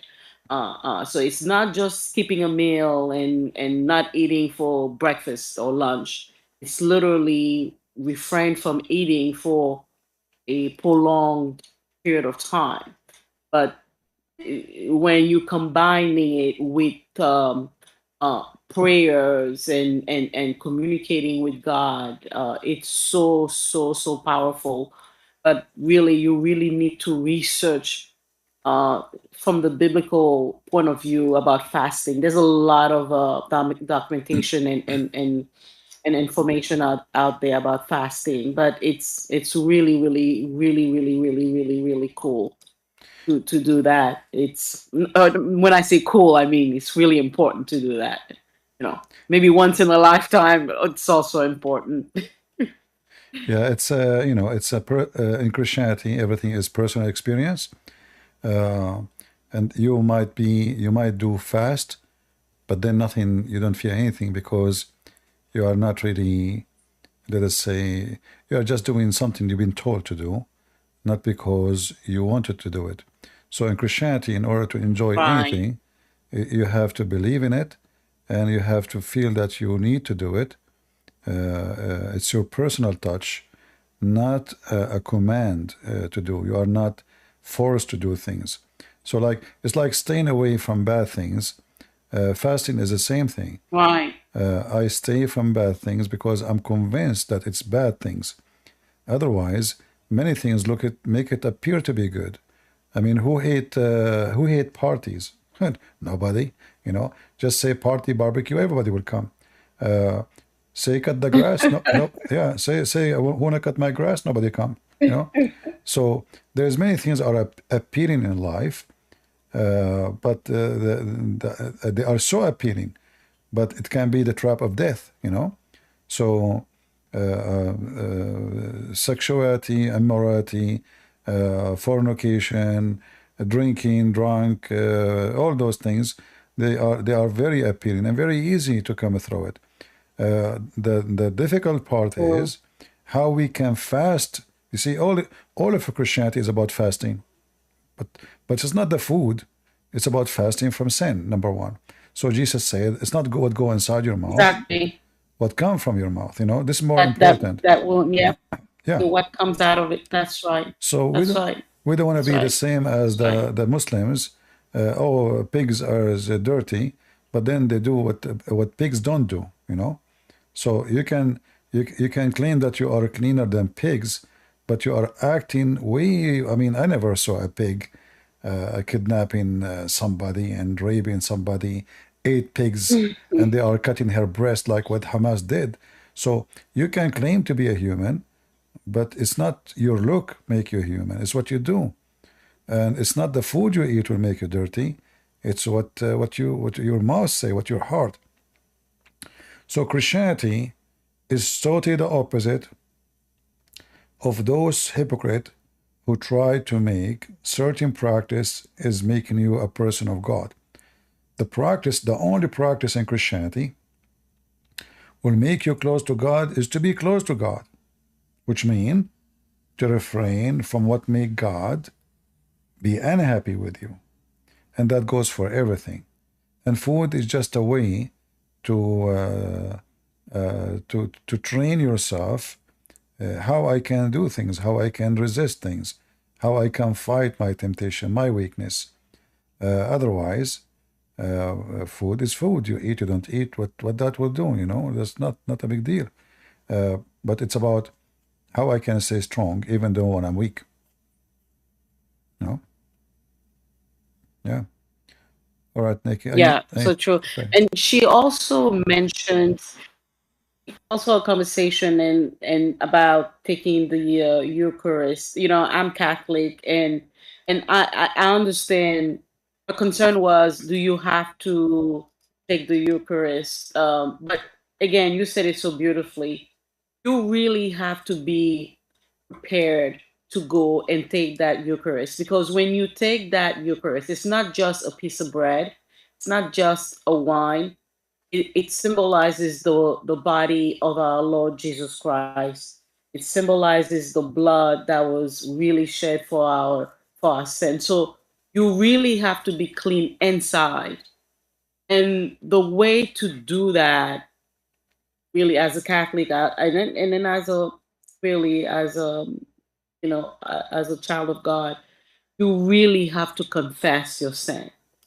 So when you all go to receive that Eucharist, you are ready, you are clean inside, you are at peace.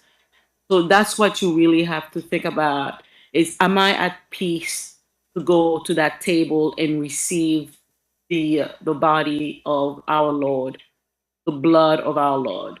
It's not about anything else. It's really, did you repent for whatever sins you may have caused, and are you ready? And you real and it's again, it's that personal relationship, right, with your Maker, with our God. That's when you really are ready.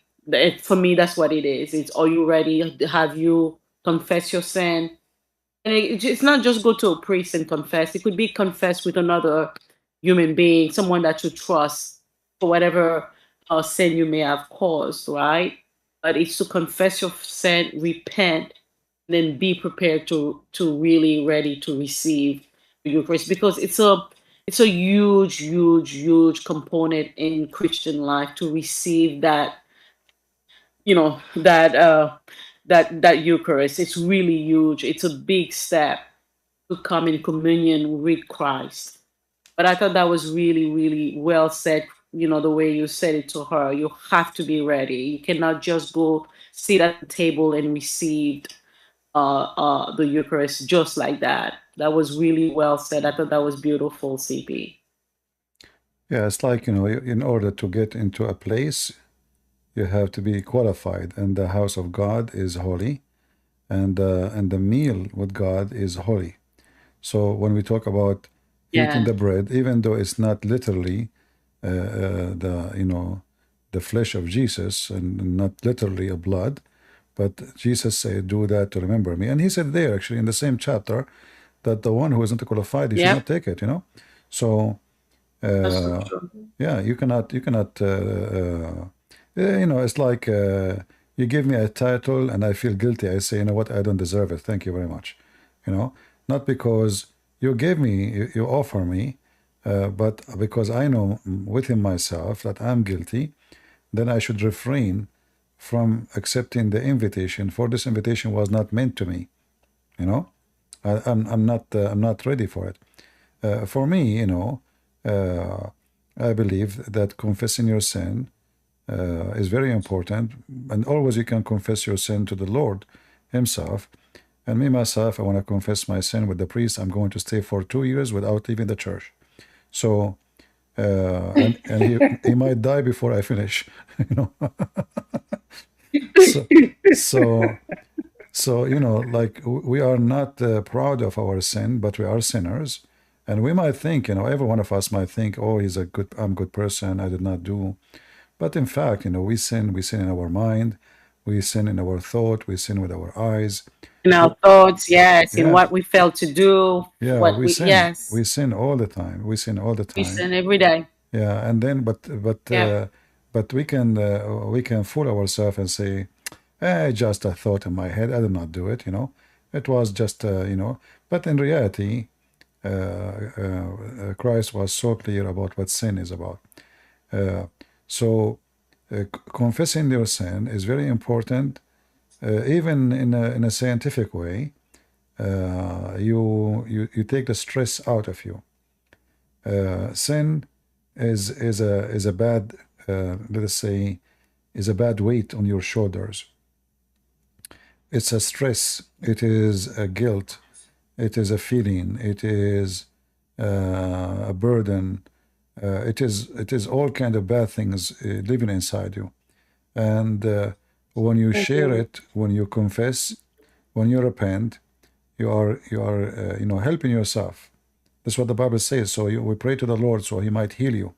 So when you confess your sin, you will be healed. So confess is not about you being just repenting. It's a way of healing. It's for your benefit. It's so true. So Yeah. true. Just like forgiveness. Now let's talk about something more important now, CP. Every time I call, I always send a special invitation for you to come here in New York. is another invitation. When are you coming here to New York? All right. First, you make your fridge full. You leave your car for me. And you and your family, you come to different state. I don't want to see you. I'm very honest, very honest. Well, sister, All right, okay, I'll try another. I will be honored. But where I will stay if I go? No, we're here in Long Island. It's beautiful weather here. I know, but I'm here on Long Island. do you have enough space for an Arab guy? Oh yeah, I have enough space. I got plenty of space. It's me and my little nephew, so there's plenty of space for you. Aren't you afraid that an Arab guy will be in our house? No, I have a couple of guns here. Don't worry. Oh, I'm safe now. I'm a Christian. You're pretty safe. I'm a New Yorker. Are you kidding me? But you know, I remember like once I went to do shooting, and I don't know, I think I got 16 bullets, even though I did shoot 10, because there was 2 women next to me shooting too. You know, so I'm afraid that you will not shoot the thief, you will shoot me. Oh yeah, I live next to not too far from a shooting range here on Long Island. Oh, okay. So no worries at all. Yeah, I was wondering why my papers have a lot of bullets, more than what I shot. It's a miracle. Praise to Jesus. But it was the 2 women next to me shooting. Their bullet is going 6 feet away, you know. Yes, yeah. And CP, is that crickets that you had for the last month now? I haven't heard about that crickets now. Oh, What you do to that cricket? You mean the frog? Is it a frog? Yeah, well, I sent him to that shooting lodge where the woman shooting. I thought it was a cricket. Oh, it was a frog. No, it was a frog. That makes... And this idiot, he come just on my window, on the window. Actually, I saw him on the glass. He put his feet on the glass and he's looking at me. You know, I go out, he disappear. I come in, he's there. I mean, you should throw some salt on him. Salt? Salt will do. No, I hit him first time. I hurt him with the broom first time, and he flies somewhere. But he came back. not even 10 minutes after he's back. He liked my window. Why? I have no idea. You know.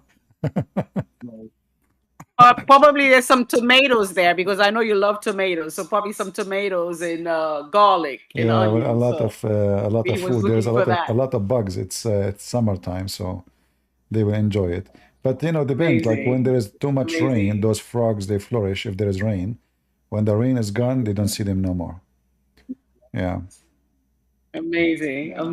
Well, Sippy, listen, I know there's a lot of other colors out there, but thank you so much. It's always a pleasure speaking with you, and I listen to you all the time, even when I don't participate. I'm one of your mods on YouTube under Dominic Fuentes, but always great to speak with you every once in a while.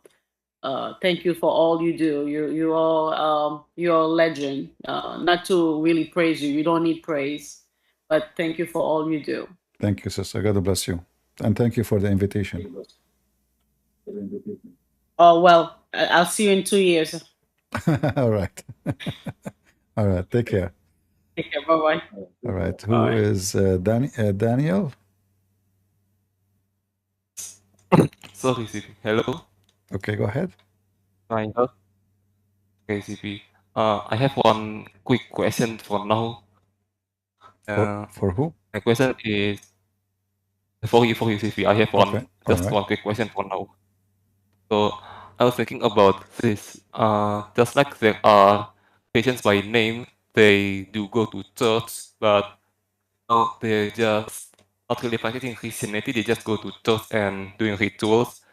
I think there are the same thing for the Muslims. They go to mosque, they read Quran, they practice Ramadan, but they outside of that they listen to K-pop and doing things that are irreligious. I mean, they just behave like others. So my question is, if we have friends like that who are claiming to be Muslims but they are not really religious actually, to have interaction with them to talk about Jesus, or let's say we talk about Muhammad to them, for the Muslim, those who claim to be Muslims but not really religious people. Daniel, are you Korean? No. Okay, because I'm trying to understand what you are saying, to be honest with you. What is the last thing you said? I was asking how to interact with people who claim to be Muslims but they are not really religious, to, let us say, to talk about Jesus or talk about Muhammad. All right. See, every human being, we need to learn that every human being, doesn't matter who is he. He's a Christian, he is a Muslim, he's an atheist. Every human being is different. So before we speak to somebody, we need to listen to him first, try to understand his nature. He is a thinker, he is emotional, he's educated, he's ignorant. So each person have different, you have to have different approach to the person depending on who he is. Not this, like we don't want to do what Muhammad do. Muhammad, he have one medicine, the naglaseed. Any disease, naglaseed. Or honey. But if you have diabetes, you will die. So there is nothing called one medicine for every human being, or one statement we say. For every human being is different. Every human being have a different way of thinking, reaction, education, background. So first we listen to him, we listen to his logic, and this is very important, the logic of the person. So, and then when you want to talk to him, you better use his logic against his logic. So, as an example, if a Muslim, he come to me and he said, well, Jesus cannot be God because he died. Okay, so the logic now that Jesus cannot be God because he died. So if Jesus did not die, well, then he's God, right? Yeah, okay. Well, in Islam, Jesus never died. So you need to listen carefully to the logic of the fool, because even the fool have a logic. So you use his foolish logic to debunk him. Don't use your logic. What the Christians do usually, they use their logic. They have a ready logic. Jesus died for your sin. He died on the cross for you. He is the only one. Well, hold on, just step by step. This is not how you present Jesus to the person. This person is a pagan. He believes in kissing stone, erase his sin. You go right away to Jesus, step by step. So listen to him carefully. Get some of his logic, and then use his logic against him, and he will be defeated. Because the logic of the fool doesn't make him smart. All right?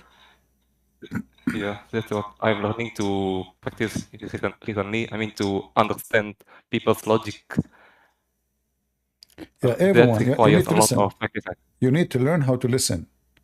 Even if you are speaking to your family, even your family, let's say you are married and your wife is talking to you, So your wife, she is saying too many things, but because, I'm not focusing, you need to listen carefully.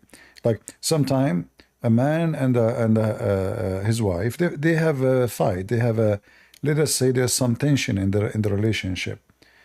Women, she might say, why you left the coffee cup here? But the fact there's something more than the coffee cup is making her upset. But this is just a way to express that she is not happy with you. When she is happy with you, even if you split the coffee in the table, she said, don't worry, honey, I will clean it. If she is happy with you, you throw the food on the floor, oh, honey, don't worry, I will take it. So, but when she is unhappy, then anything you do, she's all over the place. She's angry because simply it's a way of expression. So you, if you are smart, you need to know it's not what you just did now making her upset. She's upset from something totally different.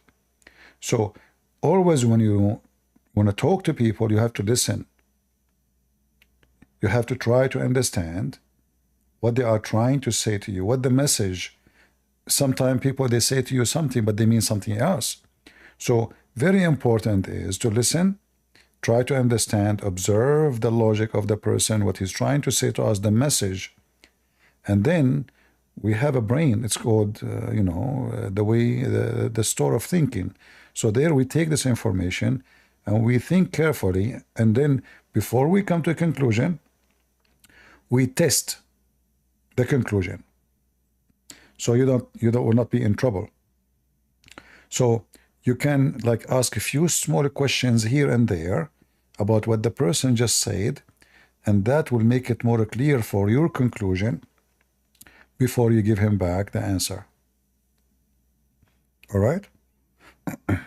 Alright, that's what I need to learn to do. And I live in a Muslim majority country, so I was just sharing a little. I live in a Muslim majority country, so I think I need to learn about. Yeah, you're right. I need to learn to listen and to be careful in responding to, either in private or in a platform. Yeah, learn how to listen, and most important, education. Because in order to share education, you have to be educated, right? Yeah. Otherwise, when Okay, you speak, thank you. then you will speak foolishness. All right, brother. Take care. God bless you. Who is next? Cash. Go ahead. Cash K, are you there?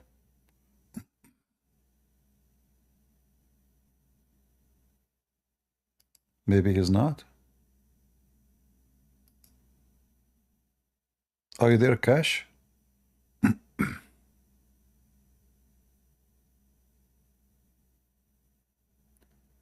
Which picture will put for you here, guys? Maybe this one. Are you there, Cash? All right, maybe Cash is not here. We will let him go until he come back. We have Jacob. Go ahead, Jacob.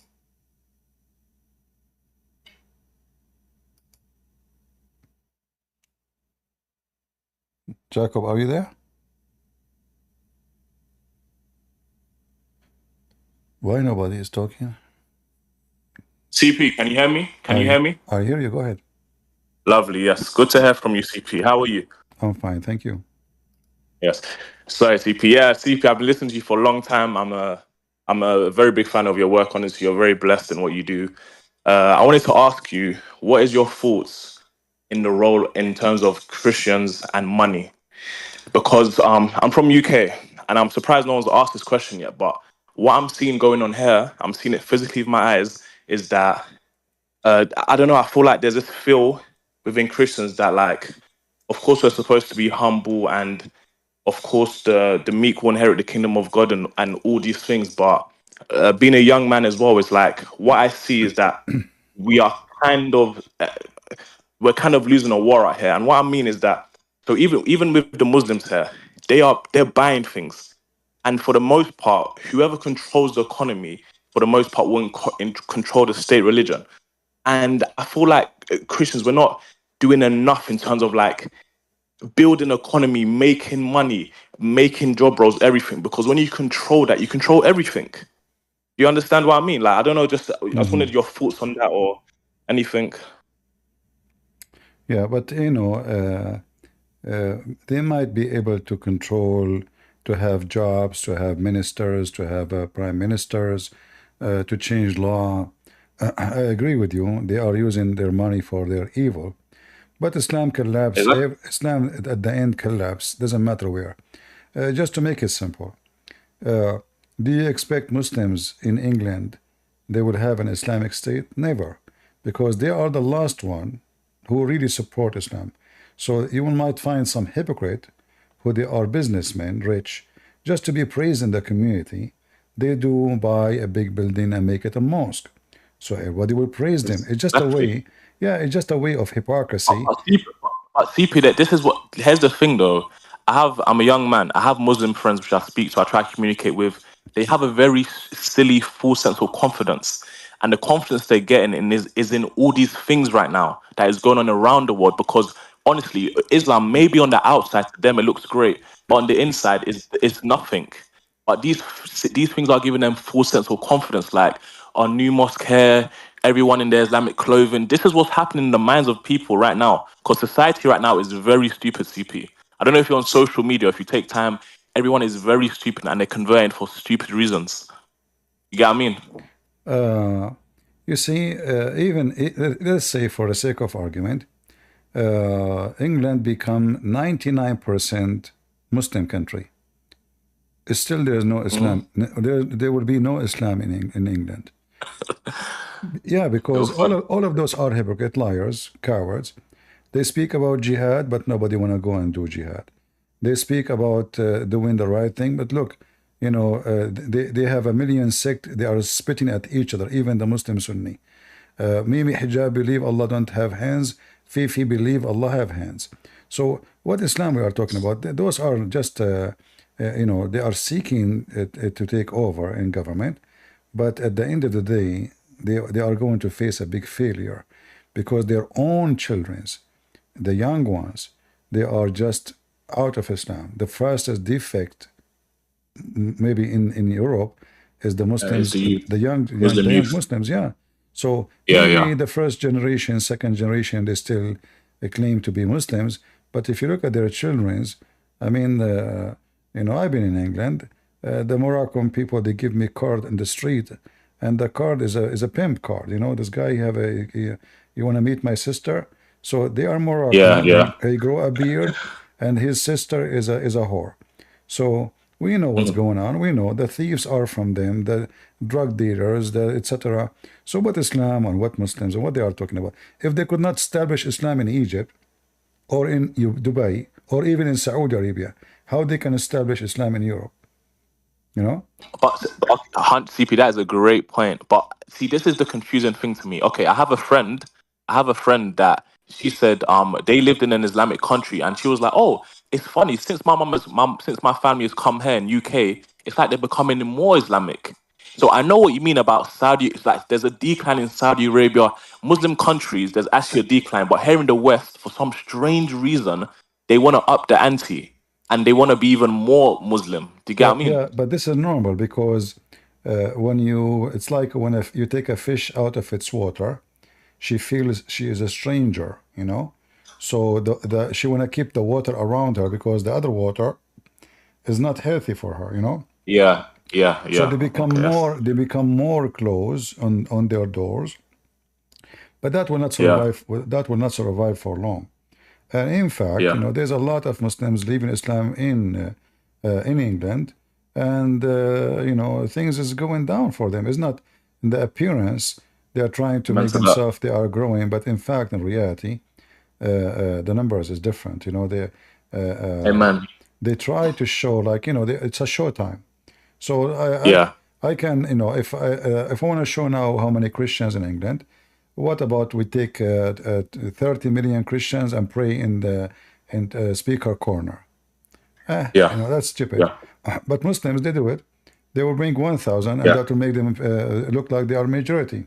Exact false confidence. Exactly. Yeah, but in reality, they are not confident because simply they don't dare to debate you about Islam. And the second you question the real questions, they run away, or they shout loud. They shout loud because they don't want to. It's like Muhammad, he said, according to them, that when Shaitan hear the adhan, Shaitan he fart. Why he fart? Because he don't want to hear it. So every Muslim is Shaitan. He is the one who fart. You go to speaker corner, you show to them the 26 Quran, they start shouting. You know. They run, panic. They don't want to talk because they don't want to hear it. Hey, come here, come out of here. Don't listen to him. So simply they think if they run away from the truth, they can escape. So I'm not really worried about it. For you, you need to spread awareness between the Christians and education, so Muslims cannot deceive more. At the same time, you can win young Muslims out of Islam, and they can join us in the fight against the devil Muhammad. Right? Yeah. Yeah, honestly, yeah. Thank you, CP, man. We just keep praying and trying. Like, honestly, CP, just keep doing what you're doing. You're blessed. Do you know what? We need more. We need more CPs. Honestly, we need more CPs. What Like, you've been about blessed. Even your. what about we say we need more Jacob? Well, I need to get there. Like you said, I need to be educated. You're right. I Well, need to no, no educate problem. myself You see, more. But I'm not born educated. You know, it takes years, and until now, I read every day to learn. You know, I mean, I'm learning still. I mean, the human being, if you think he is learned, yeah, that means he's ignorant. So learning is a process, long, long process. So you know, don't disestimate yourself. You can do. You can change things. It's about you know, one person can make a revolution. make a difference. Yeah, it's You know, true. you It's can make true. a revolution, one person, just one person. So one person is strong, is smart, is confident, is educated. He can change a society, you know. Yeah, yeah, But for sure. one bad fool, like a bad apple, can destroy a box of apples. Why? Because they are okay, but they are not. They don't have immune system, you know. Yeah, All right. yeah, yeah. Thank you, CP. God bless you. Honestly, keep doing what you're doing. Yeah. Thank Have a you. good night. Yeah. Thank you, bro. You're welcome. Somebody posted a book cover, How to Understand the Women.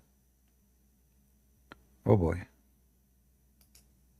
Well, that and I need 25,000 years to do that. Who wrote this book? I bet you the one who wrote the book, he himself is the last one who understand women. I bet you. That's why he wrote the book. He's so confused, and he's so confused how to understand the women. Huh. Otherwise, he would never write such a book. Anyway, okay, who's next? Who's next? Eli, I think Eli. Go ahead, Eli.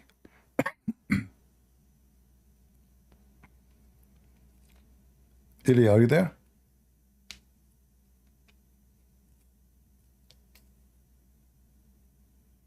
Are you there? Okay, Eli is not there. Who is next? Gilgamesh? Are you there, Gilgamesh? This is where Muhammad, he got the story of the fountain of youth from Gilgamesh. Go ahead. Hello, CP. How are you? Can you hear me? I hear you. Go ahead.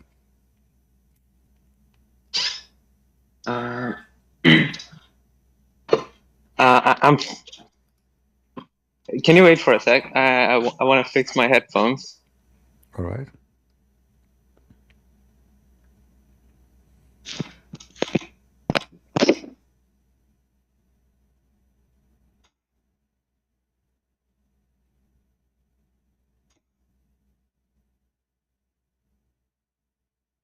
Hello, CP. Can you hear me now? I hear you. Go ahead. If you remember me, I have called you before. Okay. I'm actually an atheist. Uh-huh. So I'm originally from India. I came to Canada, and I'd like to let you know something about the Indian Christian community. Okay. So, but you are an atheist. You want to tell me about the Christian Indian community? Yeah, I was born a Christian in India. Oh, okay. So you talked about the caste system, right? Uh-huh. It still exists among the Indian Christians. Well, this is not. I don't know if you've heard of that part. But if this is true, that means they are still following the paganism of the Indian Hindu. So this is rejected. This is false. It doesn't make them a Christian, and a Christian should fight that if this is true, if it exists. Yeah, it is true. Like there is a denomination called Syrian Christianity. Uh-huh. So there are Syrian Orthodox, Syrian Protestant, Syrian Catholic, but and stuff like that. What does have to do with casting? The casting system is something different. Yeah. I'm getting there. Okay. So the Syrian Christians are believed to be the descendants of the higher caste Hindus, and there's another denomination called Nadar Christians. So they are believed to be the descendants of lower caste Well, Hindus. I don't believe So this is true these because two won't marry each other. my friend, I believe Yeah. that what you are saying is absolutely false because I spoke to a priest from that church, Yeah. from the Syrian, who they are, they converted to Christianity long time ago, by a Yeah, Syrian. Yeah, they don't believe in that because he told me that they have many work they do, going to poor society, helping them, very poor, like people who don't nobody, and they are Hindus. They are not even Christians, so they go to Hindus, and they help them, very poor people. They open even clinics specifically for those poor people voluntarily. They don't charge them money. So what you are saying is absolutely false. Actually, I was born in a Syrian Christ denomination. So my parents used to tell me that yeah, they are just uncivilized people. Don't associate with them and stuff like that. So your parents, they are a Syrian, from the Syrian church, and they said to you that they are bad people. Isn't it you said to me your parents, they were from that church? Yeah. So They're from your parents, they are saying to you they are bad? They say that they're uncivilized No. people, so they are unclean and Are stuff. you saying to me that your parents are uncivilized?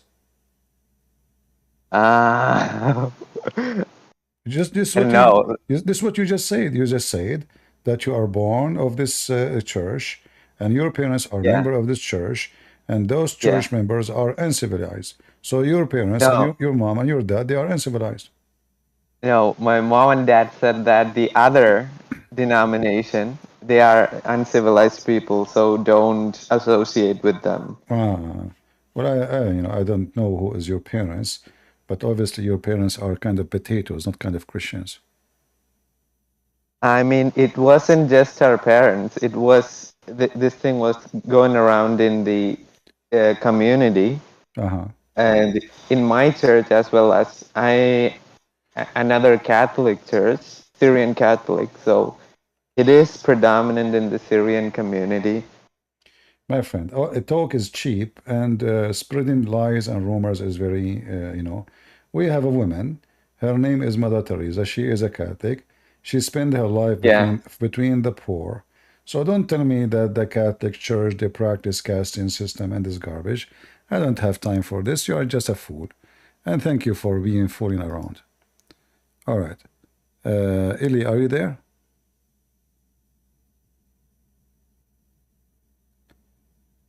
Ili, are you there? You need to push to talk. Yeah, I mean, this woman, she spent her life between the poor people. And then you say to me they have caste system. What are you talking about?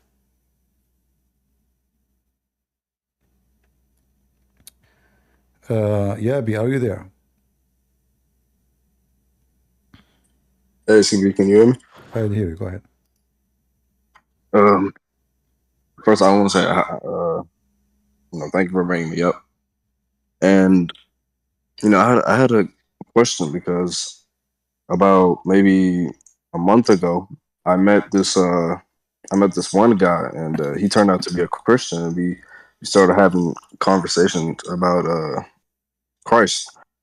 So he invited me to his church the week after, and when I came up, was that they didn't have in service. It was like some people were getting baptized and stuff like that. But then he was taking me around, bringing me to different members of the church, and he brought me to this guy. He said he was the head prophet. Coming from an Orthodox background, I've never heard of a church having a head prophet. So this is without telling me about them, the rest, they are cult. Obviously, there's no prophets, there's no prophecies. This is a scam. stay away from them. There's no need for the rest of the story. Okay, so there's no such thing as prophets and nothing anymore. Well, let me prophesy for you. Joe Biden, he dropped the election.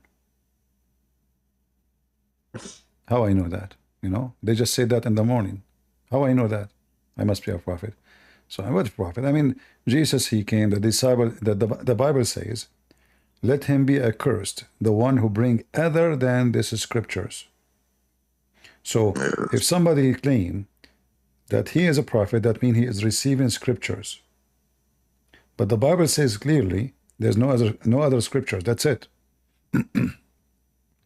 All right? That's true. So anyone will bring us another scriptures, he's a false. You know, he's a scam. It's obvious. And what prophet will prophesy to us? What exactly will prophesy? Jesus will come? What he will prophesy? What he will say? Jesus will die on the cross? He will say he will come back? All the prophecies we need, we've been taught already. So all the prophecy, there's no more prophet. All of this is just a scam, cult, you know, founders. It's about money. And okay, he's the head, he's a prophet now. You know, obey me and a new gang of Muhammad. Yeah. And then he sleep with the women who they believe in him. Yeah, because you know it surprised me because everybody I was talking, they were talking so highly of him, and for sure, for sure. I mean, he is a scam, and you have to convince them for sure. I mean, those are victims. It doesn't mean that those people are bad people, but they are doomed.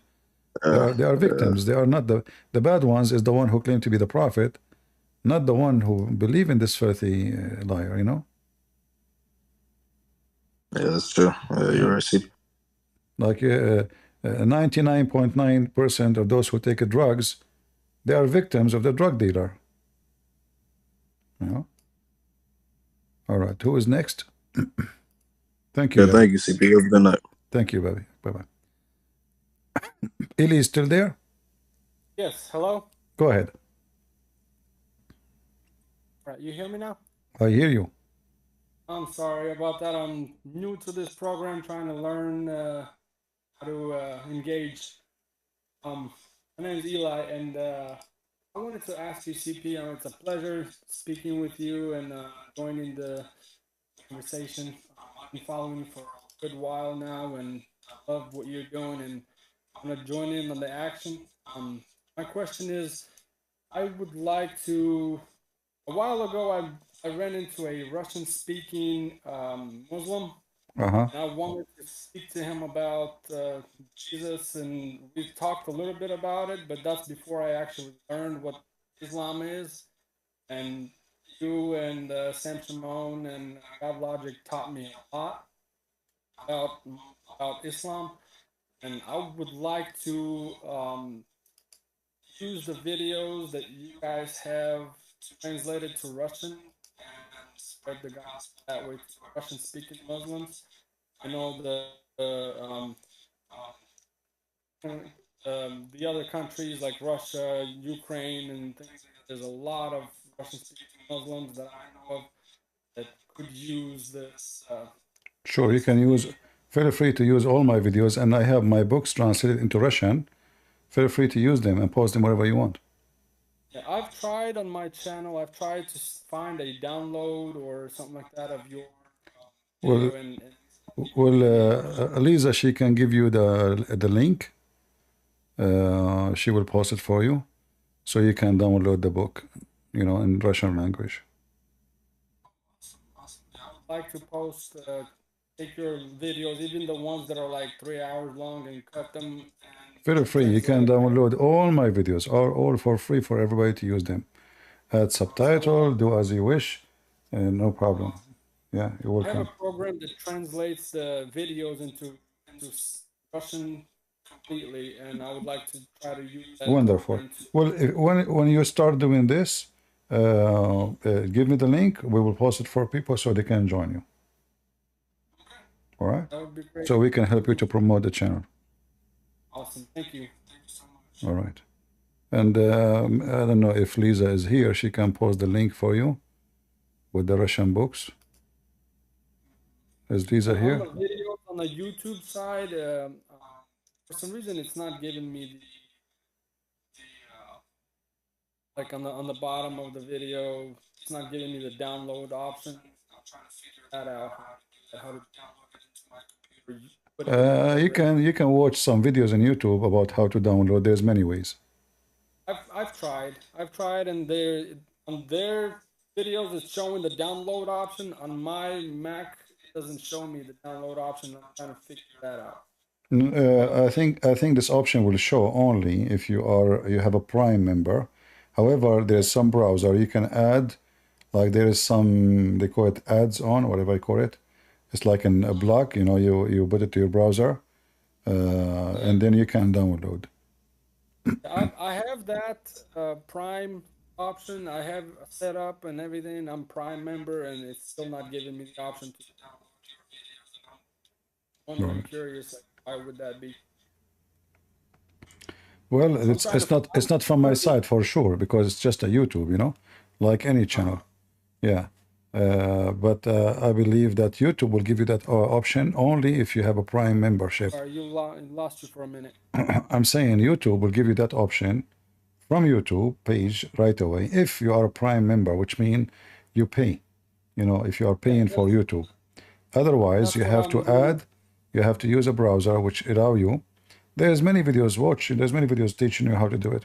I'll keep searching. I'll keep watching. I am a Prime member. I am paying for the YouTube service, and it's not giving me that option to download it. Change the browser. Maybe your browser is not right. Okay. Change the browser.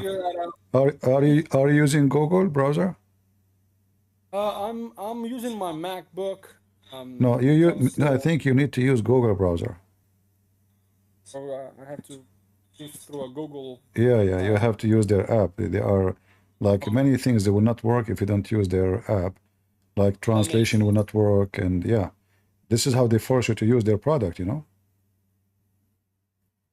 see. That makes sense. Yeah, because everybody's downloading my videos. How they can download it? There's nothing special, I mean, everybody download. Yeah. Yeah. Sounds good. Thank you, CP. It's a pleasure speaking with you, and looking forward to joining the team and spread the gospel and save our souls. And now, actually, my books is available in Ukraine for free too. Sorry, not for free. People can buy it, but for me, I don't take money. I mean, the money go to the church in Ukraine. Yeah. I'm personally in America, and yeah, to reach my community, and reach out, because I felt so sorry for the Russian speaking person I ran across and personally face to face spoke about this, and I was just unarmed, I would say, when it comes to knowledge about Quran, about the Islam, and I had no idea what to bring up to him.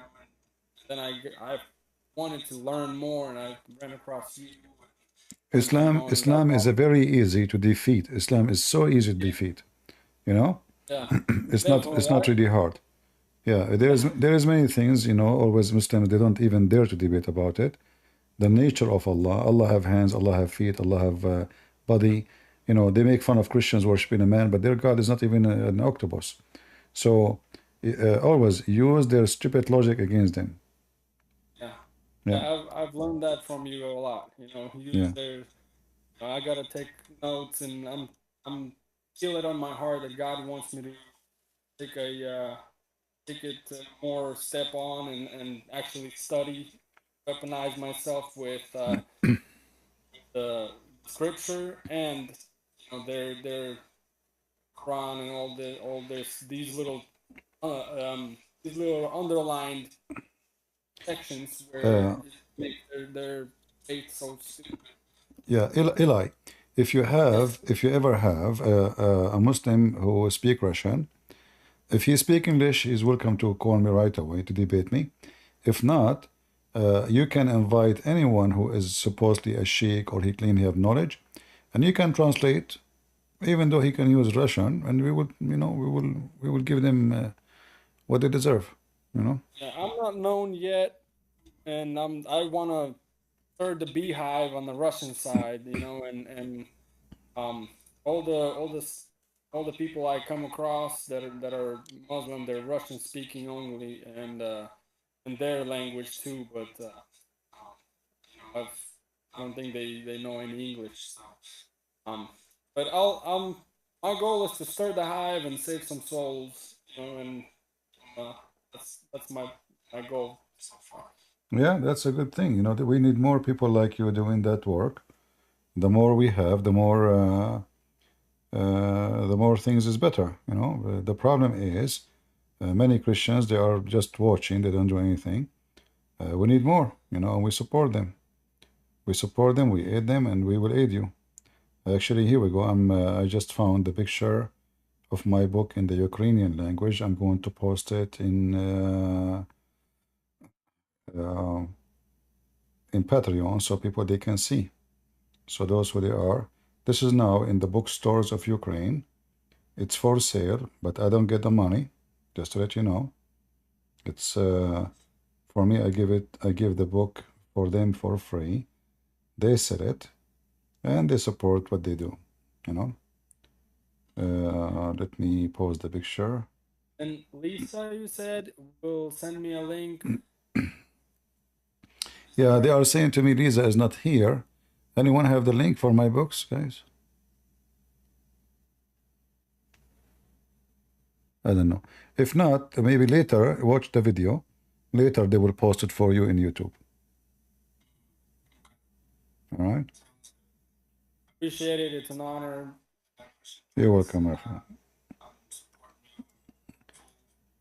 You're welcome, brother. God bless you. Trying to join the fight.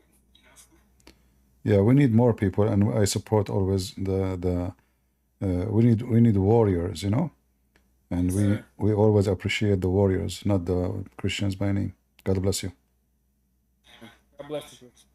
All right. All right. I will post the picture of my book in Ukrainian, which is now sold in the bookstores. But again, this money doesn't go to me. I don't take a penny from it. As I told you before, I support people as much as I can. All right.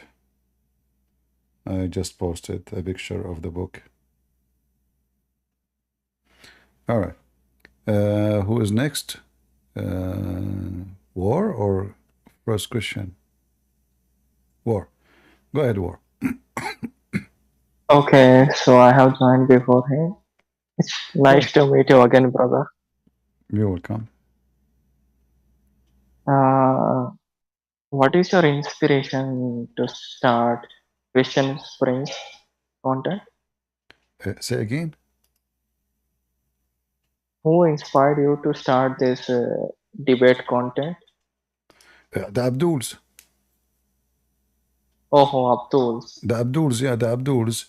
When I first time I get internet, I never have internet before, so I went in the computer, and then there is, what is a computer? I don't know. First time I bought a computer, I turn it on. I don't know how to turn it off. So I took it to the store. Yeah. I took it to the store to return it. I told them I turn it on, and then when I push this thing, it's not turning off. What? No, hold on. The computer is fine. I told them I have to unblock it to turn off. He said, no, you don't do that. So I was like, I know nothing about computers really. And then the internet started. And then I went to a chat room. And then I saw a person saying Shahada. I said, you know what? I'm going to wipe the floor with you. Hold on. So that's what happened. Yeah. But this is in the internet. But before that, a long time ago, when I was a kid, like 19 years old, even maybe younger, I was invited to a house for a very important person, and he have a bunch of sheikhs, and they played for me a video of Didat. They have a Arabic subtitle, so they were trying to convert me. And since then, the one himself who invited me to watch the video, he left Islam and he became a Christian. So I had a success since I was a kid. Even at that time, I did not have much knowledge. And then I start reading and studying more. And this has encouraged me to study Islamic law and study Islamic religion. And I have degrees in Islam, as you know. So, yeah. It was the Abdul. They invited me to do so. Oh, so you have almost escaped from being a victim of a conversion of radical religion. I have what? Sorry? I said you have almost been a victim of being a radical person, but you have escaped from that. Radical person escape? Radical person means Islamic. Uh-huh. I wasn't a Muslim. I never been a Muslim. No. Yeah. Yeah. But you have escaped from the Islamic conversion. That's a great thing.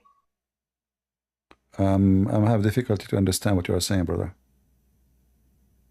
I said you have done good job that you have escaped. Okay. All right. Thank you. From conversion. Yeah. All right.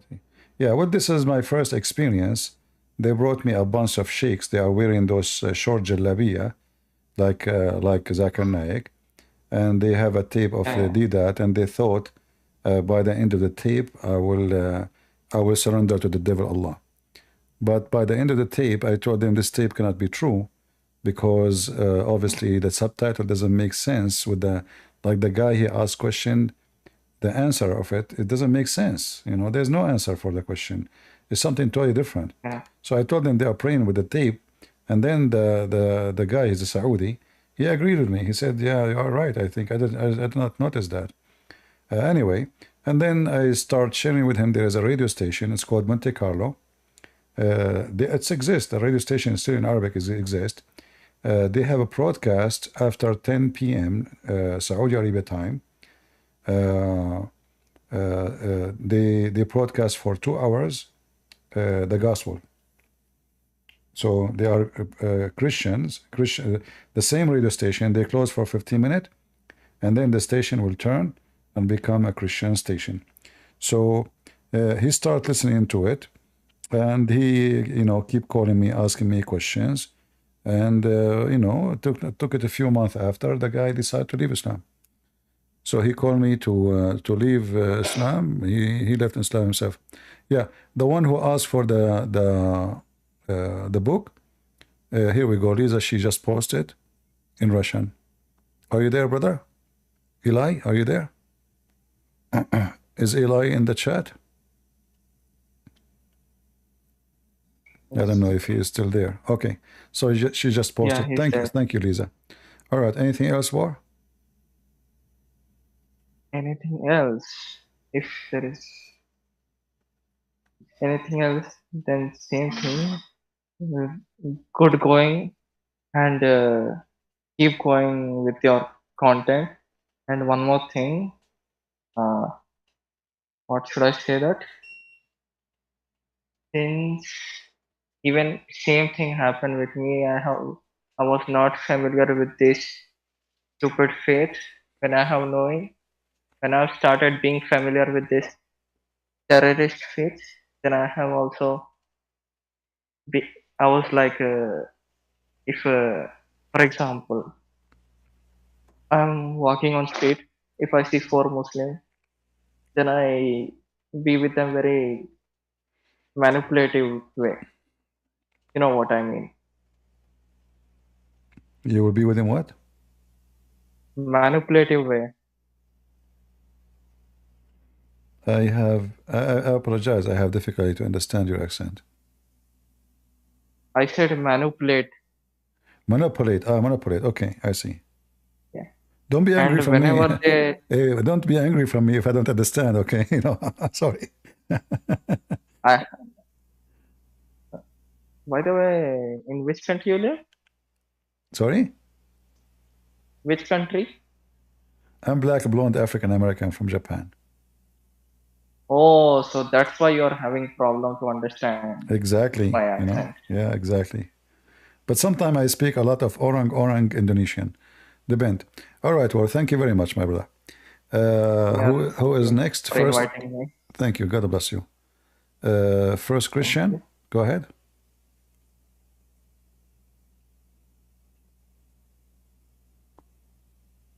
First Christian, are you there? He's got okay. Mala.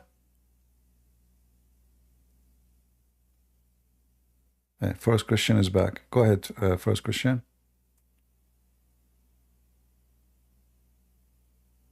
We don't hear you. All right, talk now. Go ahead. Where's my push to talk? What is that? Can you hear me? It's okay now? I hear you. Go ahead. Okay, CP. It's an honor to meet you, and just got a quick question here. All right. I've read all 4 of your books already in pretty quick succession. I'm just wondering, I hear you mention in your book, your next 5th book, in the last few, streams and podcasts, whatever. I'm just wondering how far along you are on your next book, and what is the timeline for maybe being published and purchased? Yeah, I don't know really, because sometimes I am in the mood to write like 10 pages. Sometimes I can't even finish 2 pages. So this is something I cannot really speak of.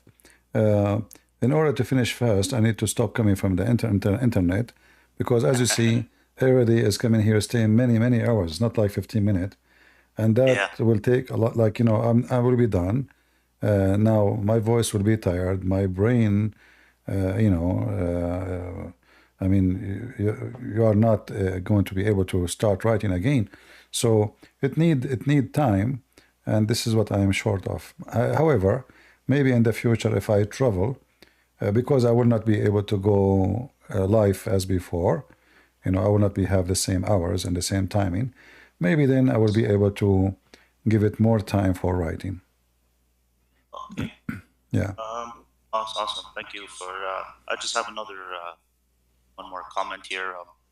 Earlier in the stream, I read a comment, or maybe it was from a past video. I read one of the comments. Somebody was saying how you seem to be easing up on the Abduls as you get older. From when I listened to your streams from a long time ago, when you were younger, 4 or 5 years ago, you were relentless. Now you seem like you're kind of easing up on them a little bit. This is a comment that I read from somebody in the stream earlier. What easing up mean? What does that mean? You're being easy on them. You're not being as harsh and as hard and unforgiving as you were. Depend in that. You see, I treat people depend what they deserve. So if a person is nice, friendly, I will be more friendly with him. If he is, he want to be a bully, I will wipe the floor with him. Absolutely. Yeah. And I know what people say, being easy at the end of the day, is not about being easy or harsh. It's about the accomplishment. Absolutely. Yeah. 100%. And sometimes if you increase the heat under the beef, doesn't make it as good. You have to give it time. Right? Absolutely. Yeah. Slow cooking can sometimes be even better. Depend in the food. Especially if you cook the Abdul slow roast. Yeah, Muslims, because they are deceivers, so you have to wait. It's like making a quicksand. You make the Abdul walk in it. He think he's like, okay, he's winning, until it's time, and then you give him what he is not hoping for. What they came for. Yeah, what they deserve. Yeah. Sir, you got it. All right, I think that's all, CP. I appreciate your time, and I commend your efforts, and you are a warrior, and I admire you greatly, and I listen to your stream every night, and I am hopefully on my path as well to being a warrior for Christ, and I'm into that. setting the truth straight. I'm into that. I support every Christian to do so. Absolutely. I agree. God Thank bless you for you. your time. You're welcome. God bless. Take care. All right. Okay, Mala, you are next. Hi. Hi. Do you hear me? I do hear you. I just wanted Sorry? I've been listening to you. Okay. I've been Your internet is bad, Mala, sorry. doing I don't hear you, Mala. Maybe if you have too many application, close them down so you can internet can work better.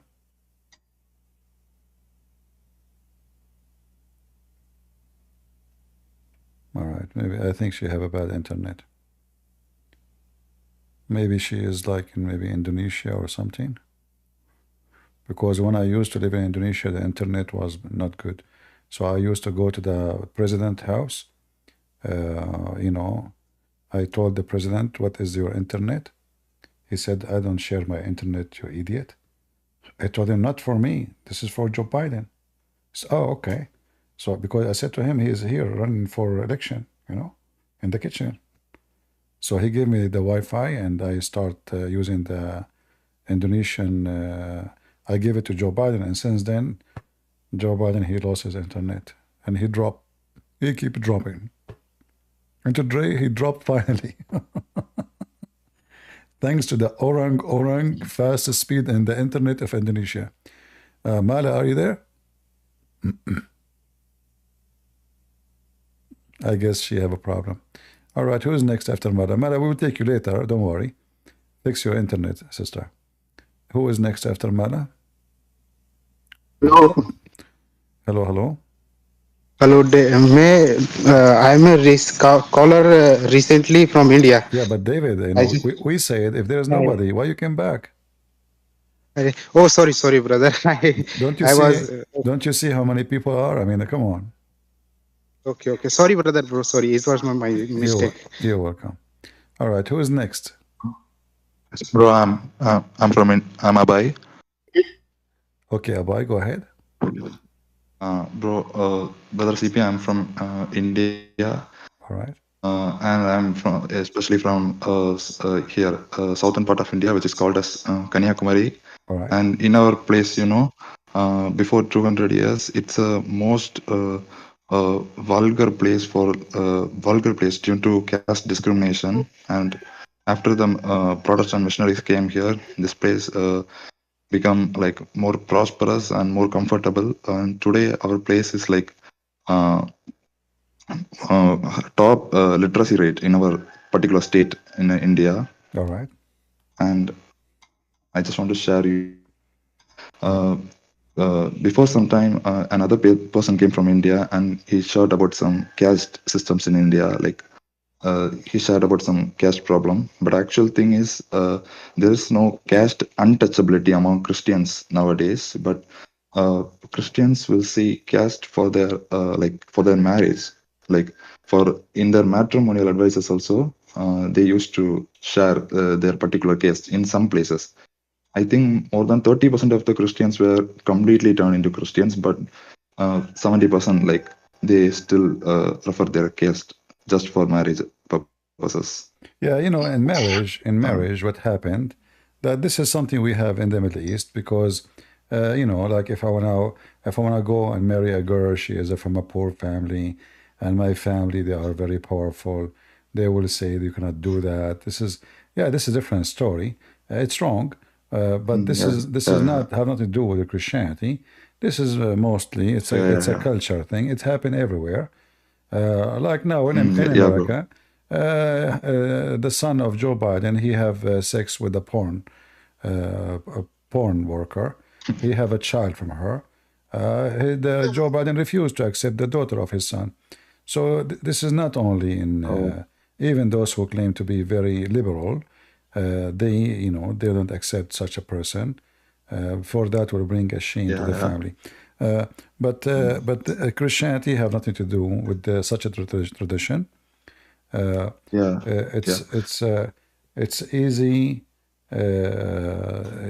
to go back to be under the influence of culture, unless you decide to be free totally by the Messiah, and that will make you born again. Because born again is just not accepting Jesus. You have to be born again with everything. You have to refuse all bad pagan practice used to be done in your society, including casting system.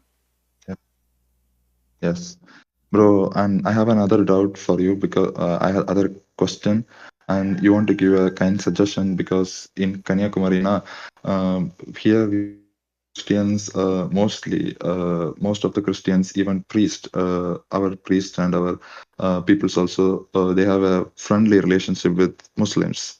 You know, we both are minorities, but in particularly in our place, Kanyakumari, the Christians are the majority because of the Protestant missionaries who came before 200 years and because of their service. So in our complete state, Tamil Nadu state, the Muslims are like our friends for friends for Christians because of the some of the RSS fascist powers for against RSS powers. So Muslims will help Christians and Christians will help Muslims. So I have some Muslim friends. How can I share the gospel to them? Because because there are in the social structure we are mutually helping each other, but they are firm in their belief. How can I share the gospel to them and bring them to Christ? Will you give some suggestion? Well, a Muslim being a friendly, I think that because he is a minority, not because he is in the majority. If you switch the case, the same friendly person, he will be the one who burn your house. So we need to understand that Muslims are not really, they are not doing that because they like you, but they are minority too. And minority, they side with minority, so both minority can stand against the majority. So we have to be smart and vigilant and not to believe. For sure, for us as a Christians, we love to be friendly with everybody and help everybody, including Muslims. But we know that Muslims don't believe in that. So we should not let them fool us with their some actions, for this is fake. Number two, how you can introduce the gospel for them by being a good Christian, by being loving and helping, and at the same time, when the moment come, you share and you stand for your faith. You don't compromise. So if a Muslim, you call him your friend, he said to you, Jesus is a prophet, then you have to show him that Jesus is not a prophet. In fact, he is his maker. So you have to stand for your faith, and then you have to confront him with his false book. So don't open a topic unless you want to take it, let us say, to where it should be. Which means if you are not willing, if you are not willing to offend, don't talk about it. Oh, okay, bro. Bro, CP, I have another doubt because before 1 year, while I was studying +2, means higher secondary, 12th grade, in a school where I have a Muslim friend.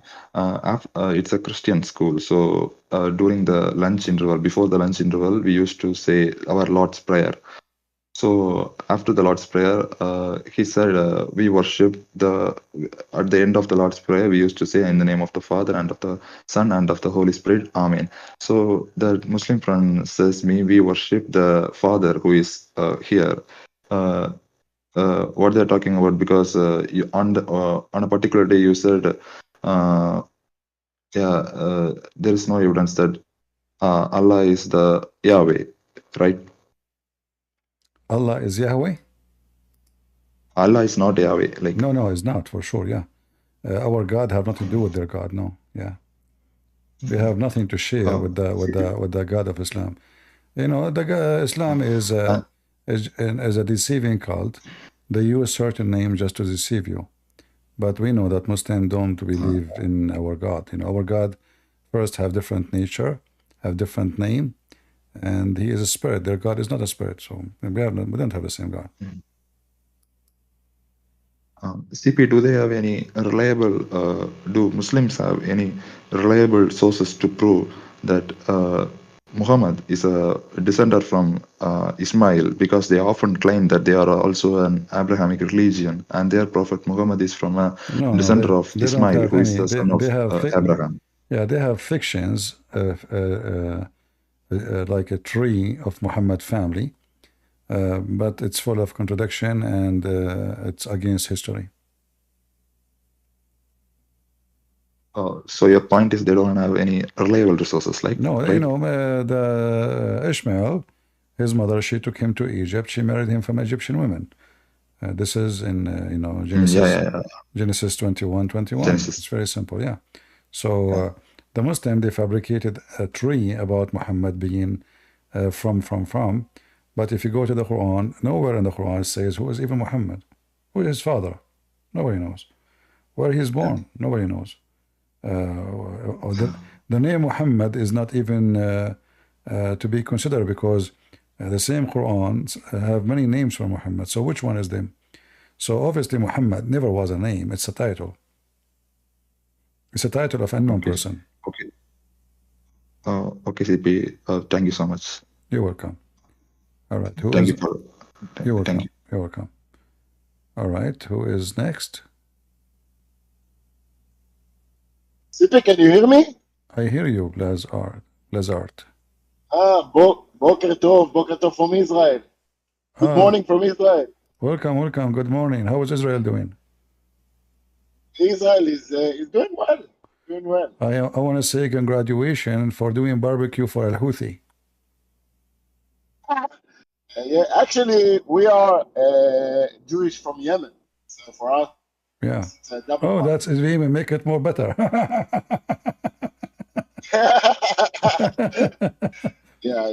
Yeah, I mean, this idiot, you know, those idiots, they think if they have a little, like a Kalashnikov, they think they can control the world. Yeah, they don't know what they are facing. Yeah, this is actually, the Israeli, they should do that long time ago. The reason those people, they are being aggressive, because Israel... Yeah, this is the problem. The problem is... The problem is Netanyahu. Netanyahu is being subdued to Biden. He keeps saying to him, don't attack back. It's time to attack long time ago. It's overdue. If you don't show them what you can do, they will never stop. Yeah, but the problem in Israel is that you have many powers working together. So you have Netanyahu on one side. This is you have to not unite. I understand. Yeah. Anyway, so what do you want to share with us, brother? You have to imagine. Yeah. First, I want to say thank you for being always online, and I'm following you for a couple of years, and I love your shows, and it's very educational for me. And I wanted to invite you to Israel. Oh, I'm coming. That's it. Yalla, come. Where you live in Israel? If you come. Where you live in Israel, if you don't mind to say? We live in. It's a small village. It's actually a village of Jewish people from Yemen.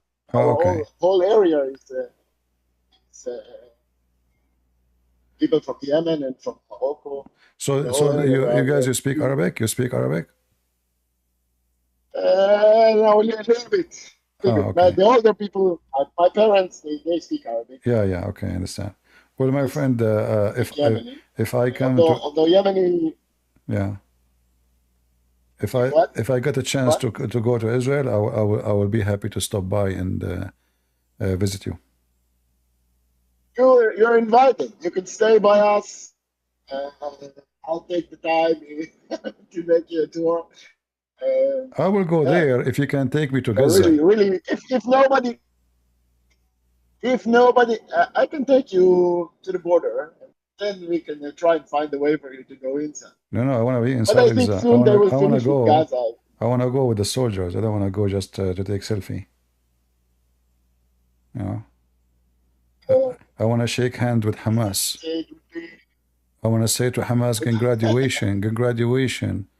You brought the Jews to your homes, and they are... Huh? You can come and you can try to open the Foreign Legion. But I think if you wait enough time, the Arab from Samaria will try to make a move, and they will come to you. You don't have to come to them. All right. Well, if one day I went to Jerusalem, I will be happy to meet you, my friend.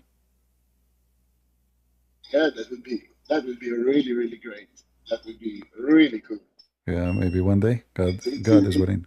It's funny to when I hear you, I hear like people from here. So it's really cool. The same mindset and everything. Wonderful, brother. Well, say hello to everybody in Israel and tell them they got my support. We pray for them. Thank you. We need more action. Thank you. Thank you. May God bless you. Really, you're always invited. Always. If you need a place, we drink a coffee, we take it to the best hummus, some shawarma, everything we'll take it for the grand tour. Now we are talking. I'm coming tomorrow. Come. All right. We're living in the area of Bet Shemesh.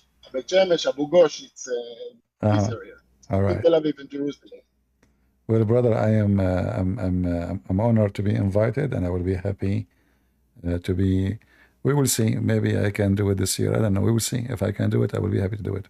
Thank you for the invitation. Sippy, come. Please come. Do it. All right. I will. All right. We can discuss it some other time, maybe, see how we can do it. All right. Thank you, brother. Okay. I will write you in private. All right. Okay. You can always contact me in Patreon. Yeah. Okay. Yeah. It's the better way. I will try. Yeah, because here I have thousands of messages. I don't even read them because it's too many. Okay. Yeah, I receive messages here in Discord. I mean, people here they text me in Discord. Even if somebody, his nose is running, he say, "Hey, Christian Prince, my nose is running," in the chat. Somebody kicked me out. So like. It sounds like a good dog. Yeah, some like. This is why I don't read the messages here mostly. Okay. All right. But anyway, you can send me a message, no problem. Then I will try. But okay, cool. All right. God bless. Anyway, CP, thank you for everything you're doing. God bless you, and everybody here on the chat. Thank you. Take care. Take care. God bless. All right. Bye-bye. Bye-bye. All right. David is back. Go, David. What do you want to say?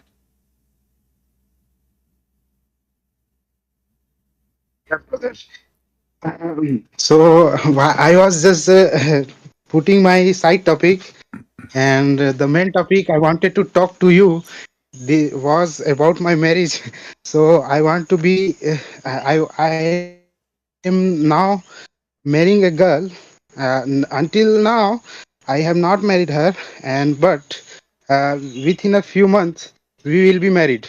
All right.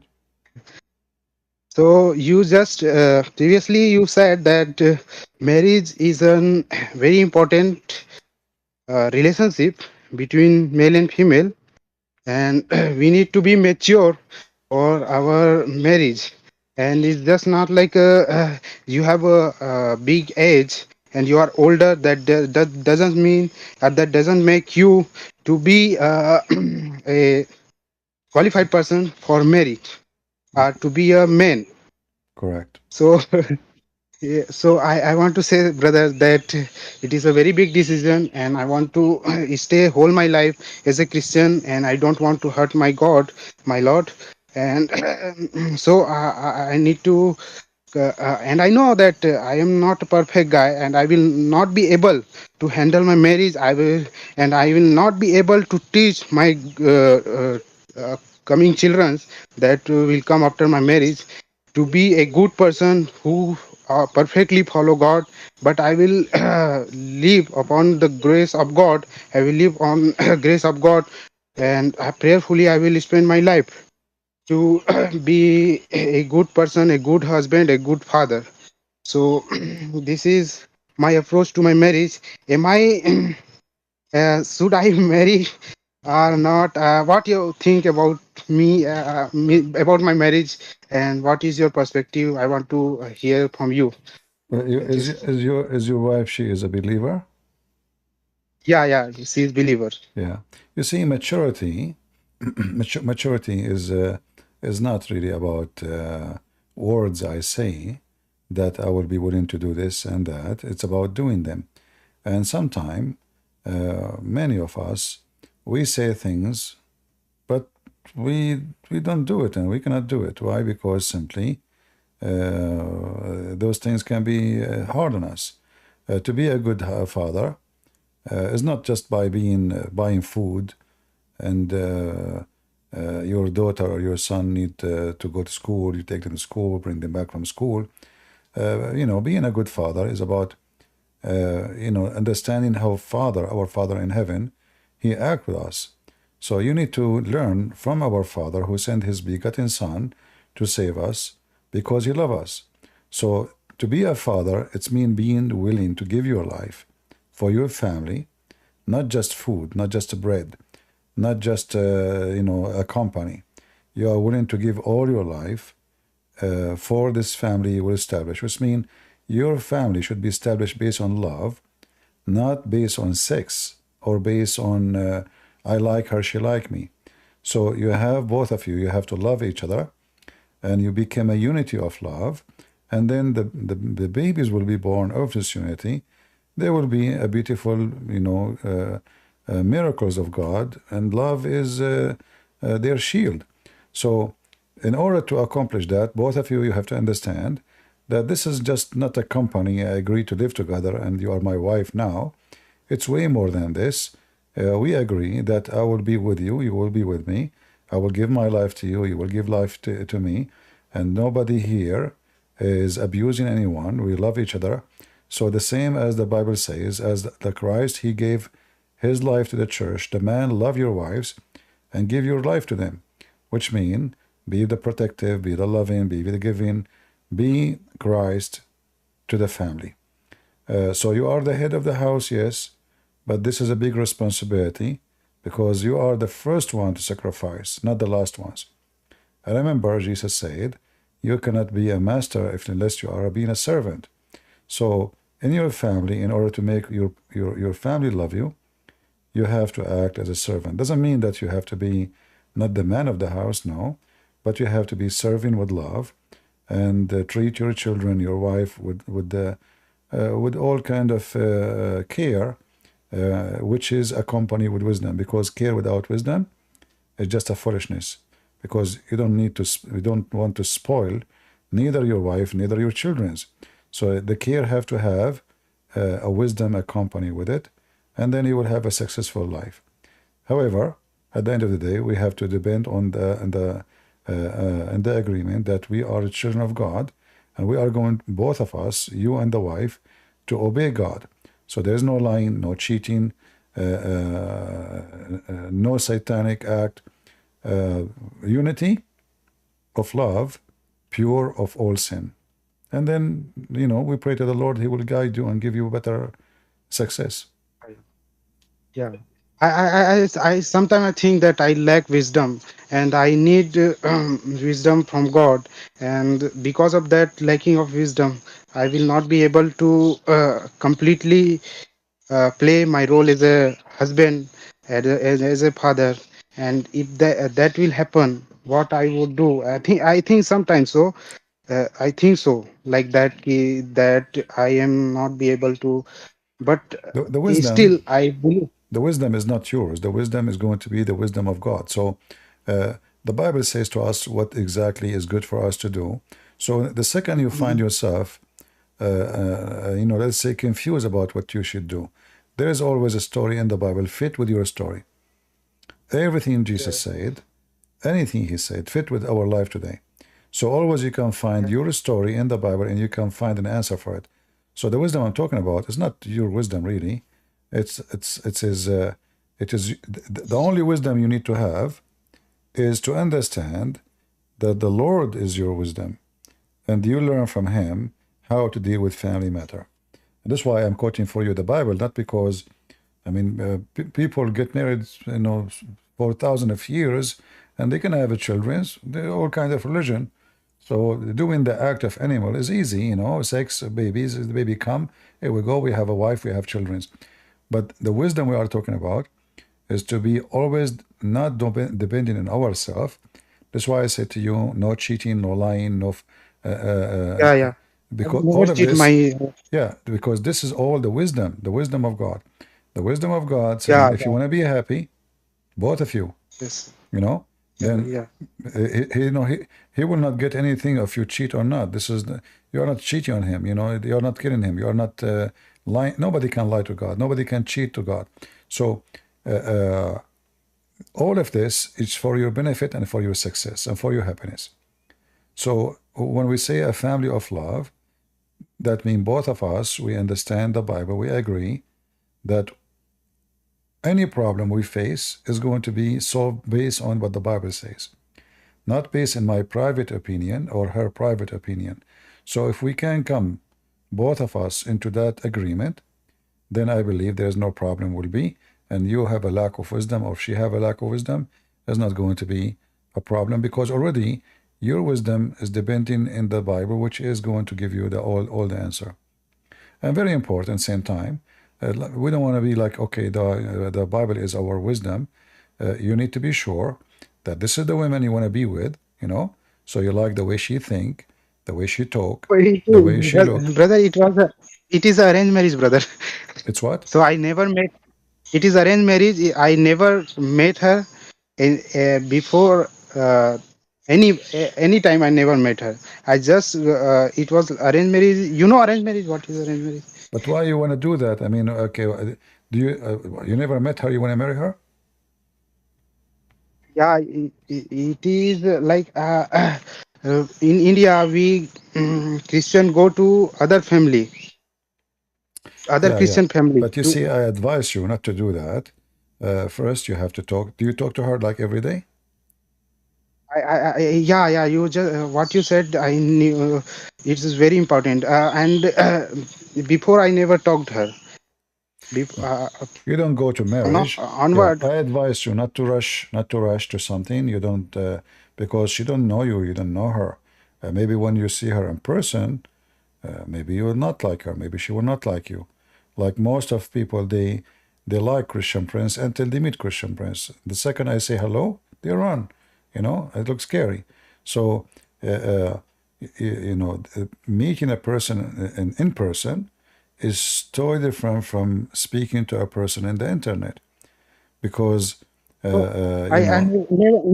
had never spoke to her on the internet. I just our family gone to meet her family, and her family came to meet my family, and this is how in India the marriage runs. No, this is not right, my friend. You should talk to her. She don't have internet. I don't. I have internet, what about and her? I can talk.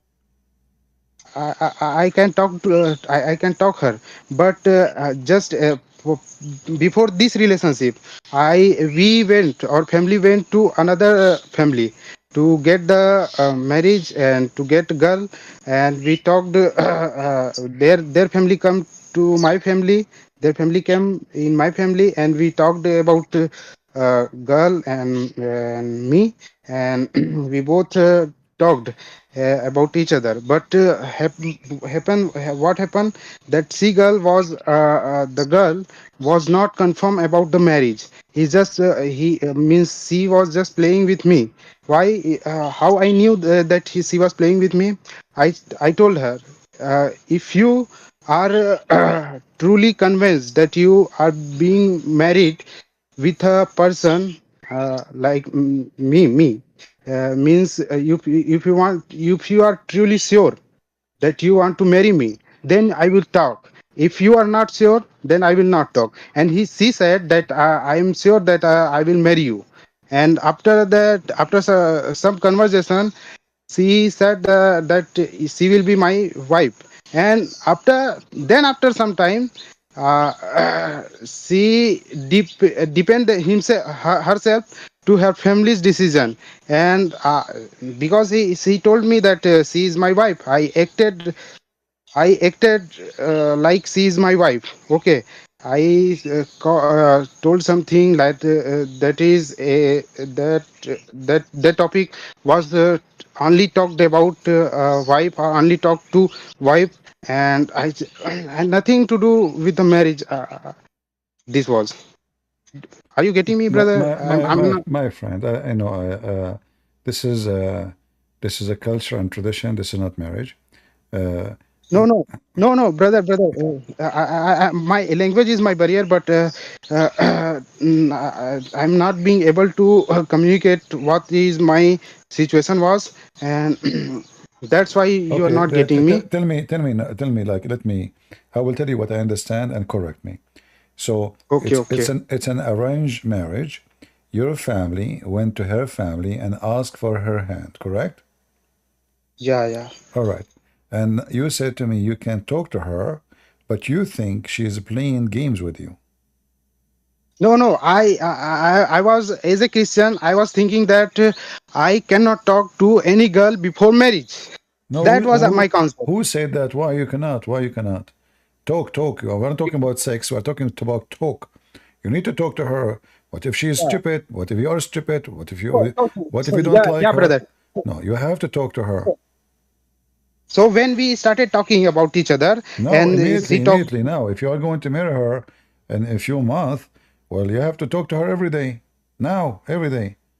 So go talk to her, ask her serious questions, let her ask you serious questions, see how much you like her, how much she like you. We are not saying do anything wrong. We are saying understand each other, talk to each other, see maybe she is not the one you like. Maybe you don't find her attractive. Maybe she don't find you attractive. So it's not just my parents go. Well, is your parents going to marry her? No, it's you. It's you and her. You will spend your life together. So who said that we Christian cannot talk to a girl before marriage? Talk. We're not talking about sex. Talk. You talk to her as much as you can. You know, she is Yeah, now suppose she is your fiancée. So this what you yeah, talk to her. You understand her. You ask her serious questions. She asks you serious question. Don't talk to her and ask her what kind of food she like. You know, I mean yeah, yeah. this is not important. But maybe I'm sure the answer she will say like I But like but curry. but when Yeah, yeah. But when I was talking to her, see, this was biggest problem, brother, in my life. Now I am facing with. So I thought that it will be great to talk to Christian Prince about this, and I was waiting for a chance that I will get sometime or someday that I will be able to talk to Christian Prince about this, because there is no one I can talk to about this kind of thing. Because many says that before marriage, even if you go to get the hand of a girl for marriage, the relatives, the girl's relative means their father or family members will tell you that there will be no talking before marriage. This kind of stuff. So I thought that this was means this is an immoral act for me or for her before marriage. If I will talk to her, so because of that I never talked her. But when I started the girl just uh, the girl who came to marry me, and he tried to contact me. We are talking about the girl. That girl came to me, and she called me early, and I started talking to her, and she told me that what are you doing, and what you think about, and what it. So our talk goes for 3 days, and then uh, within 3 days I dislike something from her actions. Like she was telling everyone, and she's working in a area where all is Hindu, and they don't know the morality, what is the Christendom, and how to act with each other. And so the girl was behaving same as they are, like addressing them like if someone is a brother, is someone is smaller in age with you, then how you will say to, how you will address him. I will address him like You should not marry her. If you are yeah, yeah. saying there is something wrong in what she believe, then you don't fit. Even brother, even if I'm wrong, I told her, please, if you are sure that you are my wife, then I will talk to you as a my wife. And as I started to talk to him as my wife, she was not convinced, but she was not convinced to be my wife. But she acted as a my wife. Means the act should be with the couple, with the husband and wife. That was she did with me, but she was not convinced about our marriage. What about this? I don't think so that You was should that not. girl was. You see, I cannot tell you what to do, but I think this is not a marriage. This is far from marriage. You need to find a girl yourself. Stay away. Don't go by parents finding you a wife. You find a wife. You know But you. brother, nobody, brother, since I am Christian from 2016, I found that no Christian here. When I was studying my graduation, I saw the Christian girl chasing after the girl, the boys who are not a Christian, means they are Gentiles, and nobody was liking me. Means nobody Well, liked me. okay. If nobody like me, well, I will not. Still, I will not jump into marriage because nobody here like me. I mean, the girl there, she don't even know you. You don't know her. You don't want to, you don't want to jump into something you do not know what is going to be. So what about you go to India? You know, stay there for some time. Try to find. You go to the church, meet people, see people. Maybe you will find a good girl. She like you. You like her, right? So go there and find your bride, but not your parents looking for you, someone you never met. You need to know the person. You need to know how they think, how they act. You know, are they selfish? Are they greedy? What she want from this marriage? It's not just getting married. Yeah, yeah. All right. So the relationship that is being established from about the particular relationship that is now is not confirmed, but is being to be it is about to be confirmed. Should I talk to the girl about that relationship? And because see, the girl, I think so that the girl who is going to be married and to whom I am going to marry is, I think so, that good. She's a good girl, sir. Brother Christian, please. Well, I advise you still. I don't know. Like if she is good, you will make decision who is good, who is bad for you. But you better talk Yeah. to her, and it's better if you meet her in person. So if I am you, if I am thinking about this girl, whoever she is, I go there, I take my time, we go drink coffee a coffee shop, or spend your time, talk for hours, exchange ideas, a thought, because soon you will be under one roof together. And then what you will do, I mean, you cannot just get divorced if things is not what you want. So I advise you to go there, not online. Go there, to your homeland. Know her, by talking to her. Go every day, drink coffee in a coffee shop, in public place. You're not doing anything wrong. Just do the right thing. Just to Yeah. know her, to know you, and then you can make decision. Otherwise, you are making a big mistake. All right? Yeah, yeah.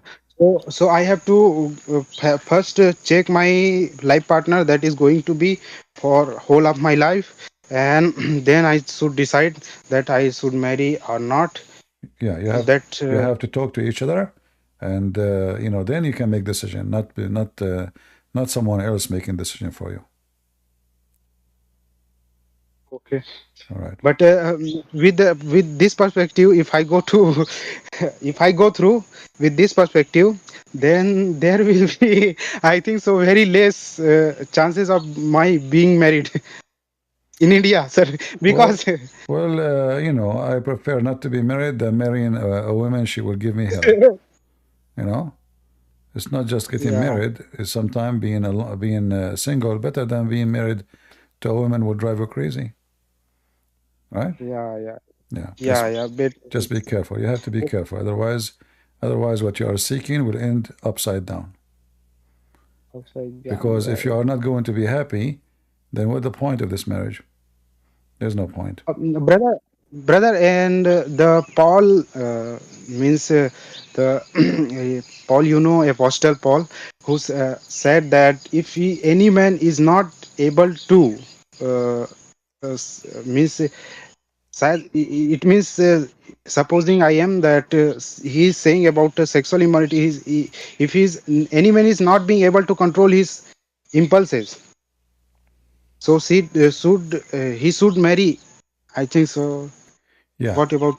Yeah, you know, if you go in First Corinthians, speak about that. But the important for us, nobody is Yeah, saying yeah. that. Nobody's saying they should not control.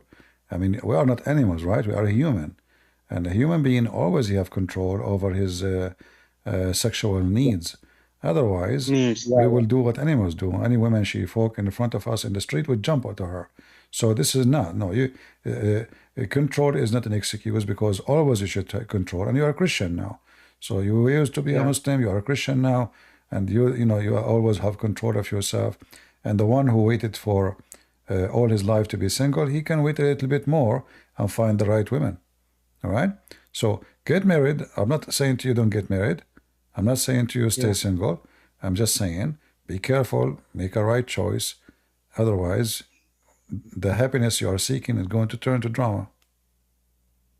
yeah, yeah. All right, David. Okay. But now now my age is 27, I think so, sir. 27, and You so are still young, so you have time. Don't worry about it. Take a year or two, and you will find a woman she like you. As long you don't look like me, you will find a woman. Don't worry. no, sir. Who knows you? Who knows you that I this man know is I know sleeping? myself. Don't worry. Yeah. All right. Let us take this. Thank you, David. Thank you, brother. God bless you. Good luck. Just be careful. All right. Mala, are you there? Did you fix your internet? Mala?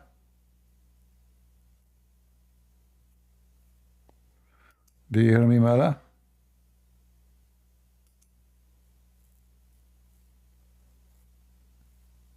Hello? Hello. Hello, hello. Hello, do you hear me now? I hear you. Go ahead. Hey, Christian Prince. How are you? I just wanted to say hi.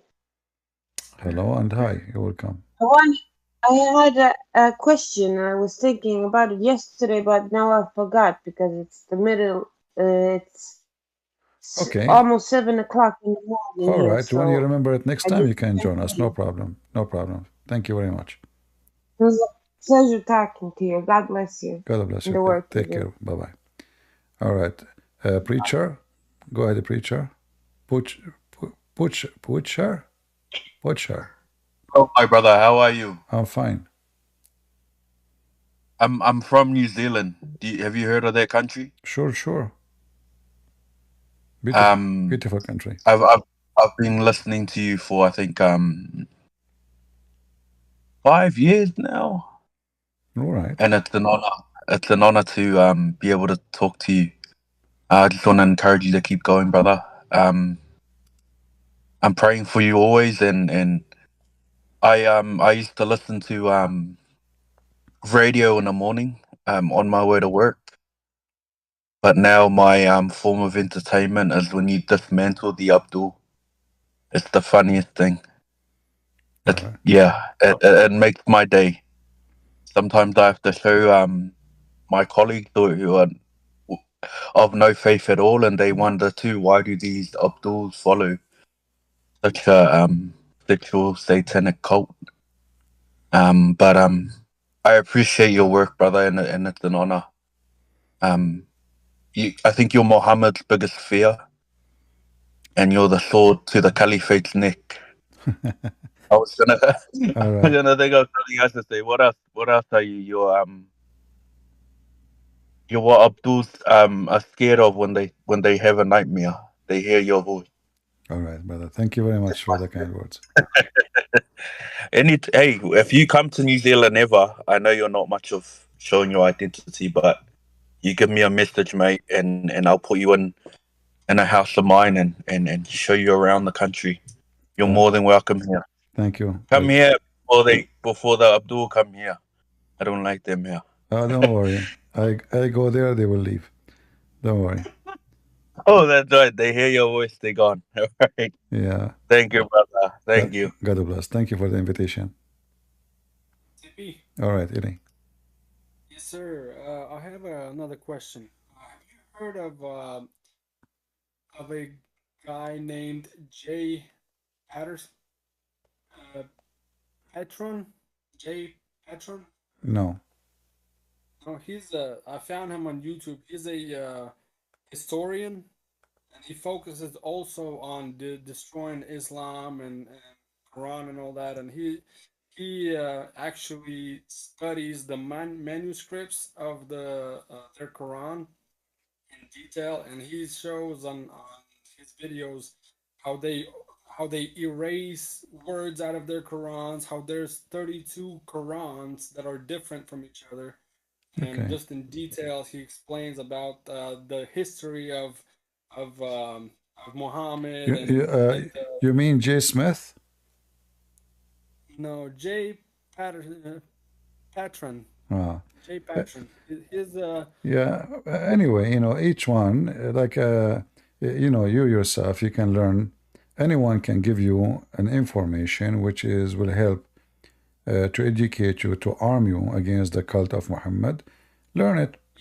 As long as truthful. Be careful, because sometimes people, they bring theories and fictions.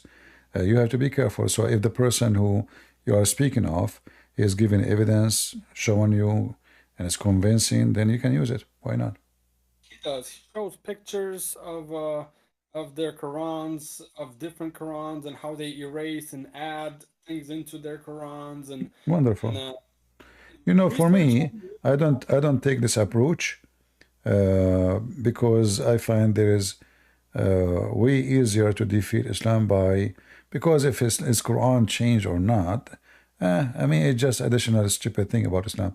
But it's better for me to debate a Muslim who believes the Quran is not changed from someone who believes the Quran is changed. Because then, anytime I show him a mistake, he will say, okay, Quran's changed. So I prefer a Quran never been changed believers than those who they start saying Quran been changed, because then they will switch to the mood of excuse, saying, oh, this is not Allah then. This is the one who changed the Quran saying that. So it's better for us is to focus in what is they have in their book now and what they believe, not in what this J. I'm not saying to you not to learn from him. No, learn, educate yourself. Education always good. But there is the method, the best method to destroy the garbage of Muhammad is to use his garbage. Not to say his garbage is not valid. Let them say it's valid so we can use it. Yeah, I agree. I'm gonna post a link to his YouTube, but he does the actual research of history of Muhammad and Okay. where, like all the in the Yeah, dates. those kind of things can help in academic study. What we do here is different, Yeah. I was just wondering, like, I wanted to know the history where all this nonsense coming from, and he helped me a lot to finding out the more details that I didn't hear anywhere else Okay. about their book and this Muhammad, and he shows the actual proof of the history of all this, and that it's all a myth and a lie, and there's a good chance Muhammad didn't even exist, and the Mecca was just integrated. There's no ports in Mecca. It's way too low for them to move the products around it. He talks in detail of the maps and how the market was going around, and when the books were written, and which areas were like 1,000 something miles away. They were written from Mecca, so they weren't even written in Mecca, and their Qurans were written 200 years after Muhammad was dead. So it's like All right. Again, for me, those things, I will never use them, because we're talking to people who believe in a book, and they don't believe in any of what you are saying. But those can be useful with somebody when I get extra details and to prove to him that what he believes in is invalid regarding history. Again, if you want to debate Muslims really, you want to defeat their cult, you use their cult. You don't say to them, your book is not valid. Stay away from that point. Unless the topic is about that, If the topic take you in that direction, then you go there. But in order, like for me, the easiest way to ask a Muslim which one Allah created first, the Quran says, if this is a book made by other than Allah, you will find in it a contradiction. Okay. Now, which one Allah created first, the stars or the mountains? Very simple. There's no need for history, document, research. Here we go. In 2 seconds, we will find the answer, and then Islam is doomed. All right? Yeah. Makes sense. All right. Good. Thank you so much, Christian. You're welcome. All right. Good night. All right, guys. I think we have enough for today, didn't we? We have Haq. Go ahead, Haq. Hello, CP, am I audible? Yeah, go ahead. Hi, CP. I'm from India. I had spoken to you about 7 to 8 months back. I think somewhere around December. December, January, like that. I had come to debate you. All right. I want to tell you that you may not remember me, but I was a born Hindu who had started studying Islam and was on the way of on my way to taking the Shahada. Okay. The one thing that stopped me was my family. My family are devout Hindu family, and I didn't want them to come to know. But then I was like deeply into this, so I was following these Dawa channels and all of that. And accidentally, I came across through YouTube suggestions. I came across ex-Muslim channels. So I wanted to, I want to see their argument as well. What was the reason why they left Islam, and I want to listen to the counter argument to Islam. So that's how I came across your channel, and I joined your Discord to debate you. I had actually debated you early January like that.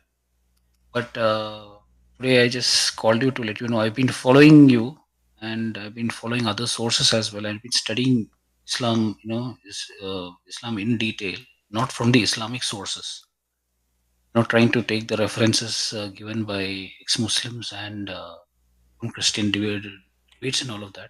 Okay. And today I called you to let you know that I've left Islam completely, and because all these years, I've been listening to the Muslim sources and the Islam that they taught, and the ones that you and the other Islam critics shows entirely different. There were a lot of things that were hidden from me. I had no idea about it. So I just called to let you know that just to show my gratitude and thanks, because you showed us a lot of things that we had no idea about. Something that I wasn't told or I wasn't taught at all. So I took all the references that you exposed about them, and then when I approached their channel and spoke to them, they would just get mad at me and just kick me out. Yeah. So that's when I realized that these people are actually hiding a lot of things from us. They want to show the present. They want to present a different form of Islam compared to what really is written in it. And to me, what really baffled me was when I read about the life of Isa in the Quran.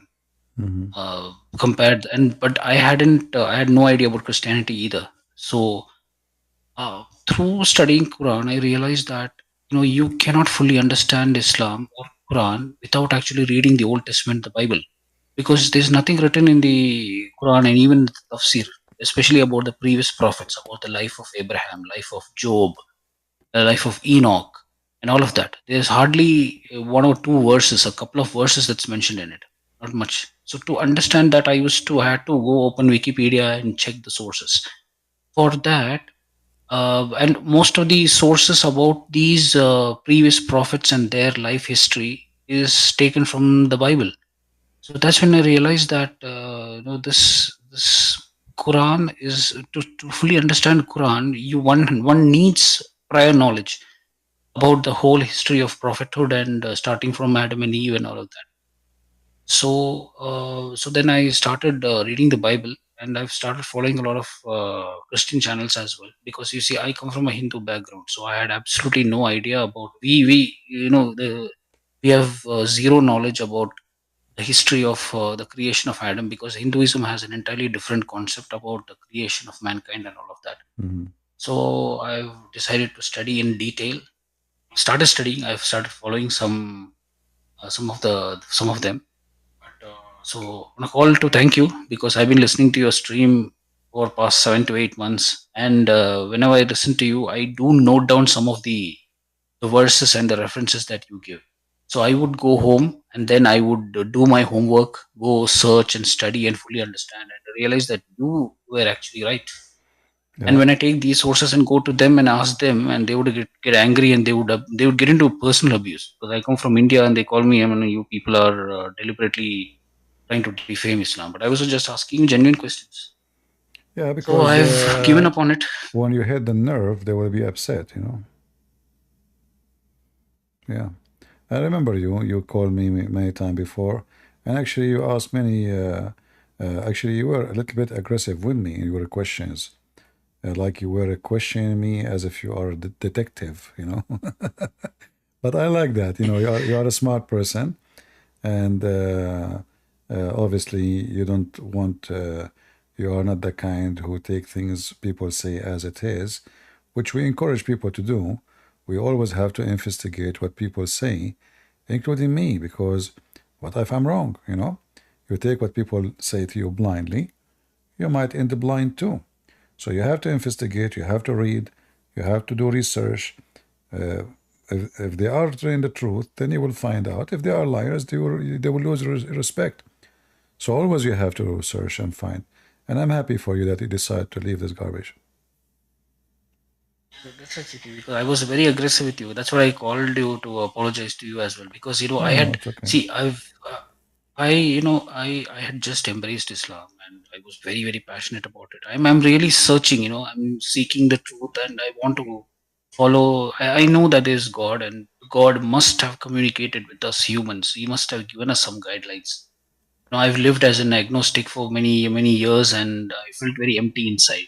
I had absolutely no clue about my purpose in life. What am I doing, and all of that. That's how I came across, and I actually fell into that trap. I would openly say, because this happened during the time of the World Cup, the Qatar World Cup, and social media was like flooded with Islam, and also the Zakir Naik had held an event, the opening ceremony of World Cup, where he was talking about Islam and how Islam can change the world, bring peace, and all of that. So that was what caught my curiosity and started studying into it. I was deeply into it, but it was my fault that I should have looked into the counter argument as well. I should have seen okay, I've been following what Islam says, but I should also have listened to what the the ex-Muslims or people who have left Islam has to say. What is the reason? So that's how. So that's why, because since I had done so much work to become a Muslim and to properly study it, when I heard the way you were, speaking to the Muslim, debaters, so I was a little upset. I was very passionate about it. So at that time, it was the same. But listening to your arguments and all of that, it made sense. That's how. So it's called to apologize you as well. No problem. Well, my friend, thank you very much. God bless you. And we hope that you will hear more good news from you. And maybe you will accept Christianity soon. We will hope. All Yes, right? yes, CP. I have one last question to you. That All do right. you have any other channels or any other sources where I can join, so where I can question them? Because I've started studying the Bible myself. If I have any questions, I can I, directly I, into it, I just like you on really, Discord I server. cannot recommend anybody because, the world today, I cannot really put my trust in anybody. So you have to find that yourself. I advise you to search and see, but I advise you to read the Bible if you want. And then when you have a question, there's many Christians website to answer and give interpretation for the Bible. However, you have to be careful. There's some cults. They are not Christians, like Jehovah's Witnesses, Mormon, etc. Those are not Christians. So anything else is good to go. The This same is the same you did to learn about Islam to be false. You need to study and search the Bible and see if the God of the Bible is a true God too. The same you study. Don't convert to a religion without knowing. Don't say, this is about God, not about football. So It doesn't matter what people they say to you by advertising.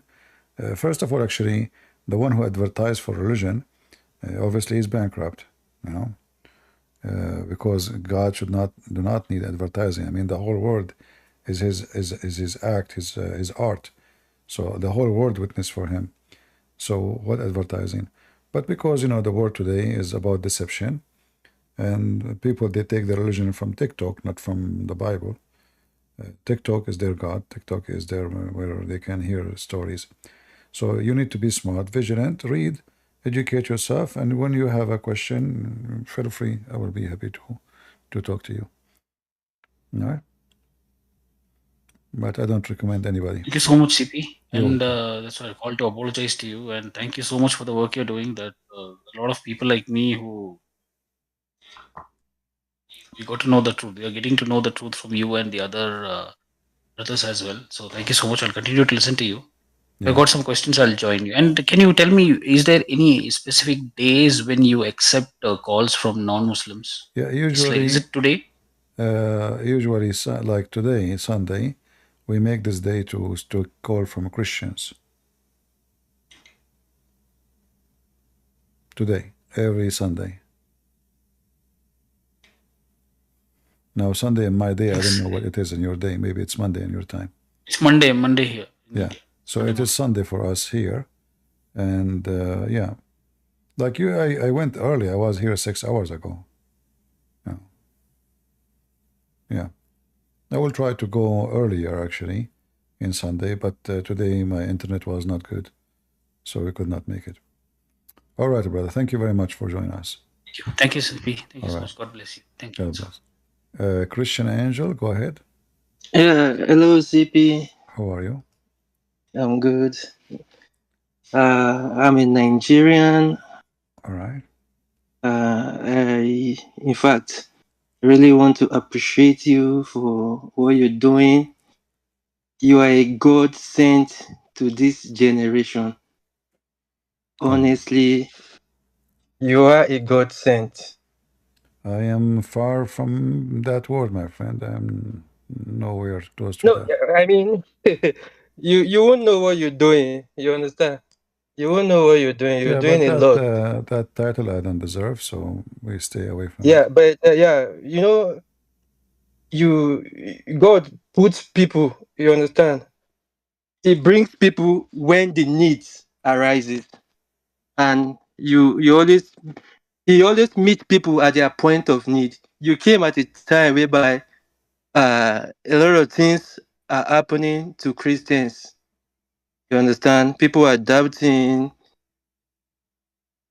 stuff like that. Yeah. And I was surprised. I came to the United States. I saw Muslims doing dawah. They don't do dawah in Nigeria and the Middle East. I know you understand what I'm talking about. They don't do dawah. Their own type of preaching is straightforward. They insult Christians like straightforward. There's nothing like dawah.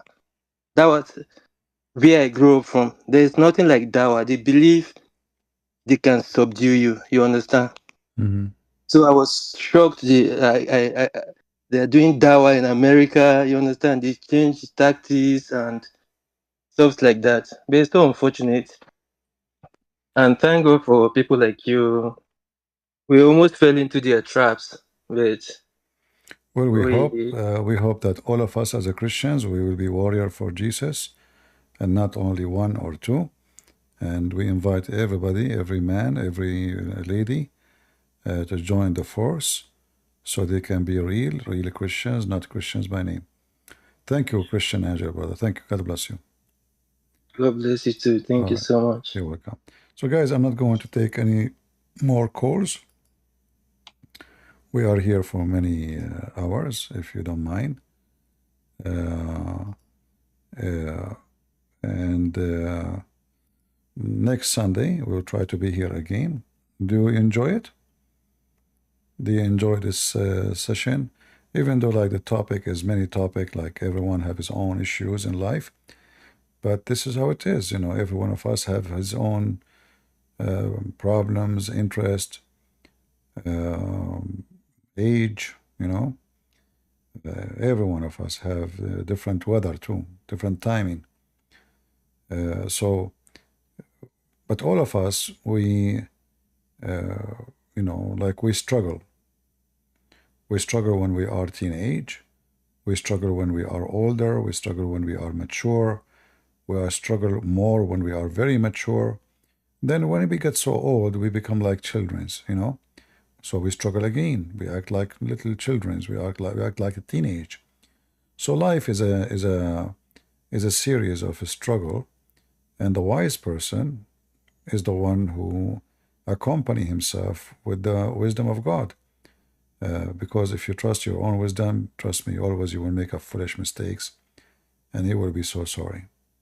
So I advise you always, when we face any problem in our life, it's very important to accompany yourself with the Bible, to read it.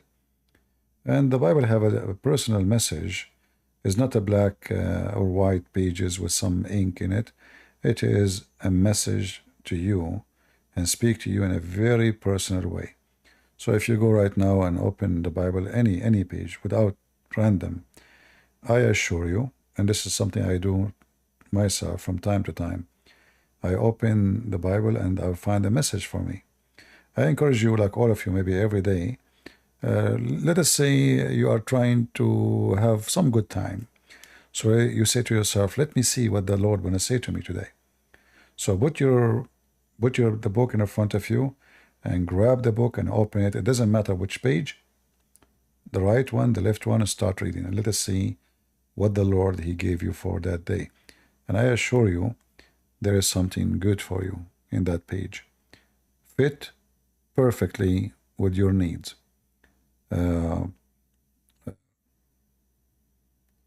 Always this way. The reason I like it this way, because it's not me who is choosing now. I'm saying, Lord, I put my trust on you. Give me a message for today. And that make it more beautiful. It's not me opening a certain page, reading a certain chapter.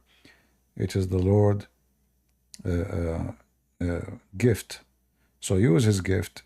The book is there. Is going to speak to you. When the Lord He spoke in parables, He did not say those things for nothing, but because they will live forever with you. So now we are in the time of a flying taxi. Yeah, we are in the time of flying taxi, and soon cars in the street will be old-fashioned. So you will notice that doesn't matter how much technology is improved, the word of the Messiah beat all technology, because a human being, the more he go advanced, the more he go backward. More he became suffering from depression and sadness and lonely and unhappy. Technology is not really helping us to fight our sadness. However, the same technology we are complaining about is the same one we are using right now to speak to each other. So it can be very useful. However, this will not make us refrain from depending in the Lord wisdom, which is in the book, which is what Jesus said and the disciples said. So I always encourage you, support yourself by the wisdom of God, not by the wisdom of the man. And I am Christian Prince. I say to you, my wisdom is nothing but foolishness. The wisdom is the wisdom of the Lord, and with His word, human being lived. The Messiah said, not by word, but by the bread only, human being will live, but every word of the mouth of God. So that is where the bread is coming from, and we are here always to share the bread of the Lord with you together. God bless you. Thank you very much, and I hope to see you maybe tomorrow. We have a live stream. We will try to be on time, and until then, God is good.